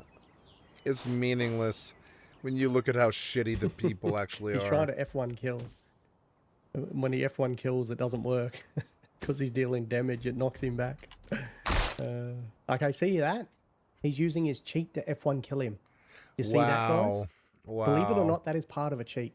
They have Yeah. a specific part of a cheat to F1 kill themselves. It forces them to take Ugh. full damage and kills them. Crazy, eh? Like, why would you use that as a cheat? All right, now this cheater Because is they're that not really doing anything. self-destructive. So I'm going to spawn up the top here, and I'm going to So that you die show before myself in anybody game right suspects you. now. There we go. And then I'm going to act like I'm going to go towards him, and hopefully he hits me with his tool.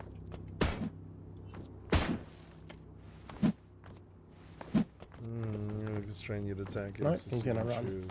That's alright. For fucking sure, retard, get away. He's nice and toxic. Alright, let's hope he turns around to The fuck away from me, mass read. let's hope he turns around and hits me. If not, we'll both run and someone will kill us at some point, surely.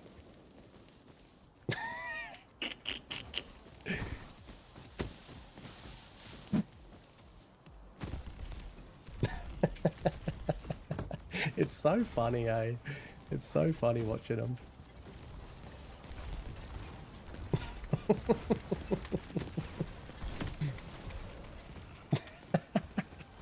Where's his voice gone? He's sitting here talking mad shit just before. Now he's not saying anything. For fucking sure, dude. Sure, dude. Oh my god! Why do you cheat in Rust, mate? Huh? Why do you cheat in Rust? You either answer the question or I got a shark to fucking bite you, mate. Oh, catch him, shark. Yes, invisible shark too. You're getting banned on your main. You stupid shitty cocksucker. Alright, this shit is corny. You're a corny piece of shit. With your thing, bro.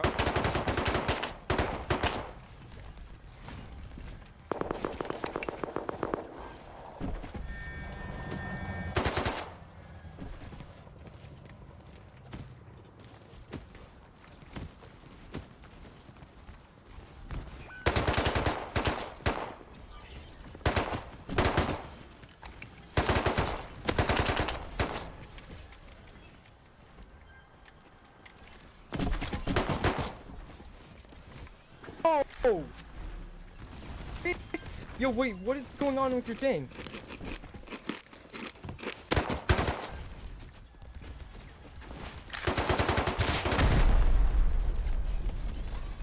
You're gonna grab another gun? Really? Really? After all that happening? Are you sure? You really sure you want to try that again? Yep, he's sure. He's grabbing a gun. Well, we're in for the same result, aren't we? Someone door cammed him now. Oh, you get that on the big jobs. What the hell? Did you guys just see me fly? What? What? But did you see? Look, when I shoot my crossbow, I fly. Wait. What? Dude, what the fuck? Bro, I'm flying. You're losing your main account, you douchebag. Suck my dick. Let me shoot it again. I'm gonna fly. What?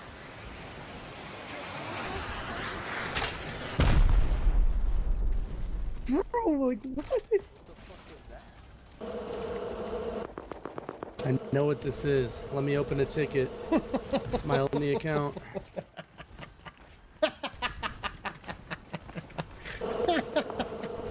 Let me open a ticket. I promise. It's my only account. Now, seeing as this guy's in the water, it's only fitting that we get a shark to grab him. Let's hope the shark's not invisible. It's been invisible the last few times. Oh, there we go. Shark's there. I love that. He's going to go back in the water. Do we really think that's a good idea with what just happened? I don't think that's a smart idea. Invisible. Oh, there it is. Sometimes that shark's invisible and sometimes it's not. Well, there's also land sharks, so that's unfortunate for him. And he's upside down, and what is going on? I think that bit of the plug-in needs a little bit of a look.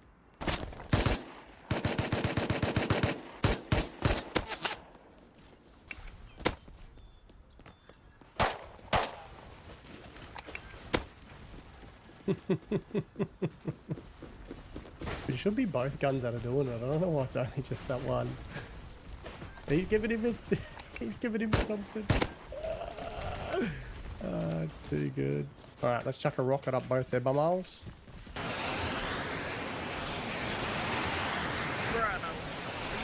Bro, we're not even cheating.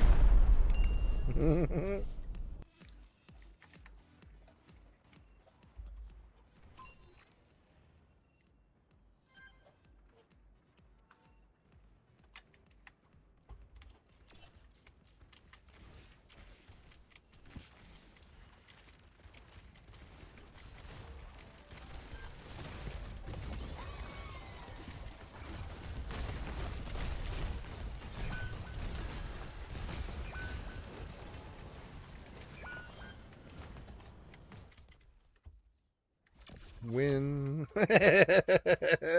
I can't believe how easy that was. Oh, this one's really good. Yes.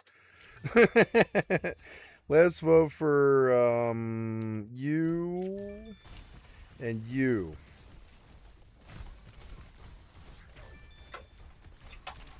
Yeah. Okay, kitty, I gotta stand up. I don't want to hurt you, so let's feed you, huh? No, wait. Don't cue me again. Don't cue me again. No, stop. Leave game. Leave game. Leave game. And then, I'm sorry, guys. Got to feed my cat and piss. So I'll be right back. Yeah, you ready? You ready for your dinner, kitty? Yeah. Okay, get down. Yep. Get out of my way. Okay. You ready for your dinner, kitty? It's 1:05. I should eat too.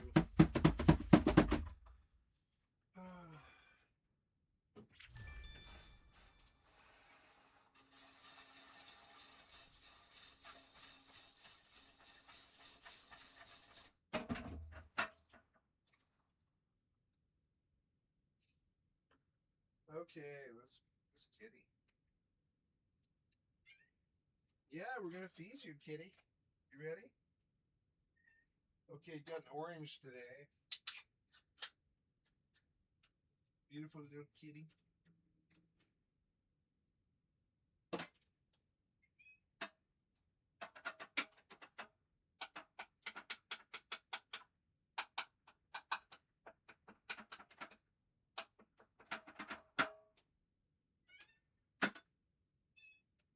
Oh, sorry, kitty. I don't want to step on you. Here you go. There's your food.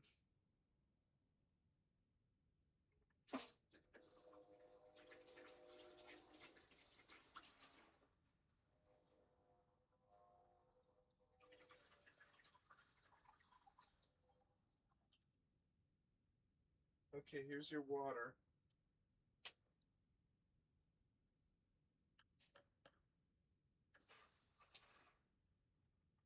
I love you, sissy. You're a good kitty. Doing good, sissy.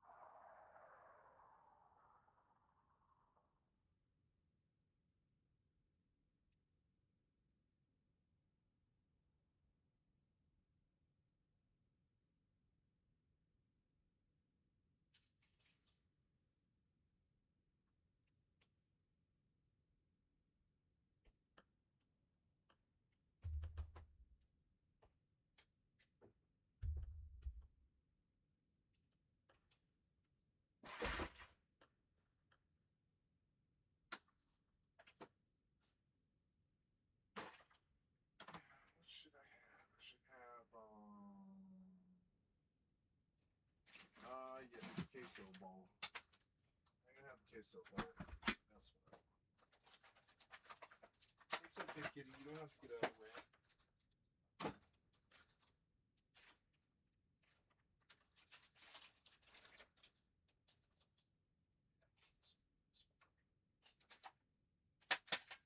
And I'm gonna put some fucking blue cheese on top. Amazing. There's my bowl. That's where that shit's going. Oh, you sound all annoying. Stop. Stop. What's the deal? Get on track. There you go. Hi, kitty. I'm not gonna hurt you. Don't worry. Hi. sissy. Hello, beautiful kitty. I know your life is kind of one and the same, and I'm sorry, kitty. It's my style these days, but it won't always be like that.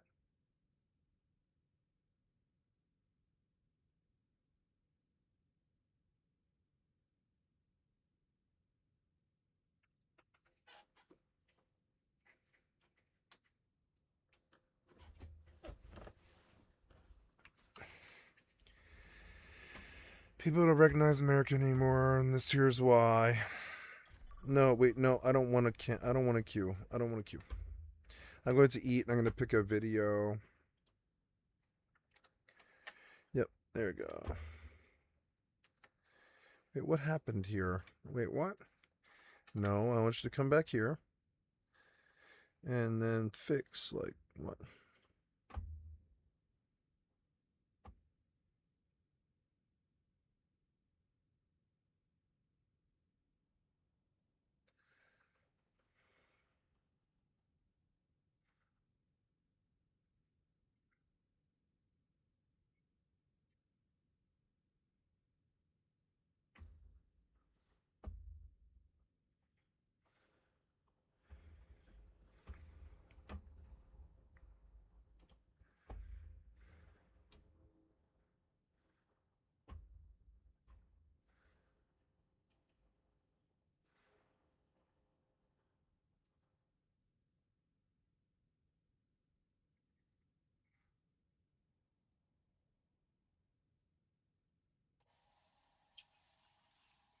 Hey, I just wanted to make a video and just kind of talk with you guys.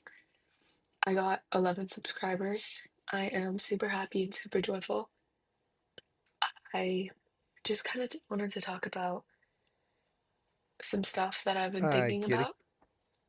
I Yeah, you have want always thought about some how love? Hello, sissy. I You want feel to come very above lonely, my head? Yeah, and come sit. I've always felt Yeah, like come sit. I've been always the odd one out, and I don't know how to stop this feeling. I feel like it's not anything that I can just immediately get over. It feels very like I've stuck my head out a car window and everybody else is just slowly putting it up, and my head is getting stuck and I'm slowly suffocating and suffocating. I feel like I'm bleeding and asking everyone for help, and they're just walking over me. I've never had this type of difficulty before, just with life, but like, I've just, ever since I finished high school, I've just felt like I missed out on all the opportunities that I had. And I feel like I've just failed at existing. I skipped my graduation and I skipped every dance and every opportunity. And I've just always felt like I didn't belong in that area. And it just like, I felt always so humiliated and embarrassed to be like in my own skin. Like, I've always felt big. And just, I've also always felt ugly and humiliated. And I've tried to put on makeup and I've tried to, you know, do lashes, lip liner, but I've always just felt like a pig. Like, I just always feel so humiliated and miserable every time I go outside. Okay, BRB. I can't even go outside altogether. I just stay home in my room, lying on my bed, rotting away. I just feel like there has to be more to life than just staying here. I feel completely unsuccessful. I feel like I've failed in everything. Like I've tried and tried, but it's not for me. Like I have no goals, no accomplishments.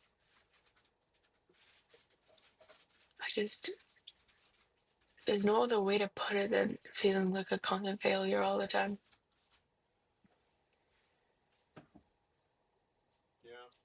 I also just hate how I'm so bad at everything that I do. Like, I can try a game, but there'll be someone sitting next to me that's even better. And then I just feel bad. Like, I start to hate myself because that person was better. And then I just hold that against them. And then I always get filled with anger and like hate whenever I see that person because they were better than me. And I've always ruined all my relationships because of this.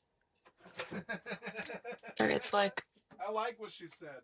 I was bullied throughout the entirety of elementary school for being ugly. And I feel like also those same people came to me into high school and they started bullying me there.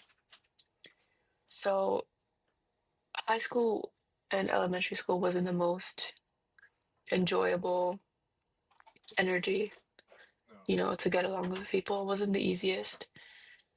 But it's just, I feel like it's always been hard for me to get along anywhere. Yeah. Like, I also just don't see the point in living if I'm not successful.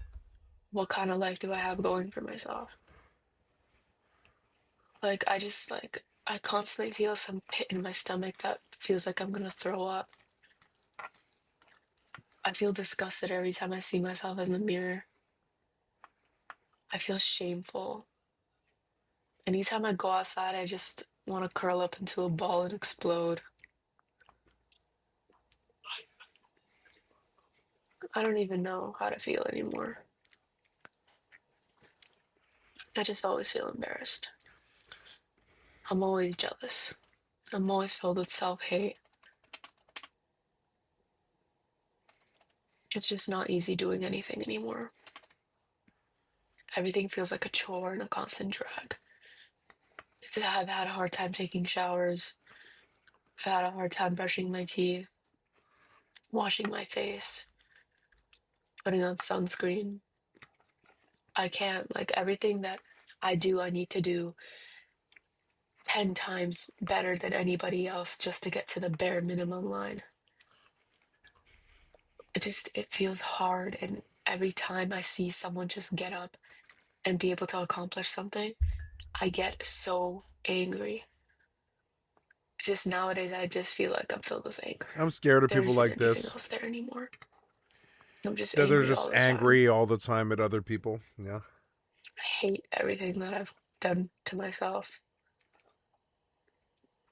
If younger me saw me, she would genuinely be so ashamed of my whole existence. I could have done so much by now, but I chose not to because it's just self-sabotage. Like, I could have been so good, but I ruined it because I had such a shit life and I needed 5 seconds of dopamine to help. Yeah. I just constantly feel like a loser. Some of us are like that. I just always feel like a drag. And I kind of just wanted to share this in case there was anybody else out there who also felt this way.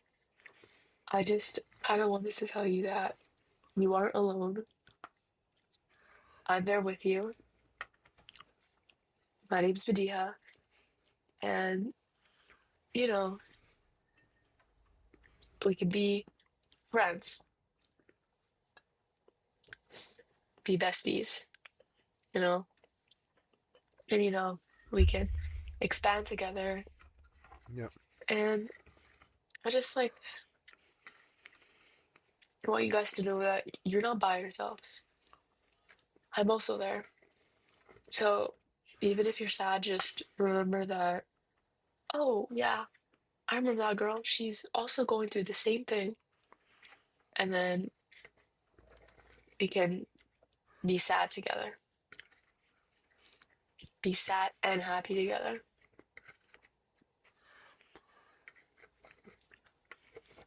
Nice to meet you guys.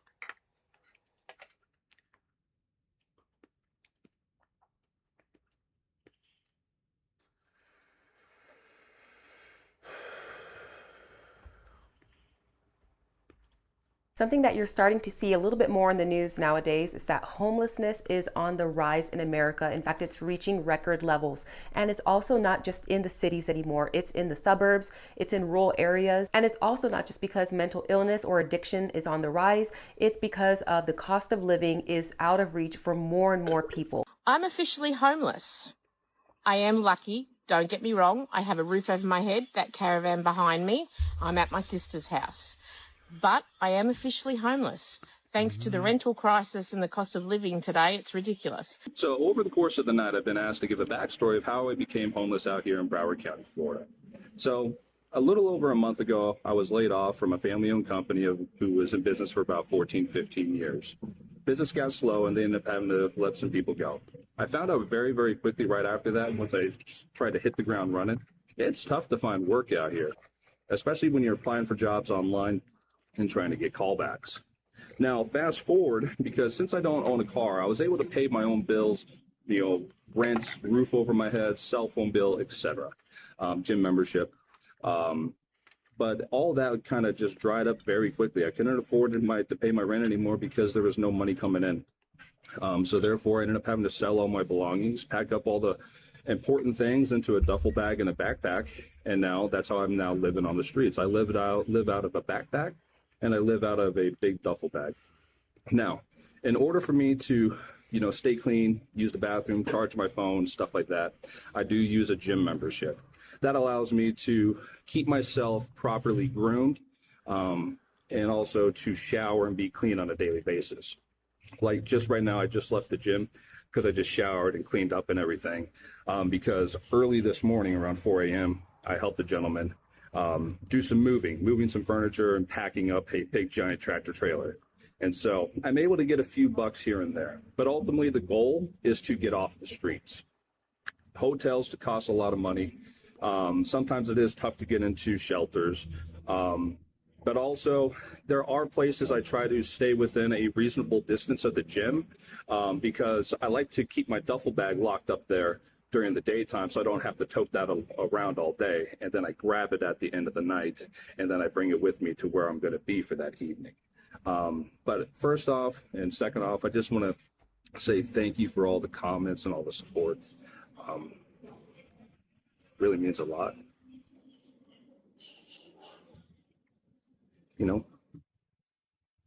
It's homelessness.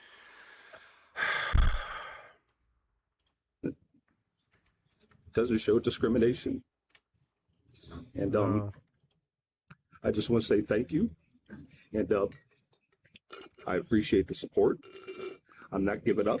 I'm homeless and I'm carless, but I do have a job, so follow along on this journey as we turn challenges into triumphs and save for another place to stay and another vehicle. Right now we're at the bus stop. It's currently raining and 50 degrees. 7:42. I'm just getting Oh God, what city do you live in? I'm gonna guess Chicago. to work. The only bad thing about riding the bus sometimes is that I'm late, but I'm gonna go ahead and clock in, bestie, and get to work, and then I'll check back on break. Finally made it on break. I ate a mini tuna sandwich. Now I'm just gonna scroll a little bit and enjoy the weather. The day's been good so far, but I did have a moment earlier where I teared up a little bit. It was just like in the moment, like when somebody asks you if you're okay or if everything's good. Yeah, I remember those little moments where you're like, Jesus Christ, I'm in this by myself and I've got to back myself here in the mirror. And you just feel so overwhelmed and the tears just coming. Yeah. that's what happened. I'm doing better now. sorry. I'm just going to chill for the rest of my break and then I'll check back. Just got off of work. It's 1:40. I'm currently sitting in the grass waiting for the bus. I think I have about like 15 minutes. And do feel like my shift went pretty well. Now I just need to go back to the hotel and kind of chill for a little bit. I think I might take a nap. My mind is just racing and I just need it to stop for a little bit. So I probably will take a nap and then I work tonight at 6. Just got to the hotel room. I'm going to take the dogs out and see if we can find something to eat. Oh. Here in America, you can literally work a full-time job and then some and still be homeless. These jobs, the wages that these jobs offer don't pay enough to afford rent. She's amazing. I would date her. You're lucky if you can even afford to rent from somebody anymore. It's like if you want to have a car to drive to and from work, you also got to think about like the gas prices going up. The last 12 years of my life have been fucking shitty. From drug addictions to living in burnt out fucking restaurants to sleeping in the stairwell or in my car or on the couch. From the loss of Cloud Candy and everything in between. The loss of Monica. Watching my ex-girlfriend shoot up. AIDS and Hep C right in front of me. Stuff like that. My friend Jan shooting his father and then himself in the head second later. And who you are after all that stuff is what I consider myself to be. And I don't often see that kind of depth in most people. In a lot of areas, she's got that. Here in America, gas has reached over $4 a gallon. And every once in a while, like a girl turns me on and she's it, which is crazy. And you got to think about like food expenses. It is girl next door. That's the girl next door. Expenses, you know, toiletry expenses, and then the money to, you know, afford rent, or say you rent a room from somebody, you know, even that's not. Occasionally I reflect on the fact that, you know, 12 times 5 is, you know, a lot. It's 64, isn't it? Yeah, 5 times year, I don't know. No, I don't even remember. It's like 12, 24, 36, 48. 60, sorry. So it's 60.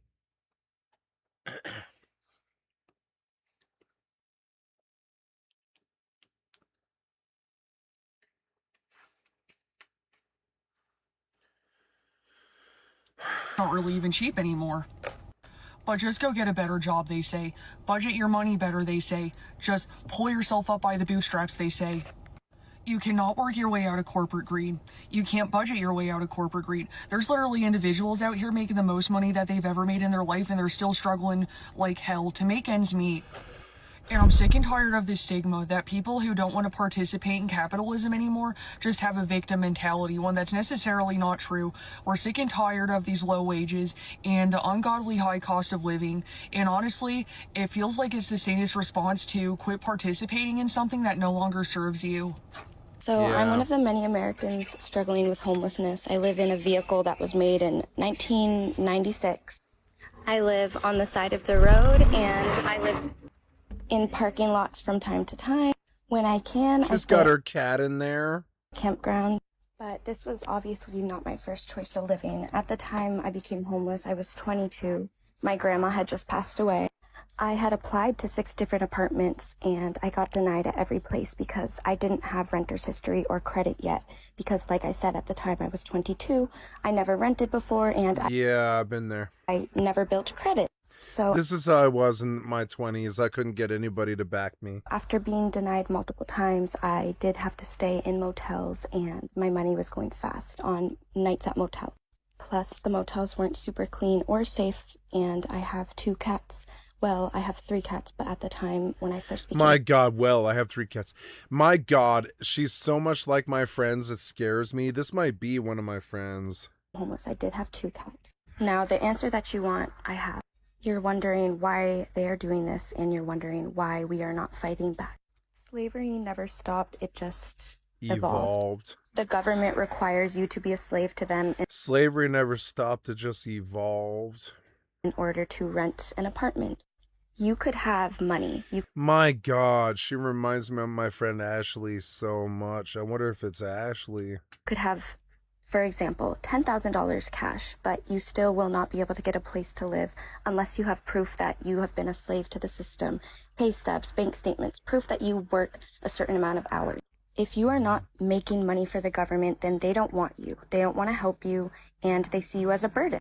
The system is set up for rich families. If I had a cosigner, I would be able to get a place to live, but I had no family or friends to cosign for me, so I've just been navigating this kind of by myself, and I spent my life savings on this vehicle. She's got 500,000 views. So that I didn't have to sleep in my car or outside in the park. But the government doesn't believe you guys will fight back, and they're trying to make you so tired that you won't fight back, or you will become so rageful and you won't think straight, so you'll get yourself in legal trouble, and then once you get locked away, you can legally be used as a slave. It says it in our amendments. When you get arrested, you can be used as a slave, like legally. It says it in our amendments in very little font. So at the end of the day, it's all about the elites using the middle class and the poor as their workhorses. I always try to tell people you will never get rich working a 9-to-5 job because the rich never got rich that way. The rich are telling you guys, go work a 9-to-5 job and you will be like us. But they really got their money from generational wealth, slavery, funding wars. The reason inflation happened and you guys need to be making more money for your rent and for your gas is because they're giving money to the wars, because the rich elites of our country make money by funding wars, by trading missiles and trading weapons and stuff. So that's why they need you guys to work extra hard for them right now, because you guys are helping funding the war. Meanwhile, many of you are getting angry, rageful, getting yourself in legal trouble because you're tired, you're exhausted. You're needing to depend more on health care because you're sick now and you're getting overworked. No humans should be working this much. Never in history have we before. The funniest thing is, right now I'm homeless living on the side of the road, but I'm making more money than my grandma was, or my grandparents, my mother, like back in the day. Their rent was like $300, but they're gonna tell us that they worked just as hard as us and that we're the bums and we're lazy, because they're not gonna own up to the mess that they made. And they don't care anyways, because they're not gonna be on Earth for much longer. So we're going to be the ones to deal with it, and then our children. But you guys just have to realize it's about slavery, it's about power and control, it's about feeding. She really wanted to show the bed that she sleeps in, which I think is actually very beautiful. The elites feeding the rich. That's like my bed. My bedroom's like this. Yeah. It's not as glitzy and girly. Don't care what happens to you. They see you as ants. If you pass away, they will replace you with a new employee. They really don't care. You're just money. You make money for them, and they even say money doesn't exist. It's just meant to control you because they know money doesn't exist. They trade numbers. They do not trade money. Money is paper. It's a made-up thing to control the middle class and the poor so that you guys stay in your lane. So you can keep getting angry like this, but that's not going to do anything. You have to become brave. Stop depending on the government. They control you with fear because they think that you need them. They took away our human instincts, so you don't think you can hunt for food or make your own house, but you think you can make money to pay somebody to do it for you. And that's where they have you, because you don't know how to be self-sustainable anymore, and you need to rely and depend on them. When at the end of the day, we have trees we can go cut down and build our houses. We know how to build a fire. I grew up in a town where hunting is a thing every season. We hunt most of my girlfriends are actually hunters. Like all my girlfriends that I had were hunters. For deer and turkeys. But they have you fooled thinking that giving away $2,000 every 30 days is winning. When at the end of the day, not paying rent is winning, dude. I don't pay rent. Literally, I've never paid rent in my entire life. I tried, but they didn't want me to because I didn't qualify. So now I've been learning how to live in different ways without the government, and they hate me for that. But in these next couple of years, you're going to see van life, RVs, trailers all over the place because some people want to be free for the little time that we have on Earth. We don't want to be working our young lives away for corporations that don't care about us. At the end of the day, people need to stop paying rent and fueling the rich and the elites, but that's not going to happen. So, you know, get it how you live. I just blew another $211 fucking food stamps today, and $50 worth of milk and alcohol, And I look at that $250 every month. I'm like, oh my God, that is like $3,000 a year or something like that. Now that seems like a lot of money to me. Maybe it doesn't seem like a lot of money to you. That seems like a lot of fucking money to me. Just specifically because I'm probably not employable, you know? Where the fuck would I get any money? Live it while you're on Earth. Try to enjoy your time while you're here. Yeah, I enjoy my time while I'm here. I go to bed. I'm about to go to bed right now. And I like go to bed and I'm like, hey, what can I do to watch some? Let's watch some crazy good show or something. And I'm just gonna go to bed with a good mood, and I'm gonna wake up in the morning. I'm gonna be there for my family or whatever's necessary and stuff. And I don't try to live in fear, which is something that I think a lot of people do. And just try to wake up to the fact that money and materials do not fucking dictate what I do. There's this old joke from Trailer Park Boys where we're like season 8 or 9 or something. They're like meeting Sebastian Bach at the fucking like at the border to sling marijuana, like legal marijuana. And like Sebastian Bach's wife's calls on the phone, and Ricky just tells him, he's like, look, I'm sympathetic to you, but we are far beyond this place in our lives where our wives dictate our drug deals. And that was such a sexist joke, but it's not about the wives really. It's about this other thing about like, if we're doing business and it means something for the family and there's money in it or something like that, we're long past this point where any minor interruption is going to stop us from getting what we want. And that's how I kind of viewed it. It was cased in a sexist joke. But they took a thing at like, maybe your wife might not like that you're a drug dealer, so she might interrupt that. And they took a kind of a sexist swing at wives, but really it's more about, we're past this point in our lives where like some phone call or some distraction or some small ass thing is going to interrupt for us from what we're doing. Items really aren't. Material items don't distract me. Does that, like, I've had people offer me diamonds and dope and sex and money and like all kinds of companionship and friendship and open doors. I had a guy offer me a $350,000 job one time. He was like, yeah, come work at the fucking at the Union Pacific. And I was like, I've always loved trains. And he was like, well, if you work with us, we'll pay you a lot of money and you can be a conductor. I think you're the kind of mind that might do really well there. But he was like, you can't get high and you can't get drunk and you can't fuck off your life. And I was like, I'm sorry, but that's who I am, you know? And they were like, I find that very unfortunate. And I was like, I'm sorry, I've been this guy that'll get high with anybody. You understand? Anybody. My whole fucking life. I'm sorry, I'm just not like you. Maybe you don't know druggy lower class or whatever my fucking personality is. But it's like, you're not special to me. And your material items and your money and how much money you make every month or any of that stuff, it doesn't really mean anything to me. Now, I'm eternally grateful for the $240 that I spent today on groceries and milk and alcohol and stuff. And I'm eternally grateful for it, but I also don't value it because to me, it just goes back to stuff that should have been there anyways.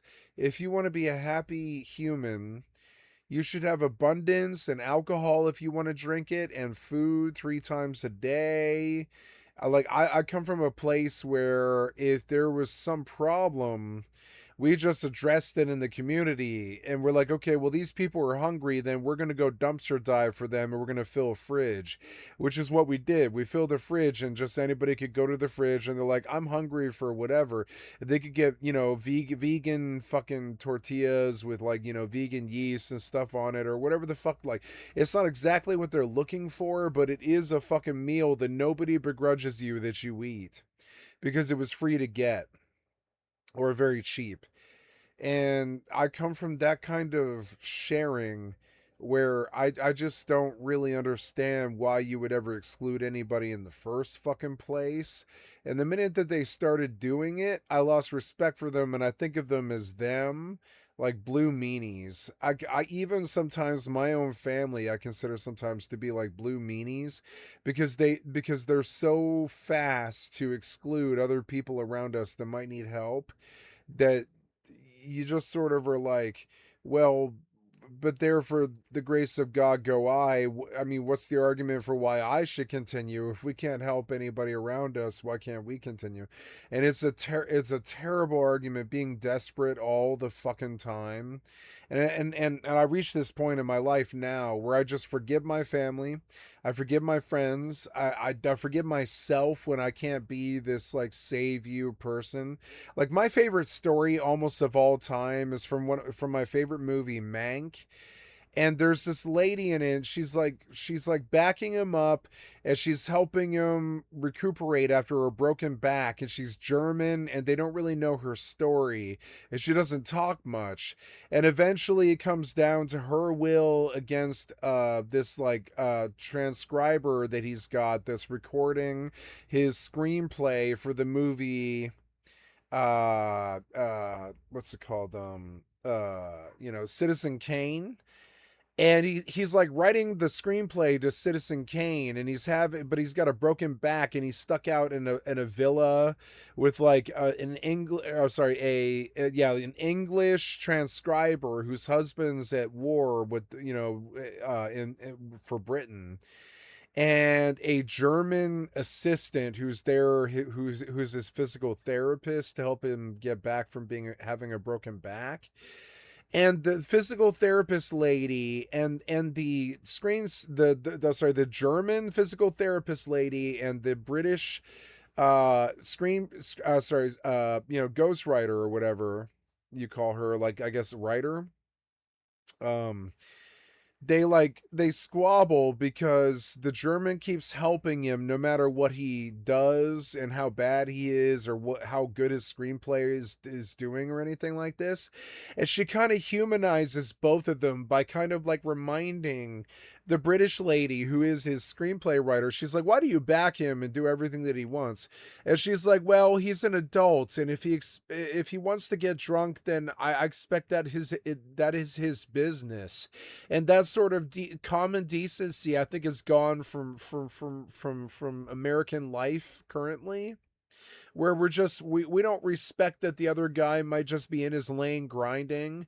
We don't look at it that way. We just see what opportunities are lost from that person. Maybe they're tall and they should be playing basketball, or maybe they're good at numbers, so they should be a businessman, or they're maybe they're good at this or that. And so we have all these expectations, but honestly, most times I think in human lexicon, some random wanders up and sweeps the day, just takes the day away and wins. And so I'm not liable to hold it against somebody. But it's funny that like the German lady that's taking care of Manx, she's like, he brought 300 people. He brought the whole village over here when the Nazis wanted to kill the Jews. He took 300 Jews in a small German town, and he brought them here to Los Angeles, and he set them up here with money and food and a life and a way to survive and get on. And I think all the time that almost everybody that I know is capable of that kind of greatness, that kind of kindness. But it's just not what the system wants you to do. You're just like, well, if I help somebody else, then they might get my spot or my money or my assistance or something. But it's like, at this point now, I'm at this point now where it's like they could take my money away, they could take my food away, they could take my grocery assistance away. I would fall to the streets and I would sell drugs and do dirt and get by as I always did. But I'd be like, well, this legitimate path that they showed me wasn't some, point A to point B linear point on the map that took me somewhere. It was like this agreement that we had with them where I wouldn't act up or I wouldn't do anything bad. And now they bought my love. They bought my love. Like they handed me 50 grand at the darkest time of my life, and they bought my love. So now I don't care if it's a Trump or an Obama in power. I don't care. They bought my love, and I won't really speak against them. I'll talk shit about how bad the game is rigged that they play, and I'll just be like, no, I won't follow you, you pig fucking cocksucker. But I will not speak against them because my whole livelihood comes from them. Now, this girl, and we're going to get back to what I was talking about here. This girl's advice is to just not take their help anymore. And I find that to be so crazy. Maybe she's just never been in that place where you don't know where your next meal is going to come from enough. But I mean, it's happened to me enough in my life where I don't want to wonder where the next meal is going to come from. If the government wants to supply it, then the government can supply it. And I'm not going to speak ill against them or talk shit about them.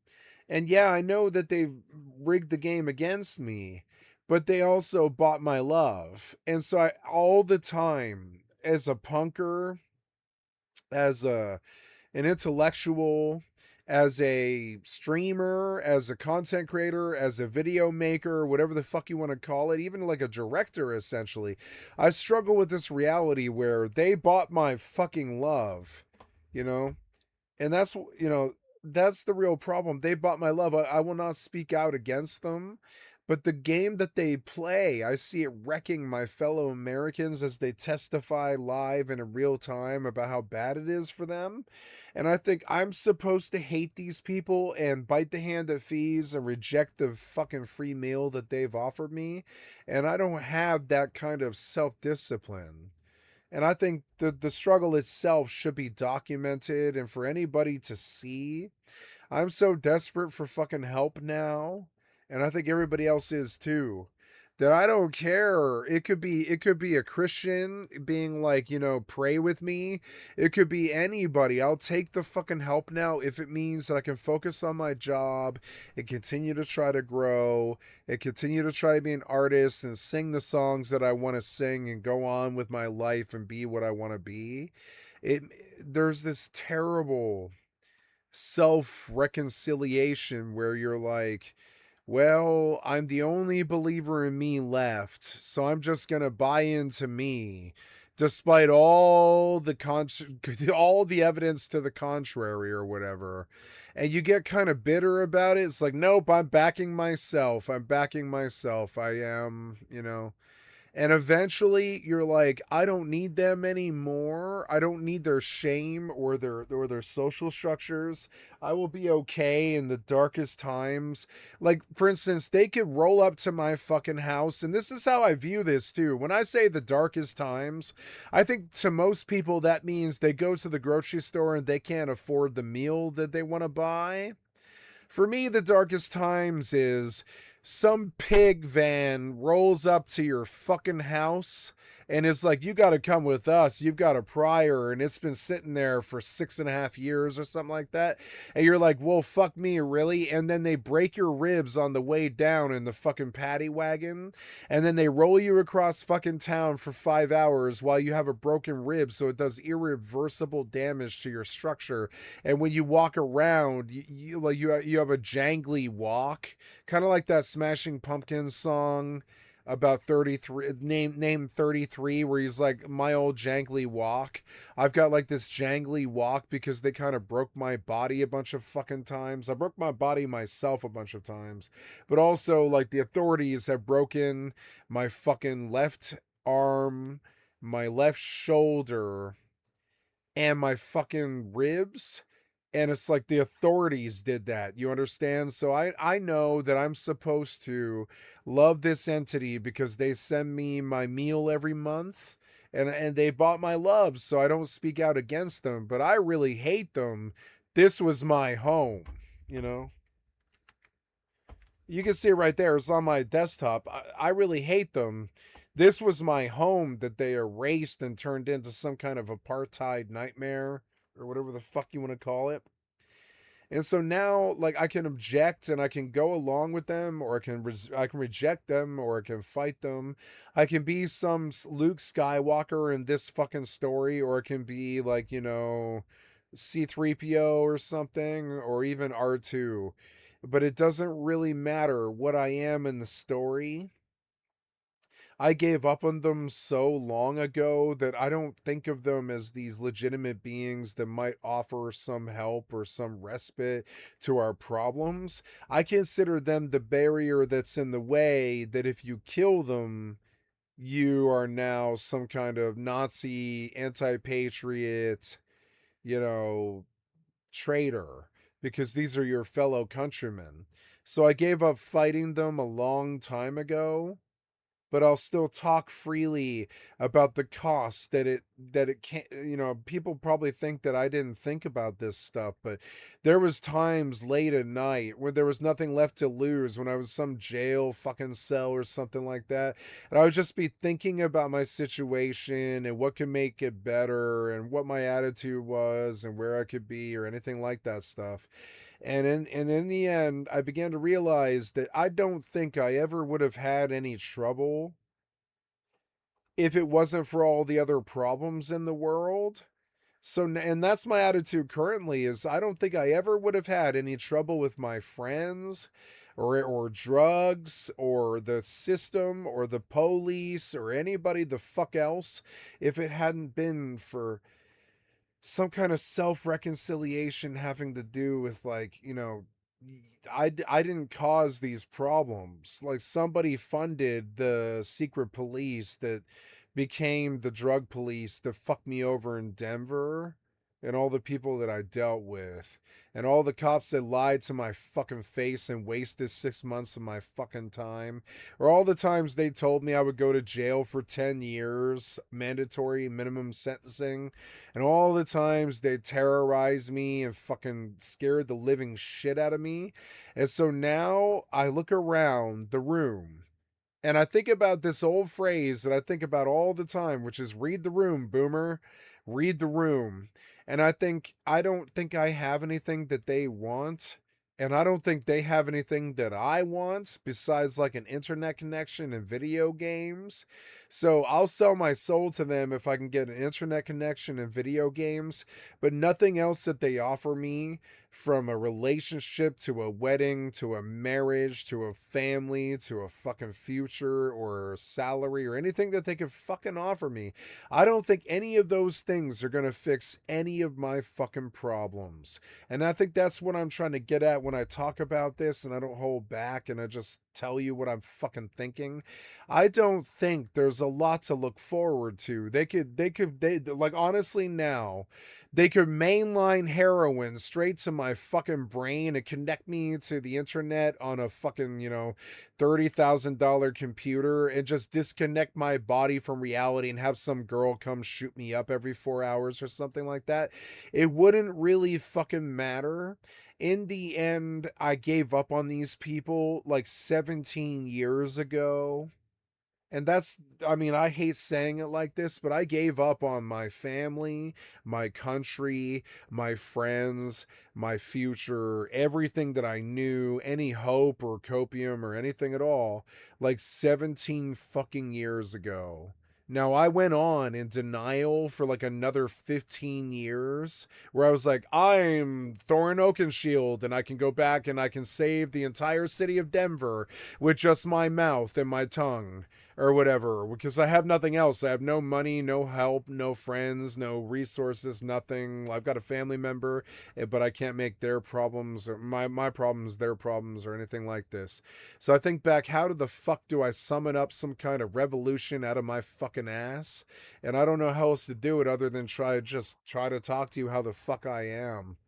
Most people, I don't relate to them, and I think that's the fucking problem. I want to relate to the people who I think go through the same sort of hardships that I do, but I don't. I don't think they went through it as hard. I try to look at them as maybe this person might have been through some shitty shit in their fucking lives, But it's like, did they raise themselves? Is their father been gone 30 years? Were they raised rich and lost all the money? Is there some place to go? Do they have friends anymore? Did those friends abandon them when they did hard drugs? Were they considering prostitution? Were they friends with prostitutes? Were they friends with kingpins? Did they run in Denver and poison all of their friends? Did they turn a bunch of people into addicts? Did they find young girls and turn them into addicts? Yes, I did. Yes, I did. All of that stuff. And it's like that point, and it's that whole thing about 17 years ago, I would say. Now it's longer now. I'm sorry. I think of it as 17 years. But no, it's been like 26 years since we lost our faith. Right there around 9/11, and it wasn't even the whole explosion with the building and the plane or whatever.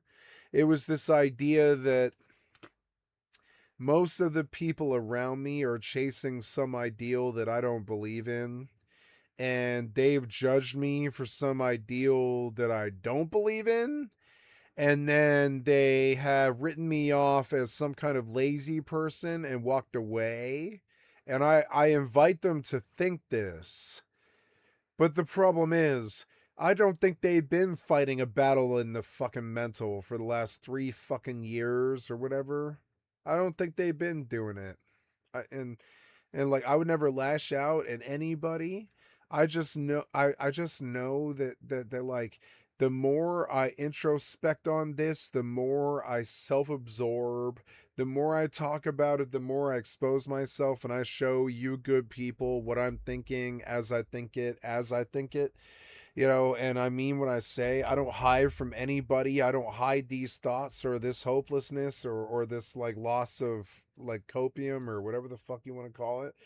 I don't know, but I know that like there's not really any reason to do anything if you can't tell yourself that there isn't some reason to do something. Stop now.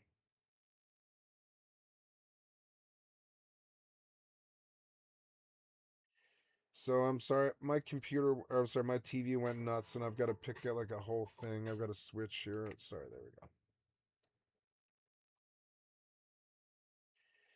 I think all the time that there before the grace of God go I. This girl says that I should not take their help anymore. And in my humble experience, any time in the lower class that I took advice from people who had been under the same yokes with the same problems and the same sort of family loss and the same sort of drug addictions and the same sort of dark passenger and the same dark paths or whatever, they usually come back with this thing about like none of it matters, but I don't really relate to that sentiment. I think it all matters. I think even the endless speech that we tell ourselves as in these crisis modes, like, there was a period there in Bellingham. I was a taxi driver from like, I don't know, 2017 to 2020 or something. And there was a period there where every night I would just post up and I would talk like this to myself for like days. I mean, hours on end. Because I am crazy. I don't need anybody else. I'll respond to myself. I'll talk to myself. I'm that fucking crazy. You understand? Like, I don't view it as crazy. It's like a internal dialogue or whatever the fuck. So I would park my taxi cab right there in the back of the medical building, right down the normal thoroughfare between Meridian and fucking Sunset. And I sit there in that fucking parking lot for 5 hours or whatever, waiting for some fucking phone call to come or some kind of money or something. And I would just talk to myself like this. And that was 5 years before I became a streamer. And I would just talk like this because I knew that nobody was ever, like 17 years ago, I became very aware that nobody was ever going to help. My family would help, but that's it. Like nobody else the fuck would help ever again. My friends would not be there. They're dealing with the same crisis. All of my homies and all my closest people, they're all dealing with the same crisis and they can't give you any time. you know, and it fucking sucks. Like, you know, maybe they can, but that's not what you need. You need some cohesive unit again, where you and your friends and your family are all working together to try to stop the darkness that is taking over all of our fucking lives. That isn't there. The possibility of that is not even fucking there. So why the fuck should I continue? And those were the thoughts that took me to my grave my first time. You know, and I've been to the grave 2 times now. I've made 2 real, verifiable suicide attempts. And like, you know, I don't even talk about the second one because nobody was there. You know what I'm saying? But the first one, there was lots of witnesses. But the second one was just me making a phone call telling my mother that I just jacked her for like $2,000 so I could give my girlfriend something before I died, and then saying goodbye. And that was the second one. And she was just like, well, give us some time and we'll fix it. And she did. My life and my background is proof of this. But it doesn't matter. 17 fucking years ago, I gave up on humanity.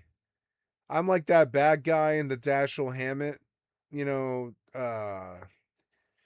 detective novels, Tracer Bullet or whatever, that's just like way more likely to take a shot of whiskey than anything the fuck else in my entire fucking life. I mean, anything else, you know?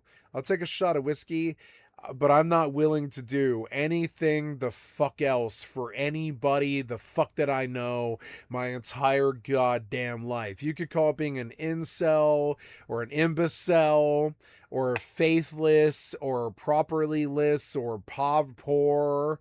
There's so many negative connotations to it, but it's just actually crazy. It's being actually fucking crazy. I don't value their money. I don't value what they want. I don't chase what they chase. I don't care what they do. I don't care how famous they are. I don't care how much fucking lives they reach. I don't care what they do. I don't care what they say. And it's not like I'm trying to discount them or act negative. I just don't care. Now, I think everybody else in the fucking world cares. Even the most basic people that might lie about it. I don't know. I think they care. I don't care. I gave up on them 17 fucking years ago, and I keep saying it like it's some kind of plan, some kind of battle plan, but it's more like, can you dissuade me from giving up on the human race 17 years ago?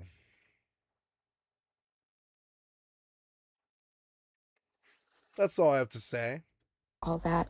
According to the Department of Housing, homelessness is officially worse than during the global financial crisis, with baby boomers becoming homeless. I don't want to watch any more of that stuff. I'm going to go on to Fortnite now. About is how she's being perceived and her appearance. That's her personality. Unless you're a real demon, like, this is not the girl that you want to be wifing up. Her lack of personality. Wifing up is such a terrible phrase that I'm going to unsub from you and avoid channel. Sorry. Boom. Bye. Mr. Speaker, and still I rise. And still I rise, yep.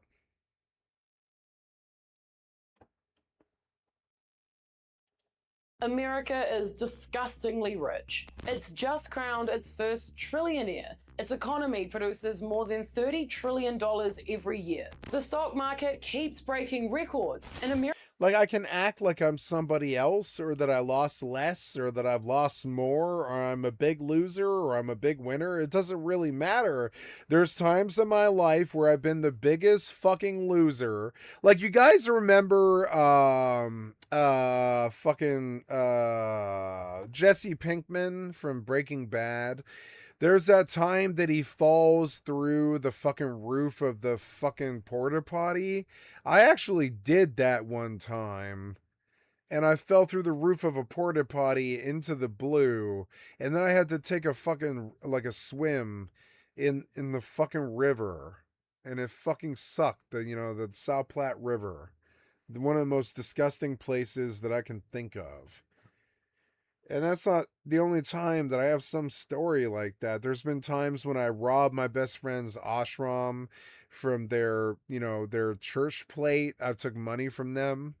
Or I stole acid from one of my best friends who kept it in my freezer. Or all this other stupid ass shit that I've done. But I come back to this thing where it's like all of those things, they don't really matter because the hope for mankind, it died for me 17 years ago. 17 years ago. Every once in a while I look back and I was like, when was that? It was about 2006, I'd say. No. 2009, 2008 something. Yeah, about 2008. It was about, yeah, a while ago. And now, am I a doomer or am I trying to bring anybody down? No. I'm trying to be honest about how I feel about humanity. And so many people see this great positivity in me that I share with them all the time, but I don't have it. And I gave up on them a long time ago. I gave up on love. Like, I thought when I met Cloud Candy, I was frankly surprised because I was like, oh, I didn't think I could love ever again. You know, it's weird like that. Now, you can love and fetishize your own sadness and your own problems like that all of your fucking life, like I did, or you cannot do that. It doesn't matter. I did that, and it's been 17 years.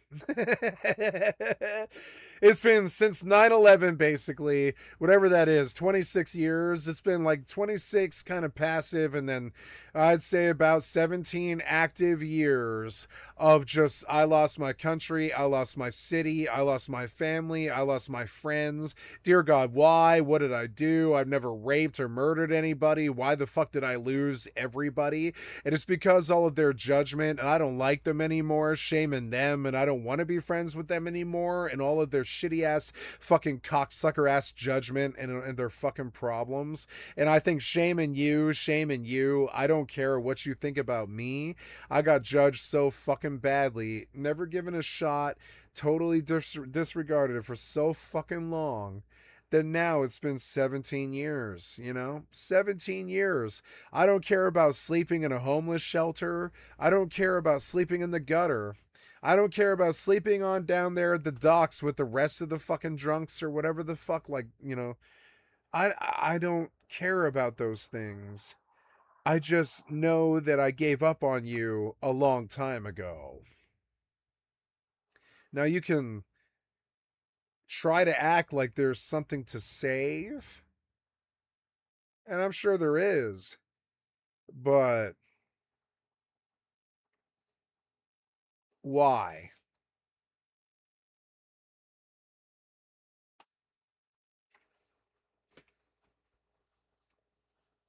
I don't represent anything to anybody but my family. There's not any reason why it would ever matter, you know. And you get this sense of, it's not like you're desperate for their attention. It's that sooner or later you had this fundamental belief that you thought that every last being in the world would have a little bit of say in their lives. And I think mostly what I see now is inability to have the say in your own life at all. I don't know anybody who has their own say in their own lives besides me. Name somebody. Clavicular, maybe? There's like nobody out there. They're all under some yoke, some inheritance, or some, nepotism, or some country, or some business, or something. Everybody's got this connection that takes them deeper. I've always found a very uncanny ability in myself to join any organization around me because I don't belong to any. So it's very easy to join them because I've never seen them before and I don't work with their enemies. I don't know why I'm saying all this. I've lost myself. I'm just trying to point out where my mind goes most of the time. Like, I like putting it into words. It's like this mixture of egomaniacal, complete disregard of everything that you lost in the last 17 years and everybody that might think that they might mean something to you right now. your ability to change things as a person and how you use that ability, and then how much you gave up on everybody else. And that's the part that sucks. I gave up a long time ago. All the time. Even my best friend knows. I haven't spoken to him but once or twice in the last 5 years. Even my best friend knows. He'd probably be the first one to tell you. He's definitely given up and he doesn't talk to anybody anymore. That's what they're going to say. They're going to say it's crazy. Maybe it is, but I think it's more about what was there, what was there really isn't anything now, is there? There isn't really anything now, is there? You guys can't seem to admit it. American companies dominate everything from finance and entertainment to biotechnology. By every traditional measure of money and banks and politicians and problems and credit cards and quick pay and, you know, get rich quick and all these things. I have dabbled in all of it and I don't really see any kind of balance that might seem like a good place to live, you know, now for a long time. So now I just think about it like, have I given up? I don't think so. But the card shark in me, the guy that calculates percentages and odds, I'm just like, I give myself a 50-50 chance that it'll all be fine. And that's how I get through life. Is I just think, well, let's roll the dice and maybe this guy doesn't fixate on me and threatens to kill my girlfriend and then fucking force me to put him in jail. Maybe that doesn't happen this time. Maybe it just doesn't happen this time, you know? But it did happen, and I'm the one who pays the goddamn cost. And it's fucking annoying. I didn't do anything to these fucking people. So I just wish them death, pretty much. You know, not death, but just, I wish them nothing. Not death. It's more like I wish them nothing. I don't want to be around them ever again. I don't want to be influenced by them. I don't want to date them. I don't, humanity to me is this black hole in my chest, and all the time I feel that the hole must be fed. But the black hole is a black hole and it just spins on itself, and the negative energy and the dark matter that is the absence of all light chews and spins on itself. And so I'm just like, well, I need something to fill the hole with. And I look at all my friends, all my family, everybody that I know, and all my organizations and everything that I know. And I think, well, I could just, swallow them all in some darkness hole. But another part of me is like, what did they ever do to solve any of this? I don't know. I'll talk about it, but I'm not good at it. I'm such a defeatist. I'm not good at it, but I'll talk about it.